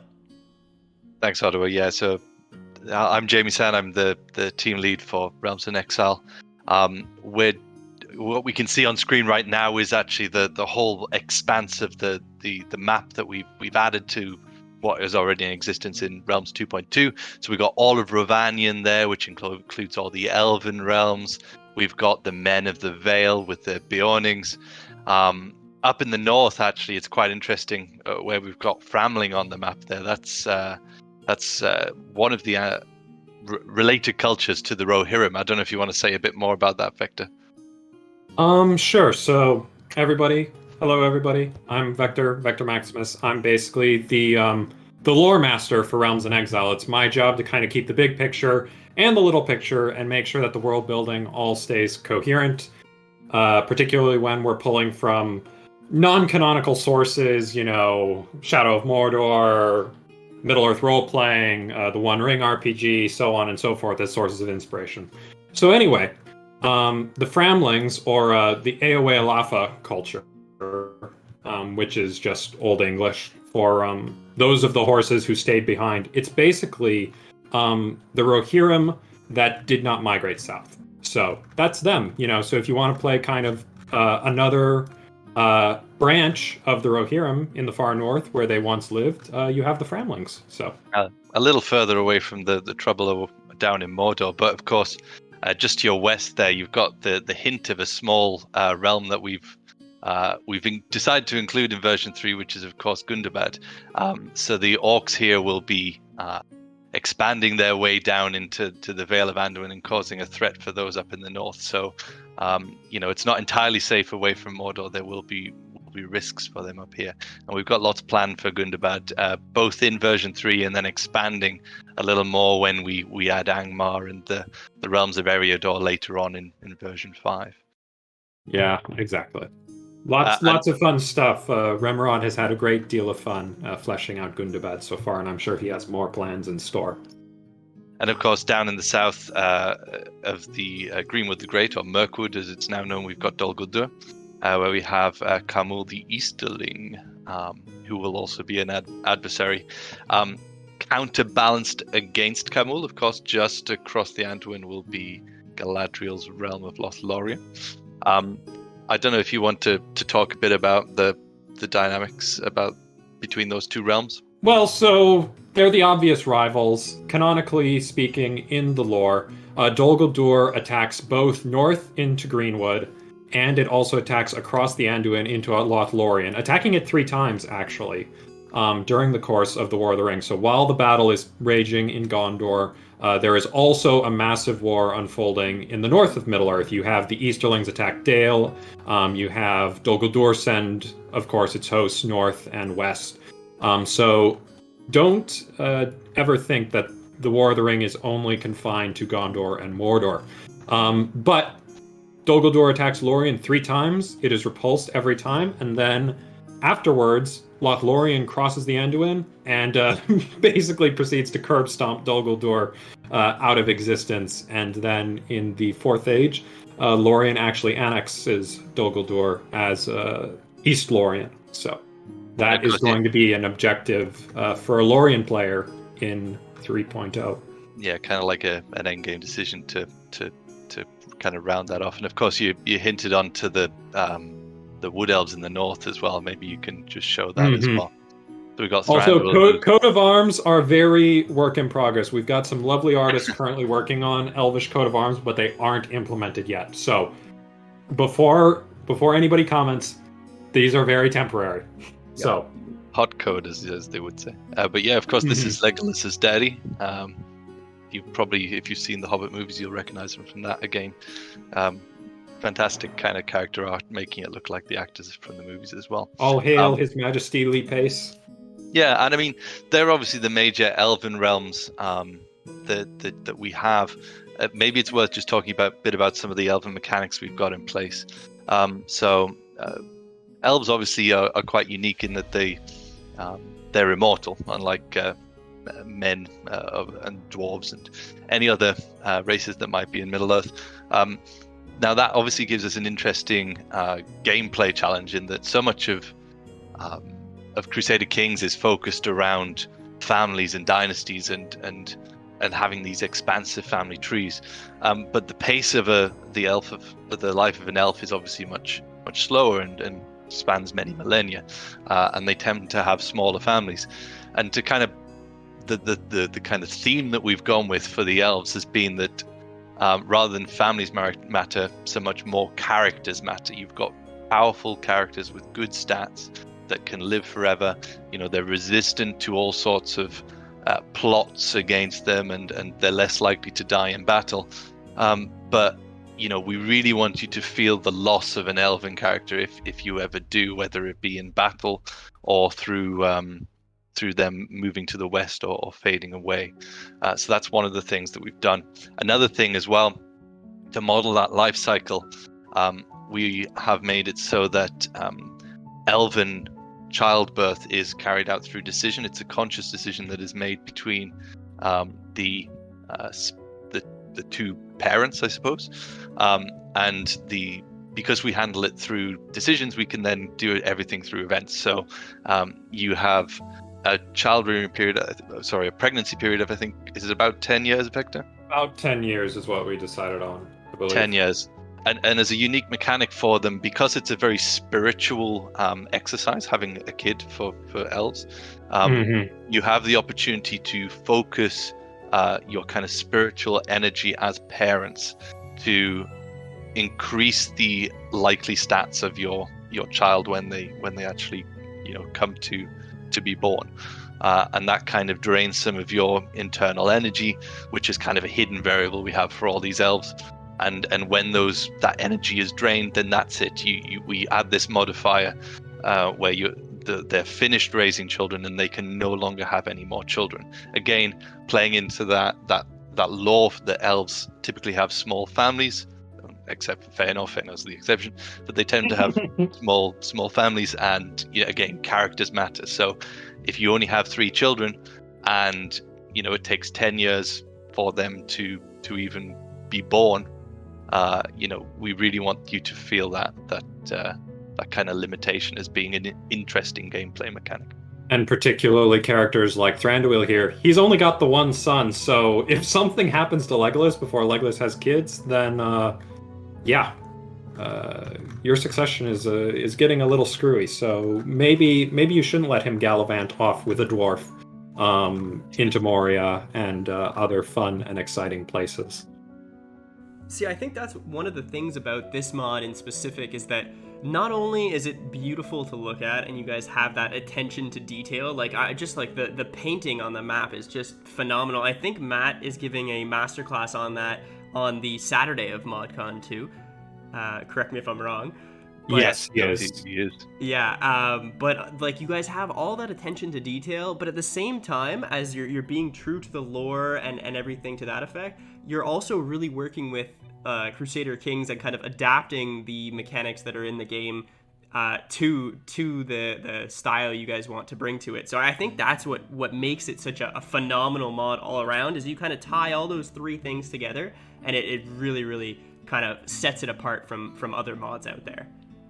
Well, it's very kind of you to say. I mean, I do a lot of work on the map as well, so hearing that praise is always really welcome. But yeah, exactly what you're saying is one of the interesting challenges we have as kind of mod designers, is that we have an established lore. It's a rich lore for Lord of the Rings, and we've obviously got the constraints of Crusader Kings 3. And we've got to make those two meet somewhere in the middle. And sometimes we bend Crusader Kings' mechanics to fit with the lore, to make it feel like Crusader Kings is more seated in Middle Earth.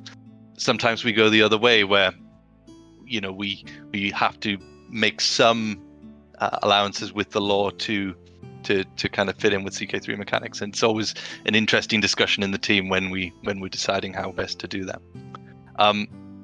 I guess there's a couple of things that we release dev diaries every now and again to show previews of what we've been doing. I guess as Vector's showing a few things here, there'll be new things that people haven't seen. So you can see the elven holding buildings here. They're entirely new, and I don't think we've shown those off yet. So you can see the nice mallow trees and a little wooded kind of wall there. And as well, I think another major mechanic which we could go into detail, we could leave for a dev diary, but you'll see in the middle of Greenwood, there's actually some blank provinces. These are wastelands which can be colonized. Now, we've obviously seen those in some other mods, and we've taken our own slant on it. I won't go into a huge amount of detail now, mainly because there's a couple of balanced things we want to do with that. Just before we present it to people, but we will have colonization, and that it's particularly required for when we get into version 5 and go into Eriador, because a lot of Eriador is depopulated for reasons which I'm sure Vector can go into details on, but we will need a lot of wilderness out in Eriador. But we 90% of this area is all just wildness, so yes, absolutely necessary. And we've got a bit of that out in Rovanian as well. So that's a new mechanic where we'll be adding in version 3. That is really cool, and it's a lot of excitement and anticipation. I'm sure anybody that hasn't seen this mod is excited to play it now that they've kind of experienced it through this little segment at ModCon, and I'm sure the people that have are hyped for the actual updates coming. Is there anything else you guys want to bring up before we wrap this up? Yeah, I mean, of course, we could go on forever, and I encourage anyone who's interested and hasn't looked at our Discord to join our Discord. Look at our dev diaries in particular. We show off in a lot of detail these kind of mechanics, and you can see more then.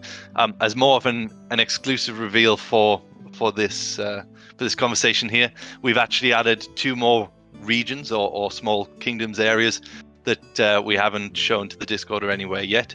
So first there's Nelornieth in the north here. I guess, Vector, you could give a very brief kind of summary of what that is. So this is our first Avaran realm. So for those of you who aren't super deep into Lord of the Rings lore, the Avari are those who did not decide to set out westbound when the Valar basically summoned the elves to come to Valinor. We can protect you because Morgoth is around, and you're at risk basically.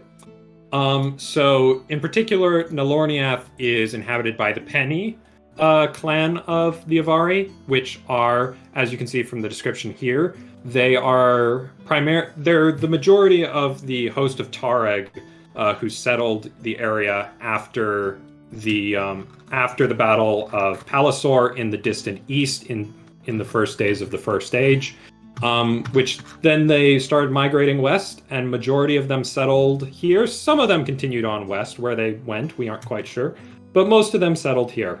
And we've got many lords and many characters to play as here. I mean, so that's a third Elven realm. We've now got Lorien, the Woodland realm, and Nalorniath.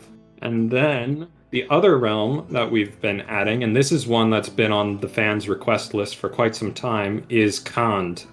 And Jamie, why don't you quickly describe our decision to include these guys in the update?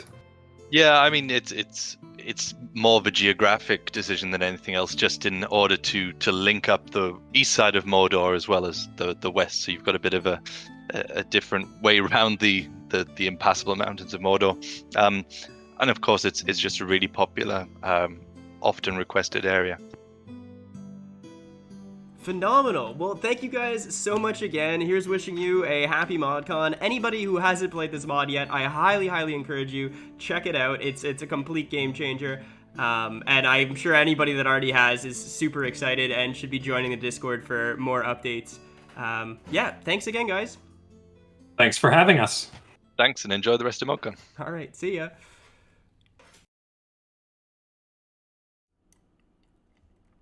Wow is all I have to say on that. Can you believe it? We got some teasers and trailers and items in there that you wouldn't get anywhere else, and you can only see them here live. You're not gonna get this later, you gotta be watching live. Speaking of, we got 2 other segments coming up that are insane. We have the Godherja series, and finally EK2, a mod that everybody has been waiting to hear about for 2 full years now. Oh, and again, you got exclusive sneak peeks in here. You're gonna get it in those 2 videos, but you gotta be watching live. So welcome, I saw a lot of people joined us. If you're new here, this is ModCon 2, where we show off the best and the brightest mods all around CK3, in the CK3 community. These guys work tirelessly for free night and day on them. Why? Because they love the mods. They love the lore. And let's just talk about the Lord of the Rings segment we just had, because if that didn't blow you away, I don't know what's going to. For one of the things that's great about this team is, yeah, they have a team comprised of young people to old people, what I meant to say was foot out of mouth. They have teams of entire groups of people that are incredibly diverse. They have people that are super deep into the lore. I'll let you guess who that is. And then they have teams that are really members that are just casual fans, but they're all working. We also are doing a donation drive this stream. It's a fundraiser stream for Save the Children, and I see Kateros, I'm so sorry if I pronounced that wrong, with the $20 donation to Save the Children. So thank you so much. We're really trying to hit our $2,000 sub goal by the end of tonight. We got 2 more sections with one major announcement coming after Godherja, personally. So I'm really, really pumped about that. The next thing I wanted to chat about, well, yeah, we'll Save the Children. I just want to keep talking about that for one more second. It's a great charity, fully transparent charity, which is kind of why we chose it. And they do great work with children all around the world. They've been operating for over 100 years. So if you're inclined to donate, if you're in the financial position, the money goes to a great cause, and we're trying to hit our goal. You can help us make some history there. All right, perfect. So, a couple things I want to mention about that Lord of the Rings stream was just, I don't know, it was just so good. I wrote down a whole bunch of notes, but it spoke for itself. You know, the fact that they're looking at all these little details, they're true to the lore, the visuals are spectacular. That's really what ties this all together and makes it a great mod. Coming up next, oh boy, coming up next, we got a special one for you. So again, if you can't donate, I fully understand, we've all been there. If you wouldn't mind giving the stream a like, we're trying to get this as much publicity as possible to hit our $2,000 donation goal. So, without any further ado, we're almost at 4:30 Eastern Time. We're gonna get into the next one. If you take a look at the schedule, which is posted in the description, at 5 p.m. Eastern Standard Time, half an hour from now, which is about 11 p.m. Central European Time, we're gonna be doing the Elder Kings 2 release. Elder Kings 2, ladies and gentlemen. You have been waiting for this, I don't know, for how long now? They have some incredible announcements. One of the really insane trailers of the night coming up with Elder Kings 2 at 11 p.m. European time, 5 p.m. Eastern Standard Time. All right, let's get the notes here together and we'll get going on the next one.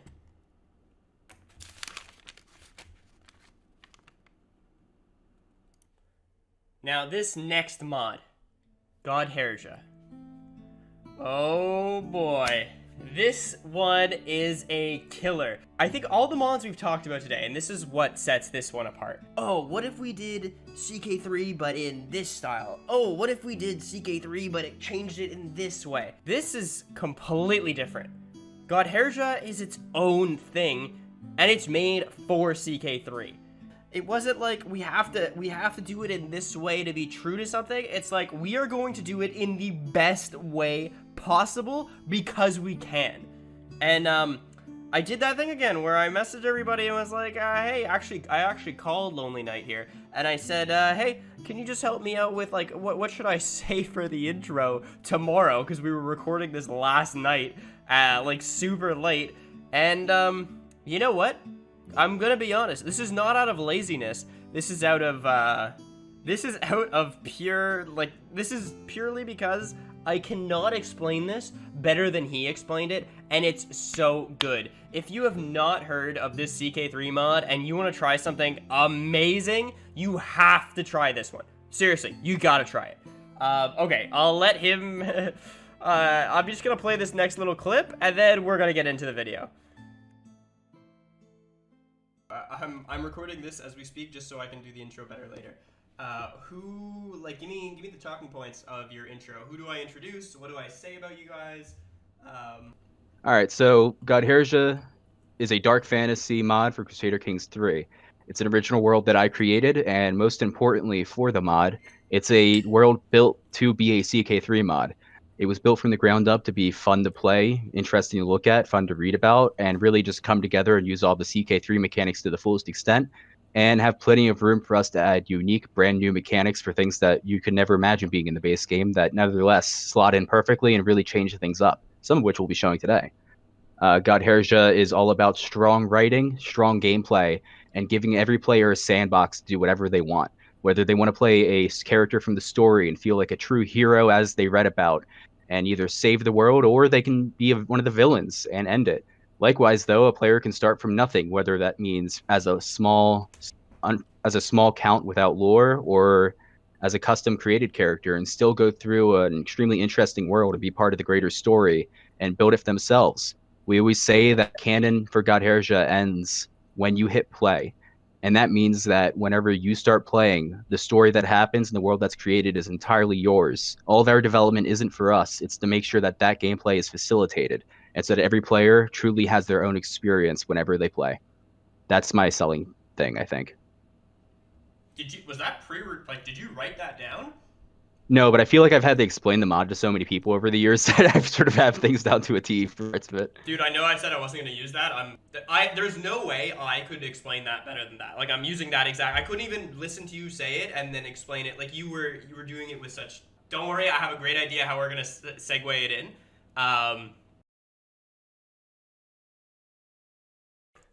And you know what my great idea on how to segue it in was, like, last night at, like, 2 a.m.?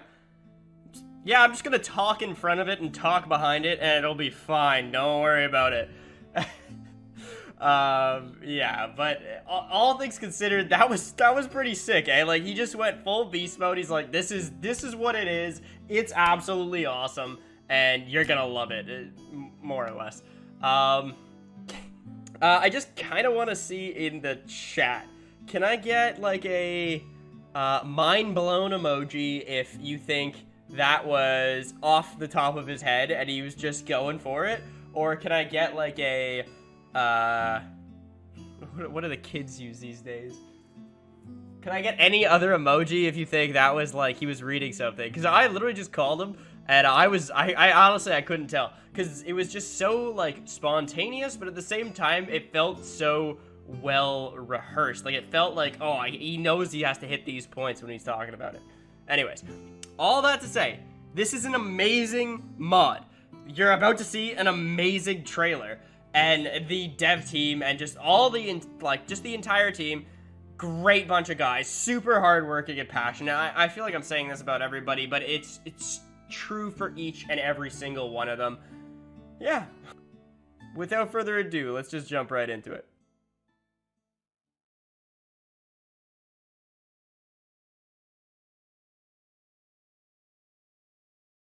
Hello, ModCon. This is Lonely Knight, formerly known as the Pink Panzer. I am the lead developer of Godherja, The Dying World, a total conversion mod for Crusader Kings 3. As you already know, thanks to Otto Welshman's great description, I hope. Godherja is a dark fantasy mod that is all about gameplay and story coming together to make a new experience. We want every player to be able to roleplay and build up this entire world in their head just as they want it. As we say on the Godherja team, every time you hit play, the canon ends and yours begins. So, what do we have to show for you today? Well, we had to cut a few sections. Everything is a work in progress, obviously. And sadly, we didn't get in everything I wanted to get in. Really, this is all coming down super late. But what we do have to show for you is some great stuff. Some of the things that we would have shown for you is going to be in the Q&A panel tomorrow, and you can go to our Discord right now if you want to submit some questions, or it'll also be offered tomorrow during the Q&A. But what we do have to show for you is two very big things. And really, I don't want to hold for too much time. I feel like I've already wasted way too much of Welshman's. So let me just jump into it. If you're not familiar with Godherja, it's a total conversion mod that I made myself, at least the original story, but I've since had an amazing team for around me, and really they're 90% of the mod nowadays. And together we've made this entire world and everything you see in it. And just let's get to the first feature. Now, it's time to show off a certain group that I think people are pretty excited to see in the mod. Really, their lack of inclusion has been something that I've been really hurting over for a long time. Because honestly, they're probably one of my favorite groups in the mod, one of my favorite groups in anything I've written. And that group, of course, is the laughing, maniacal, insane, narcissistic, crazy, overly powerful, idiotic, cowardly, foolhardy Liches. The Liches are a very wonderful group of wonderful not people who are currently dead, but in their soul they are very much alive because they've performed and women. You might see right now on the screen some different setups and you might be confused. Lonely, you might be asking. How come all the realms keep changing? I don't understand what's happening. Well, let me tell you. Right now the Liches are completely random, fully procedural. Different Lichdoms are set up every game, so every time you start a new game you'll be dealing with different Liches instead of the same set ones. However, there can be preset ones. Well, at the moment there aren't any. In the future there will be several Liches that are actual true lore characters with their own backstories and own trait setups who will always be set to one area, or there might be Liches with backstory lore and preset traits and so on who are either set to a specific area or who are placed randomly at one of the necropolises. As you can see here, not only is there a lot of variety in the political setup of the Lichdoms, but the Liches themselves are incredibly varied and unique between each other. We only have a few of the models we wanted to get in right now, but I think already Boris Nader, our lead modeler, as well as not only is the political setup of the Liches unique every time, but the Liches themselves are unique. As you can see here, we have some beautiful, beautiful 3D models implemented or made by Boris Nader, our lead modeler. While these models are a work in progress as anything else, we didn't quite get all of the ones that we wanted in. I think you can already see there's a ton of variety for our bony friends, and that each one really comes off feeling a lot more unique than they otherwise might. Liches might have glowing eyes, they might have gems inset in their left, right, or both eyes. They might have crowns, different unique crowns. They might have a jaw, they might not have a jaw, and we also have different skull and bone textures. There will be more variety added to them as we go. You can already even see some that might even have runic carvings on their skulls. Liches also have alliterative names, famously. Liches every few hundred years, purely out of boredom, like to change their names to something more beautiful and powerful to them. So you can see here alliterative names such as Veridak Vartaz, Til Arsild, Artild Arsild, Artild Artid, Bartos Barthos, Borsos Barthos, Eros Stats. God. God damn it. Alright, I'm banning a team member after this. While that might not seem to have a ton of variety, seeing as we already had one repeat, it should be noted, one of our team members, one of our newer members, possibly me, Zartsky, helped me out the other day and made a ton of new Lich names, and I have plenty more to add before we're done. So expect a bit more variety, and I'm gonna leave our stats ban, I'm gonna be honest. Of course, this is also a work in progress, as I feel the need to say, especially because you might be seeing these pink and black checkerboards thinking we lost our minds. Of course, I also feel the need to say for this next bit that this is all once again a massive work in progress, just in case you see these pink and black checkerboards and thinking the artists have lost their minds. However, you can see some of the art is already done for these traits, and these are entirely unique lifestyle and personality traits for liches. Some liches really want to enslave all living things, some just want to kill all other living things, some liches see themselves as a god, some liches want to kill all gods. Liches are incredibly diverse in how insane and depraved they are, and that's really showing in their traits. You might also see that they tend to be very strong magi. They tend to have a lot of random magic traits that to go with their long lives. Not all of them positive. Many of these liches are falling apart and barely holding at the seams. Despite that, you can also see they're all several centuries long. Liches all, of course, live forever, potentially even after the bones are destroyed and turned to dust. There might even be some liches that are living happily within somebody's lungs, having been breathed in after being dead for millennia. I don't know why I thought of that, but I just felt the need to tell ModCon. While liches currently aren't playable and likely won't be by the time the Magic update comes out, they will be playable very soon, mostly when we finish our Nomad and Migration system, which was also not quite done enough to show off at ModCon. In the future, Lich gameplay is going to be extremely unique, based around traveling through the Lichdoms, establishing your own necropolis, building an undead army, customizing your undead legion, including down to the bones that you're placing together to make them, or if you don't feel like getting so manual with it, just creating one with magic. Really, the possibilities are infinite. Not only can you make your servants, but then you can make other liches your servants by beating them into submission until they agree to declare you the Arch Lich. Deal with all of your vassals, the only way you can maintain an empire, always perpetually wanting to kill you, because the liches, as we either know or don't know, are completely freaking crazy and all want to be in charge and all hate all other liches. This means that their gameplay isn't so much trying to figure out which vassal wants to kill you as much as dealing with the fact that all of them are openly plotting to assassinate you at all times. Invade the South. Invade the entire world. Kill all humans. That's a thing you can do. But even better... Well, I'm already getting ahead of myself. I really explained the extent of kill all living things, which we'll be showing off in a little bit. But let me just say that Lichdoms will have their own unique mechanics for making the entire world's fun just end through destroying them all. And those mechanics, we've spent a lot of time and a lot of work and a lot of effort making those fun. But what will those mechanics involve? Well, before we get quite to those ones, exactly what the world might look like if a Lich invaded, I think it's time to first talk about magic in general, because the magic rework, the complete redo from the ground up for our magic system that has been desperately needed for a long time, as many of our fans know, is finally here. Not quite here today, but here coming in the next major update. So let's look at it right now. Let's transition on over, and here we go.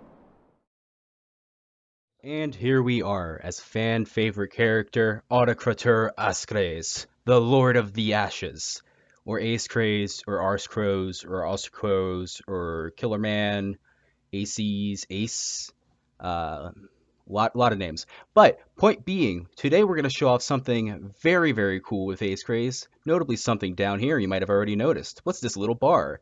Probably spoiled it by the fact you can see it says magic. And mind you, we're not going to be playing as Acecraze. You're going to be seeing footage from a bunch of different characters, and as always, once again, a lot of work in progress stuff. But I really cannot put this off anymore, and mind you, this all says +0, bugged, at the moment will be fixed. But with one little click, ooh, what's this empty screen we're looking at? Well, I'll just say we're on the wrong tab right now. But if I go over here to the little button that says Rituals, once again, it's all work in progress, and click it, and I hit the right filter, you could see magic appears.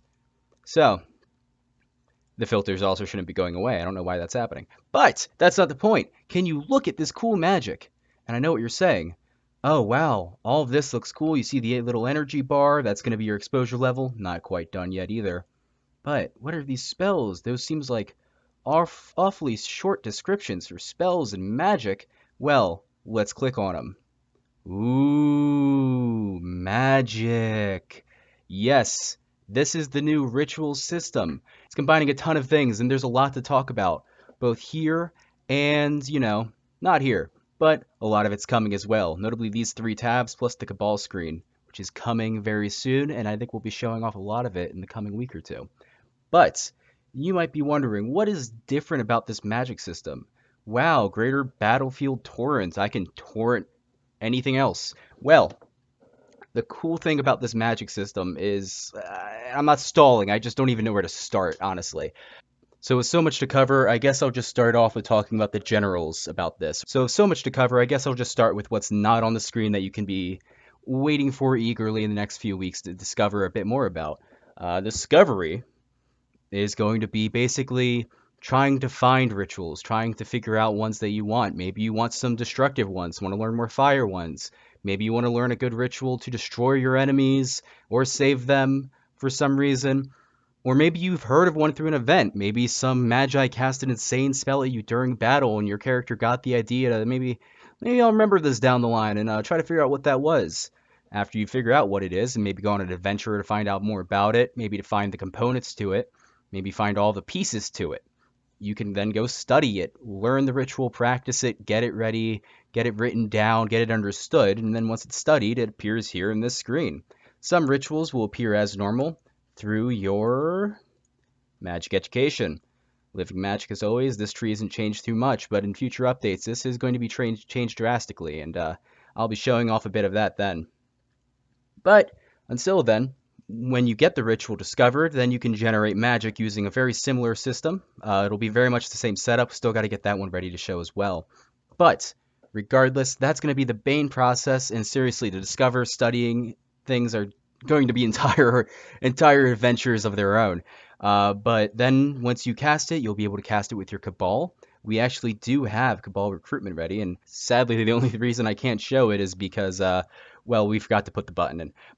But you can see a bunch of different things here already. So the way spells work now, instead of where it used to be that they all had hard set specific results from a spell, now these rituals actually are combinations of ones we build, modifiers and such. So you can see it'll cost 50 magic, but you get battle magic, fire setting magic, wall shattering magic, oof, forgot to write that, and a few other things here. Petty hemorrhage, lesser hemorrhage, minor poison blood, and once again, please understand, very work in progress, but see, right here, they all have different effects. Now, you might be thinking, minor battlefield conflagration seems a bit weak. Well, I want to boost it up a bit. Well, there you go. Every spell is leveled, and they can be boosted out of their normal range. However, it makes it quite a bit more dangerous, which once again, we'll be showing off a bit more of the results of the next few weeks. Every spell has different effects. They have different effects when leveled, normally by stacking their modifiers. And the interesting thing about this system is that since there are all these modifiers we've set beforehand, we can really just make tons of spells just by changing their modifiers or adding new modifiers to use. It's actually sort of crazy how easy it is to add spells now. It has been a long time coming. It's been sort of infamous in Godherja that we just have been ignoring our magic system. Truth be told, it's because we hardly even knew how it worked and we didn't really like how it worked. With this system though, it's easy, it's really a snap. Like, most of these spells actually only took a day or two to add themselves, and most of that was when we were designing the system. Now I could probably, well, to be honest, I ran out of time, but I was hoping to make like 100 or 200 spells just randomly using making some editors to just show off tons of spells. Didn't quite get there yet. Maybe wait a few days for that teaser. But it's so easy that we already have code set up that we can dynamically and randomly generate spells. And it's just hard for me to explain how awesome it is. Like, honestly, it just seems like modifiers and such to a lot of people, I think, but really, the possibilities are endless. random spells, unlimited spells, spells that could do basically anything. Really, if there's an effect that can possibly happen in game, from changing gender to wiping out a continent, we're adding it to the spell system. And down here you can see something called components. Not every spell has components. Most of the time it's just going to be investing a bit of gold and later probably investing a bit of magic. But what the component does is sometimes they'll be necessary for the spell to be cast, especially larger ones like the infamous self-replicating blood magic, which sounds like a really dumb name for a thing that's really cool. Or it might make a spell stronger, it might change the effects, and that's something that's going to get a lot more complicated and a lot more interesting as we go on, I assure you. I really can't say too much about it right now because we, like with everything, have such cool things with it in the works that I'm just going to save until a better time. And because I'm running out of time, actually, now that I'm looking at the clock, oof. So, what can these spells do? Let's get to the actually interesting bit. Beyond modifiers, is that all they can do? No. Let's go to the first one. Let's do, Common Beast Bonding. Ooh. So, I successfully casted Common Beast Bonding, and this because we're in debug mode. Snaps through the spells, skips the events. Also because all those events are unwritten. Very nice for me, so I don't have to keep saying things are work in progress. But of the many work in progress things, look what I just got. A pet griffin, spelled wrong. But my pet griffin is really cool. Because if I look at this guy, we're going to get a link on that soon. But what's this? Yes, by equipping that artifact, I've actually become associated with my new best friend, Valiant the Griffin. Look at you, Valiant. Look at you. Isn't that cool? Is that not cool?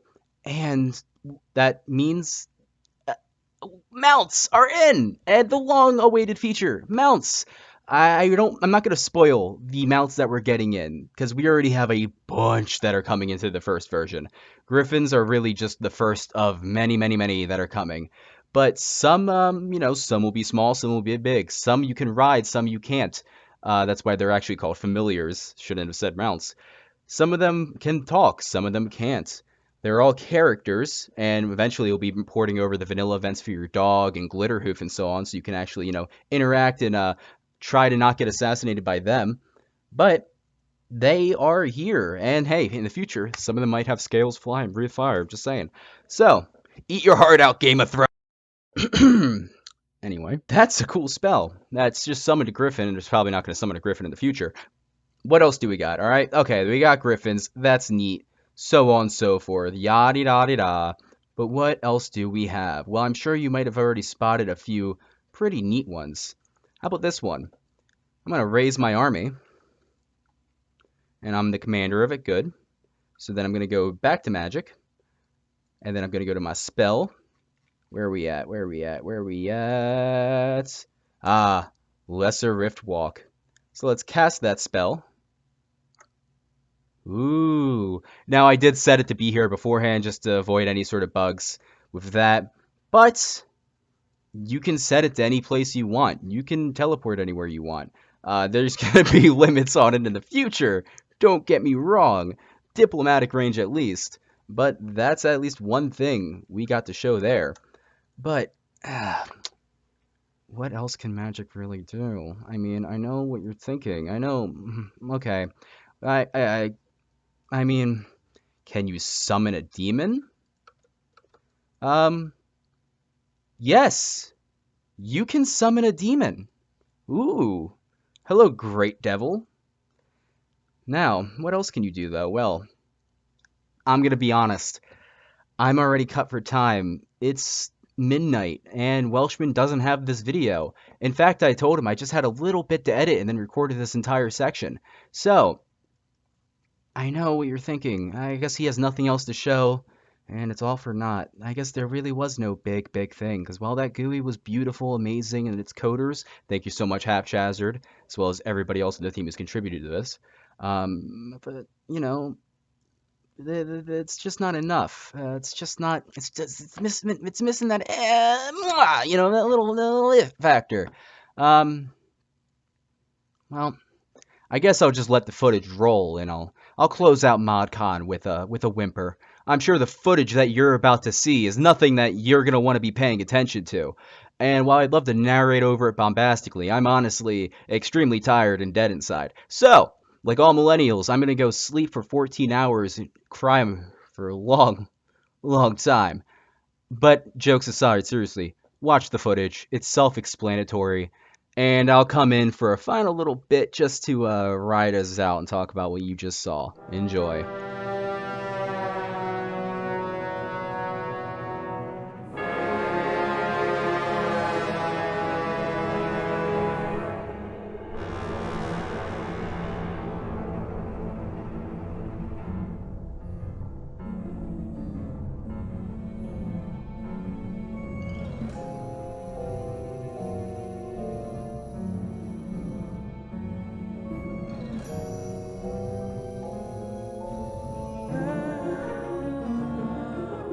And so let me not waste any more of your time and let you get to the wonderful, wonderful other panels you have.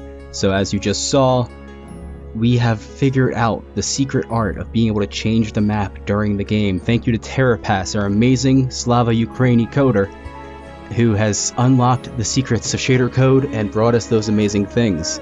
I really don't have much time to talk about much more, so I'm going to finally leave it there. So thank you once again everybody at ModCon, on the team, everybody who helped me on the team tonight, everybody watching today, everybody in our community, and especially one proud Bavarian for organizing the first ModCon, and Ottawa Welshman for being a freaking saint today. Like seriously, tonight he's an angel. Please give him kissies and hugsies for me. Love you all. Terrible way to end the video, but as a very professional modder, let me just say thank you all for watching and enjoy the next panel.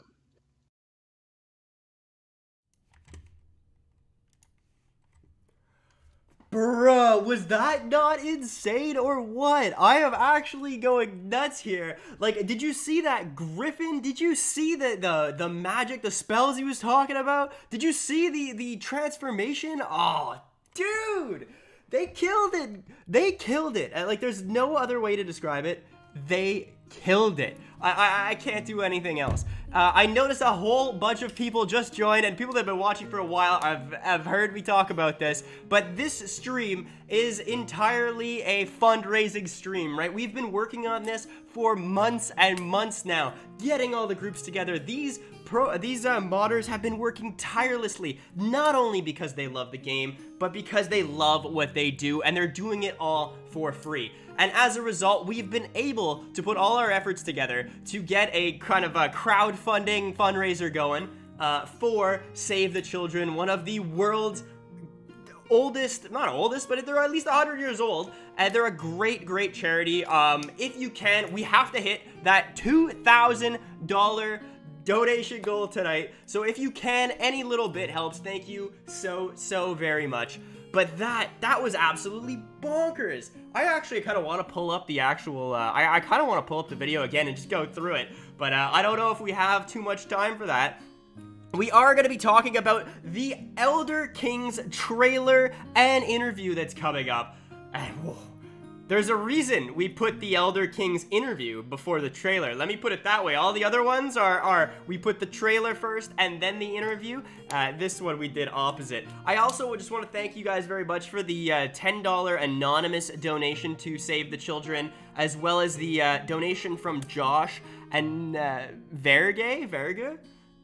Thank you guys so much as we wait for more people to join us for this wonderful Elder Kings how do I put this? Elder King's interview to start, and then Elder King's crazy trailer. We're gonna check in on the ModJam. Now, at the beginning of the day, we talked about, oh, one more thing I totally forgot to mention about Godherja.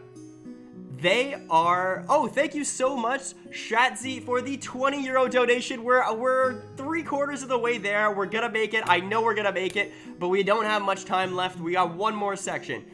The last thing about Godherja I want to mention is that these guys work tirelessly. Yeah, he was working on this video till late last night, but they struggle to crack the second page of the Steam Workshop. Dude, they have griffins, like literal pets you can have. Like, how is that, like, how is that not made the second page? Like, there's translation mods that are bigger than that. We gotta show them some love in the store. They got a Discord too, or the workshop, not the store. But yeah, it'd be phenomenal. Okay, so before we get into the EK2 trailer, we're gonna talk about ModJam a little bit. So what is ModJam? Well, we saw some magic in the Godherja video. Well, there's no real magic mods other than that out there that I personally know of. So this year, what we did is we organized a whole group of the world's most talented modders. The guys that are the most talented at the 3D art got together. The guys that are the most talented at the map got together. Their component guys, the event guys, they're all working on a new mod, and another $20 donation from Stannis. Thank you, Stannis Baratheon, bruh. Thank you so very much. Cameron Ford coming in with the 20 bucks as well. Hell yeah, I think we're gonna make it, guys. Thank you.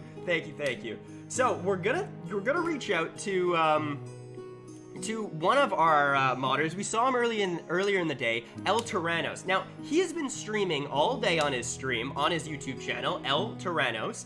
We'll link it later, and you gotta go see it. It's really phenomenal stuff. I'm gonna call it phenomenal again. There you go. I'm gonna call him right now. We're gonna have like a quick 5-10 minute chat with him, and then we're gonna get into Elder Kings. Now, ladies and gentlemen, I just want to go one more time and talk about the donations. We're trying to hit 2,000, and you know what? Everybody's been so kind. For the next 15 minutes... Oh, wow, George, thank you for the other 20 pounds. For the next 15 minutes or whatever, for the next, until the EK2 trailer starts, I will match any donation that comes in up to our goal of $2,000. I'll personally match it, all right? So we gotta do it. It's a great charity. They have a lot of transparency. We gotta hit our goal. We're gonna smash a record here in the CK3 ModCon world. Okay, so I'm gonna call up El Tyrannos right now, and we're gonna talk a little bit about ModJam.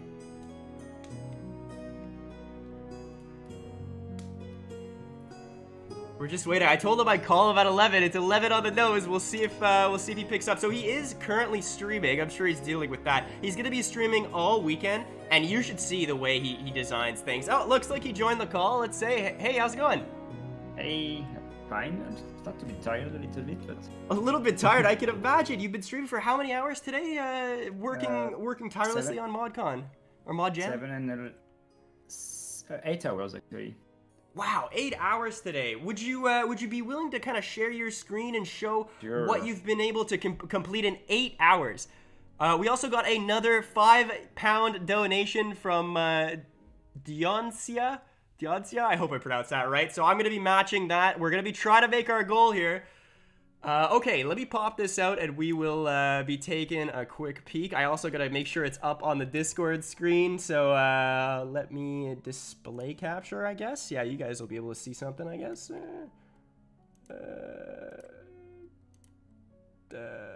Hold on. Do you guys see this right now? I probably should have thought of this before, but it's all good. Okay, let's put this in display capture. Great, we're taking a peek at it. Oh. Ah, sorry. We're taking a peek. Let's see what you got here. So, what is this exactly? Did I lose you? No. No, you didn't. Surely. Okay, good. And sorry, I just gotta mention we got another $10 anonymous donation, and we got a 160 Swedish kronar donation. So thank you guys. Another $5 donation. Buck donated 50 bucks. Oh my God, we're rolling here. I'm so sorry, El Tyrannos. I just gotta mention this. People are being way too kind. Okay, go for it. I promise I won't cut you off for another 5 minutes. You can cut me, that's fine. So the theme is witches and alchemists. Yep. So I've been doing some assets that will match to the theme, and as well as for other fantasy mods. So here you have some potions or beverages in glass containers, and just roam around, just a few seconds before I move on to the next file. Yeah, I could see this in the game. Like, I could picture this like sitting on a ledge somewhere. That is awesome. Maybe if we even had it as an artifact. You guys are really killing it. That's sick. Yep, and there will be several colors of. And then what else do we have? We have the cauldron here, which is the first asset I did today. Here with of course a nice 2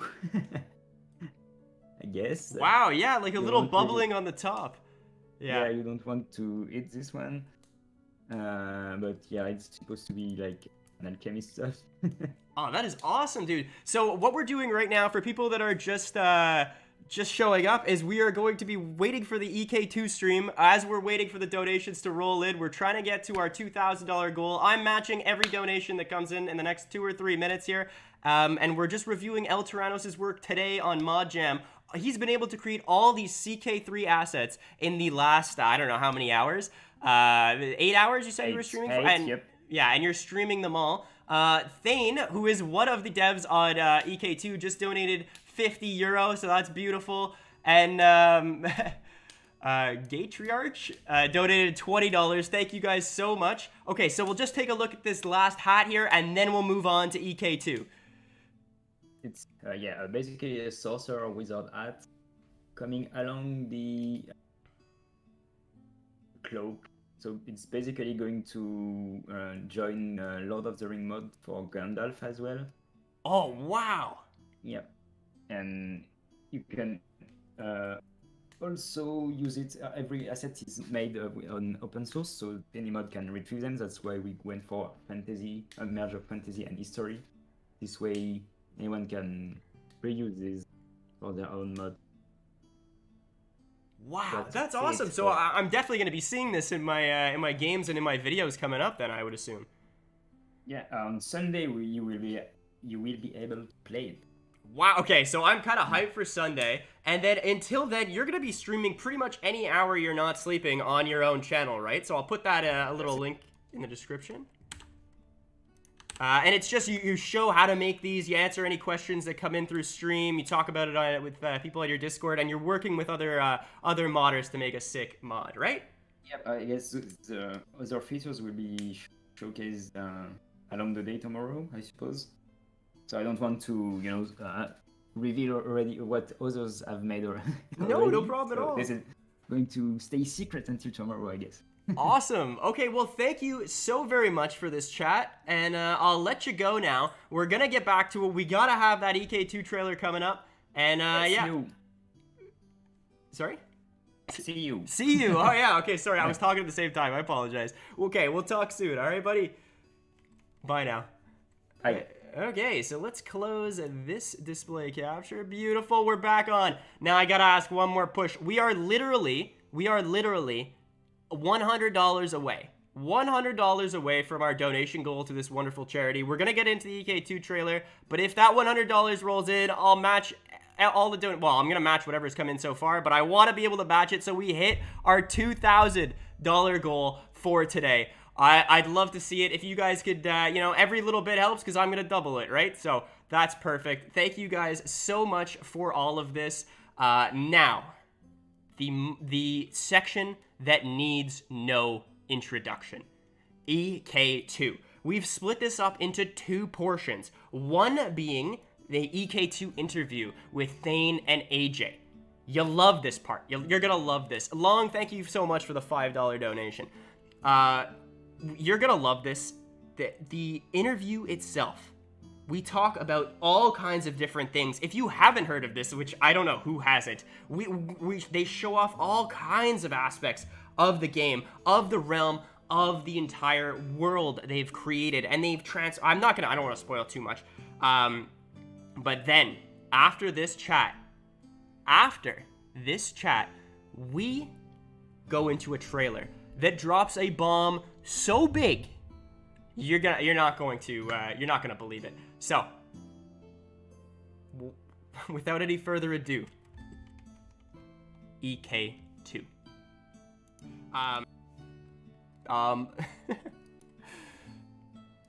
Hello, my name is the Ottawa Welshman, and today I'm sitting down with the EK2 team, Thane and AJ. I asked them a whole bunch of questions and get some super interesting responses with regards to this specific mod. Without any further ado, let's hop right into it. When it comes to looking at the Elder Scrolls series for art direction, did you prioritize any one specific game?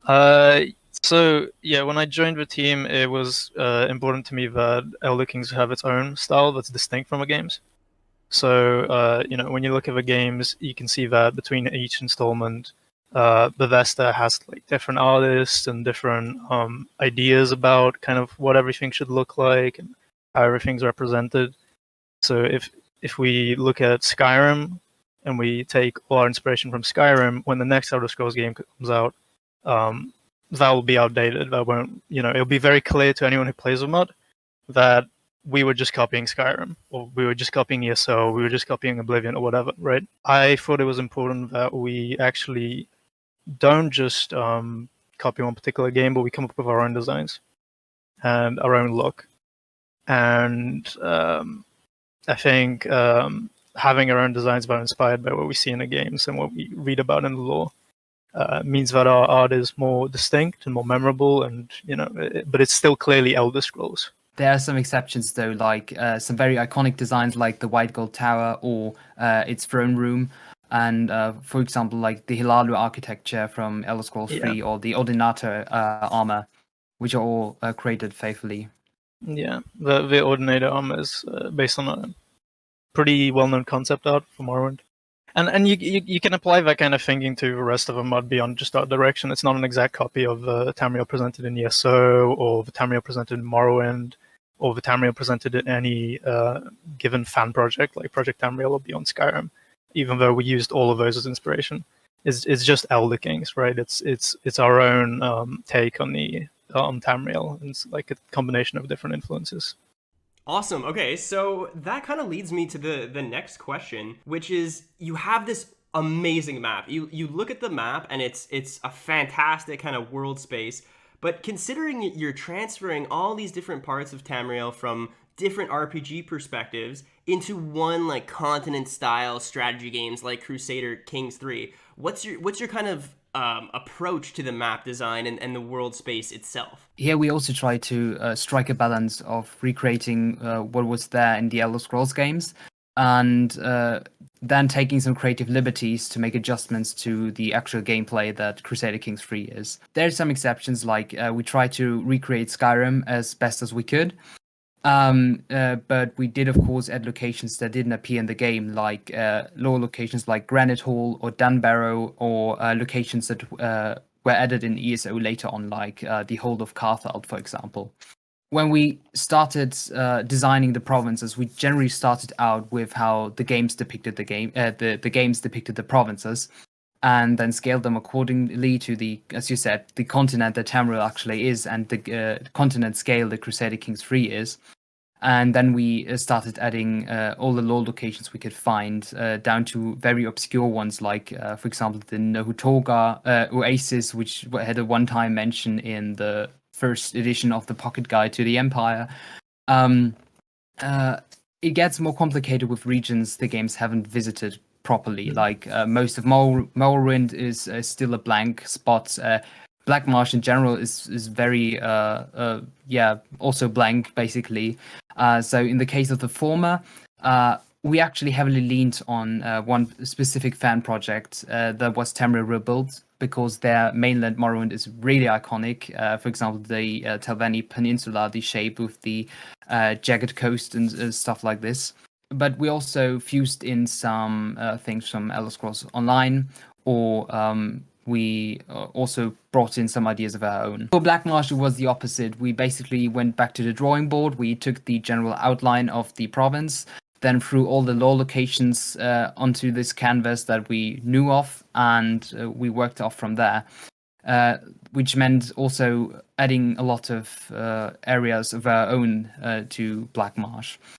And so in the end, Black Marsh is distinctly Black Marsh, but it is also something you haven't seen in any other fan depiction or in the few areas you can visit in Elder Scrolls Online. And lastly, there's like the cases like Elsewhere, where ESO gives us a lot to work with, but then kind of leaves out like a good quarter of the province, and there again we have to get creative and add some new things and see what tiny bits the lore can give us. So when I'm talking to you guys, what I'm really getting at is that you guys really respect the lore kind of in the background. You respect all the research that you have to do, but then you have the knowledge of the community and things people want to see to be able to really build like a true and expand upon it, like a true fan base. Or the next question I might have would be, what about provinces outside Tamriel? So are they going to be based on the map from Elder Kings 1? Like, how is that going to work?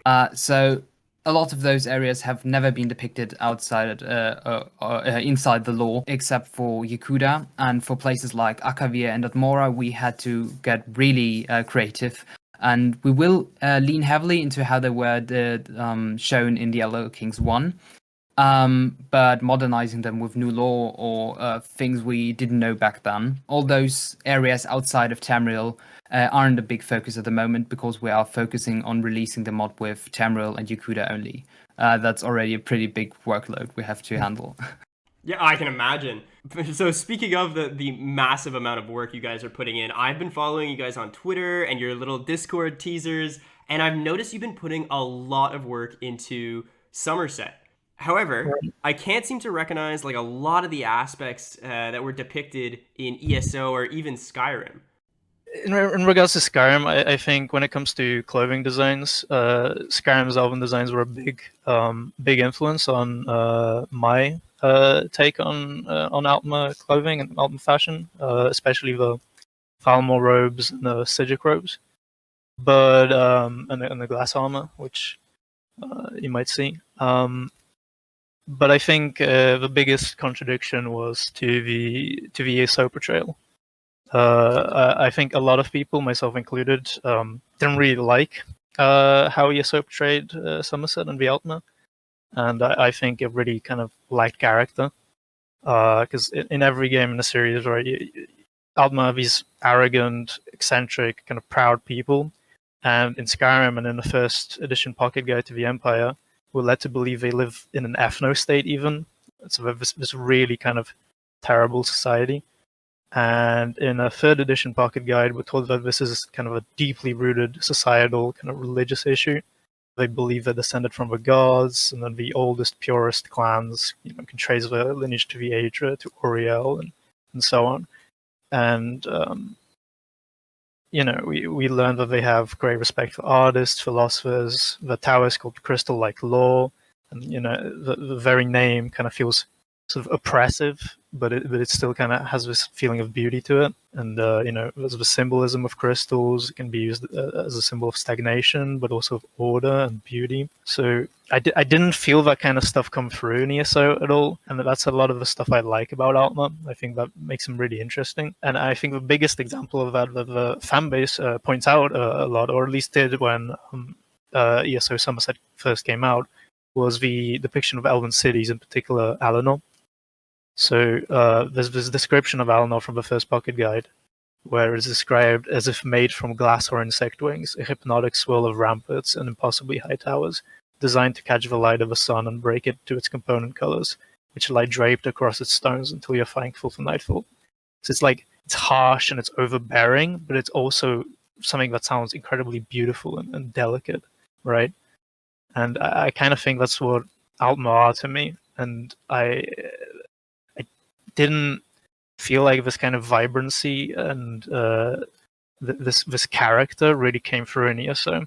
So that's sort of what we tried to depict. We changed how the map of Somerset looks. We looked at the lore. We looked at fan projects. We talked to people at Project Tamriel and their ideas, and kind of we developed a look that we felt was faithful to the lore, but also something you haven't seen before. So it's like a lot of the other stuff, right? But in this case, I think maybe some people might not like it as much because it's a much bigger kind of step away from how it was depicted in the games.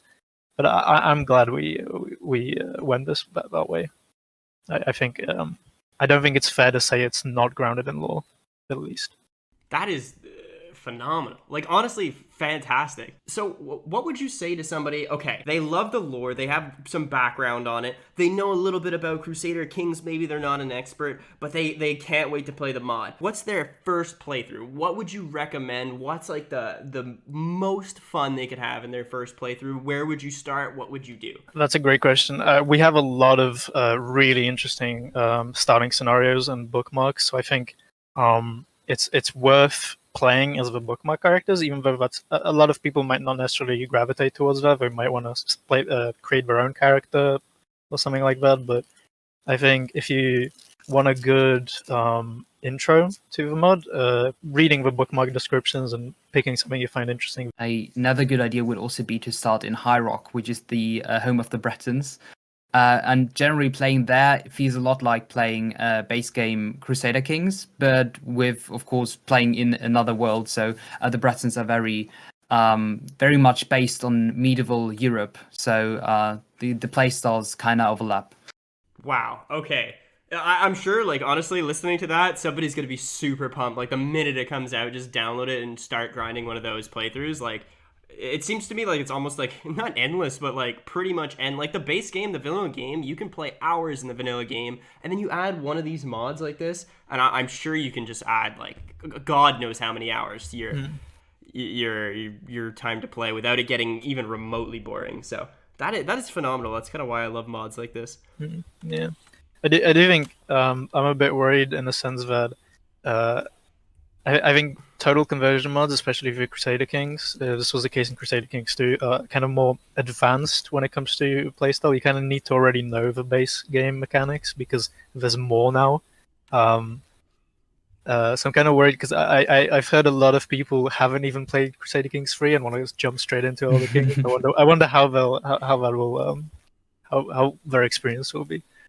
I think they'll definitely have fun, but it's a lot to take in at once, you know.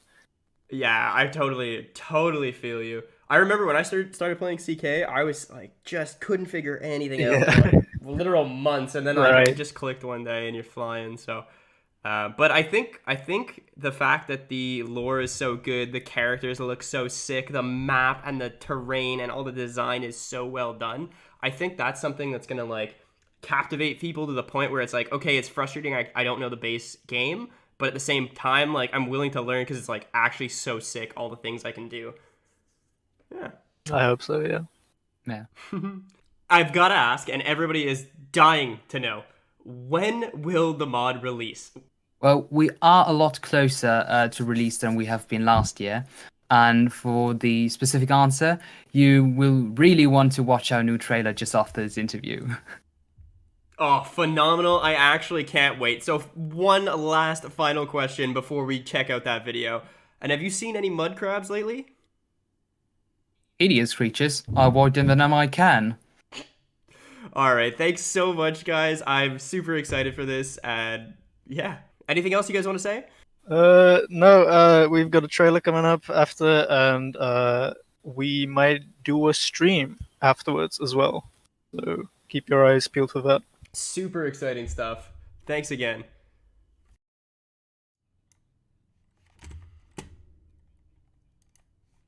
Wow. Oh, are you guys hyped for this trailer? Let's see. I'm hyped for this trailer, and well, you guys got to be getting pumped for this trailer. Like I promised, I'm gonna match all the donations that are coming in. So there's $200 coming in right at you now, and we're so much closer to our donation goal. So we're just trying to get to 2,000, and yeah, like we're almost there. We're at 1,847. I'll match any donations that come in. We're trying to get to 2,000s by the end of the day to smash a record. Thank you guys so much for coming. The moment is almost here. The moment's almost here. The EK3 release trailer. The guys mentioned in the interview, they are going to be streaming after this. You're going to want to check that out. I also have a new video dropping directly after this. But guys, you gotta do me proud. We gotta make this donation goal. We're less than 150, almost 150 bucks away, and I'll match everything. So we're only 75 bucks away. Come on, guys, do me proud here. All right, thank you guys so much. And without further ado, here comes the EK2 trailer you've been all waiting for. The wheel keeps on turning. 400 years of peace, shattered in a single night. Now is the time of warlords. Two despots play tug with the seat of sundered kings. Axnieris, the pretender potent, a lucky, or perhaps unlucky, survivor of the Morag Tong Purge, holding together the pitiful remains of the Second Empire out of some sense of duty. And Atribus Cecildo, the vainglorious general of the Colovian estates, ordered by the Elder Council to end the Akaviri yoke once and for all. These titans don't clash on their lonesome, and Cyrodiil is not the only field trampled underfoot. Chaos and confusion seep into every corner, every little crevice of Tamriel. The home of the Nords relives its kingless days of the Succession War, as a contested moot puts east and west at each other's throats. Now, quite perplexingly, there are two Skyrims on the map, and two monarchs claiming to rule both realms. Last time such a thing happened, a 50-year-long civil war broke out, taking countless lives and depriving Skyrim of any political significance for centuries to come. It's easy to imagine a similar outcome for Svarta of Solitude's power grab against Freydis Flamehair. Though, no use speculating about the future when the present has more pressing matters, yes? It took Skyrim no time to crumble at all, now that Falkreath Hold has fallen to an Orcish chief.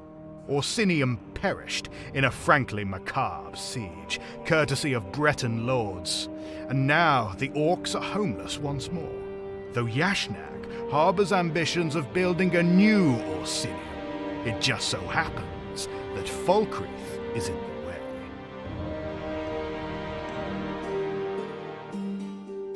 Arizal did something only a handful of Red Guards accomplished throughout history. Reconcile the crowns and the forebears. Careful diplomacy and clever marriages would help him secure peace for generations. Would. Death took him in, and not even a year had passed before his wife tried to send some of his heirs right behind him. This political faux pas, as well as an apparent breach of vassal contract, nearly toppled the High Kingship overnight. It brought forth Arizal's nightmare, a forebear revolution. Hammerfell crumbled away into a hodgepodge of petty states and pointless wars. A living cautionary tale. However, Valenwood somehow has it even worse. Whereas the Redguard infighting could feasibly be resolved in a couple of lifetimes, the Boss Mary predicament is, well, bewildering. The great walking tree, Falinesti, the cultural and political heart of Valenwood, the throne of the Comoran dynasty, has vanished inexplicably. No one seems to know why, or how, or even when. The panic swiftly gave way to a mass hysteria among the Bosma. Valenwood got beheaded so cleanly, it didn't even realize it's dead. The remaining Comoran kingdoms miraculously mitigated a total collapse of authority, but they're spread thinner than butter on toast and beset by foes from all sides. Even the blowing of the wind is more certain than the fate of Valenwood now. Deliver me to the far past, or the far future, and ask what is happening in Tamriel.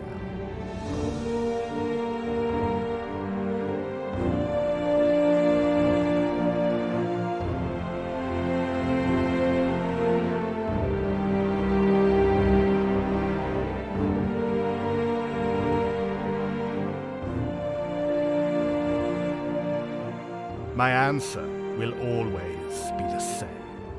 There's war. And so the wheel keeps on turning. Now is the time of warlords.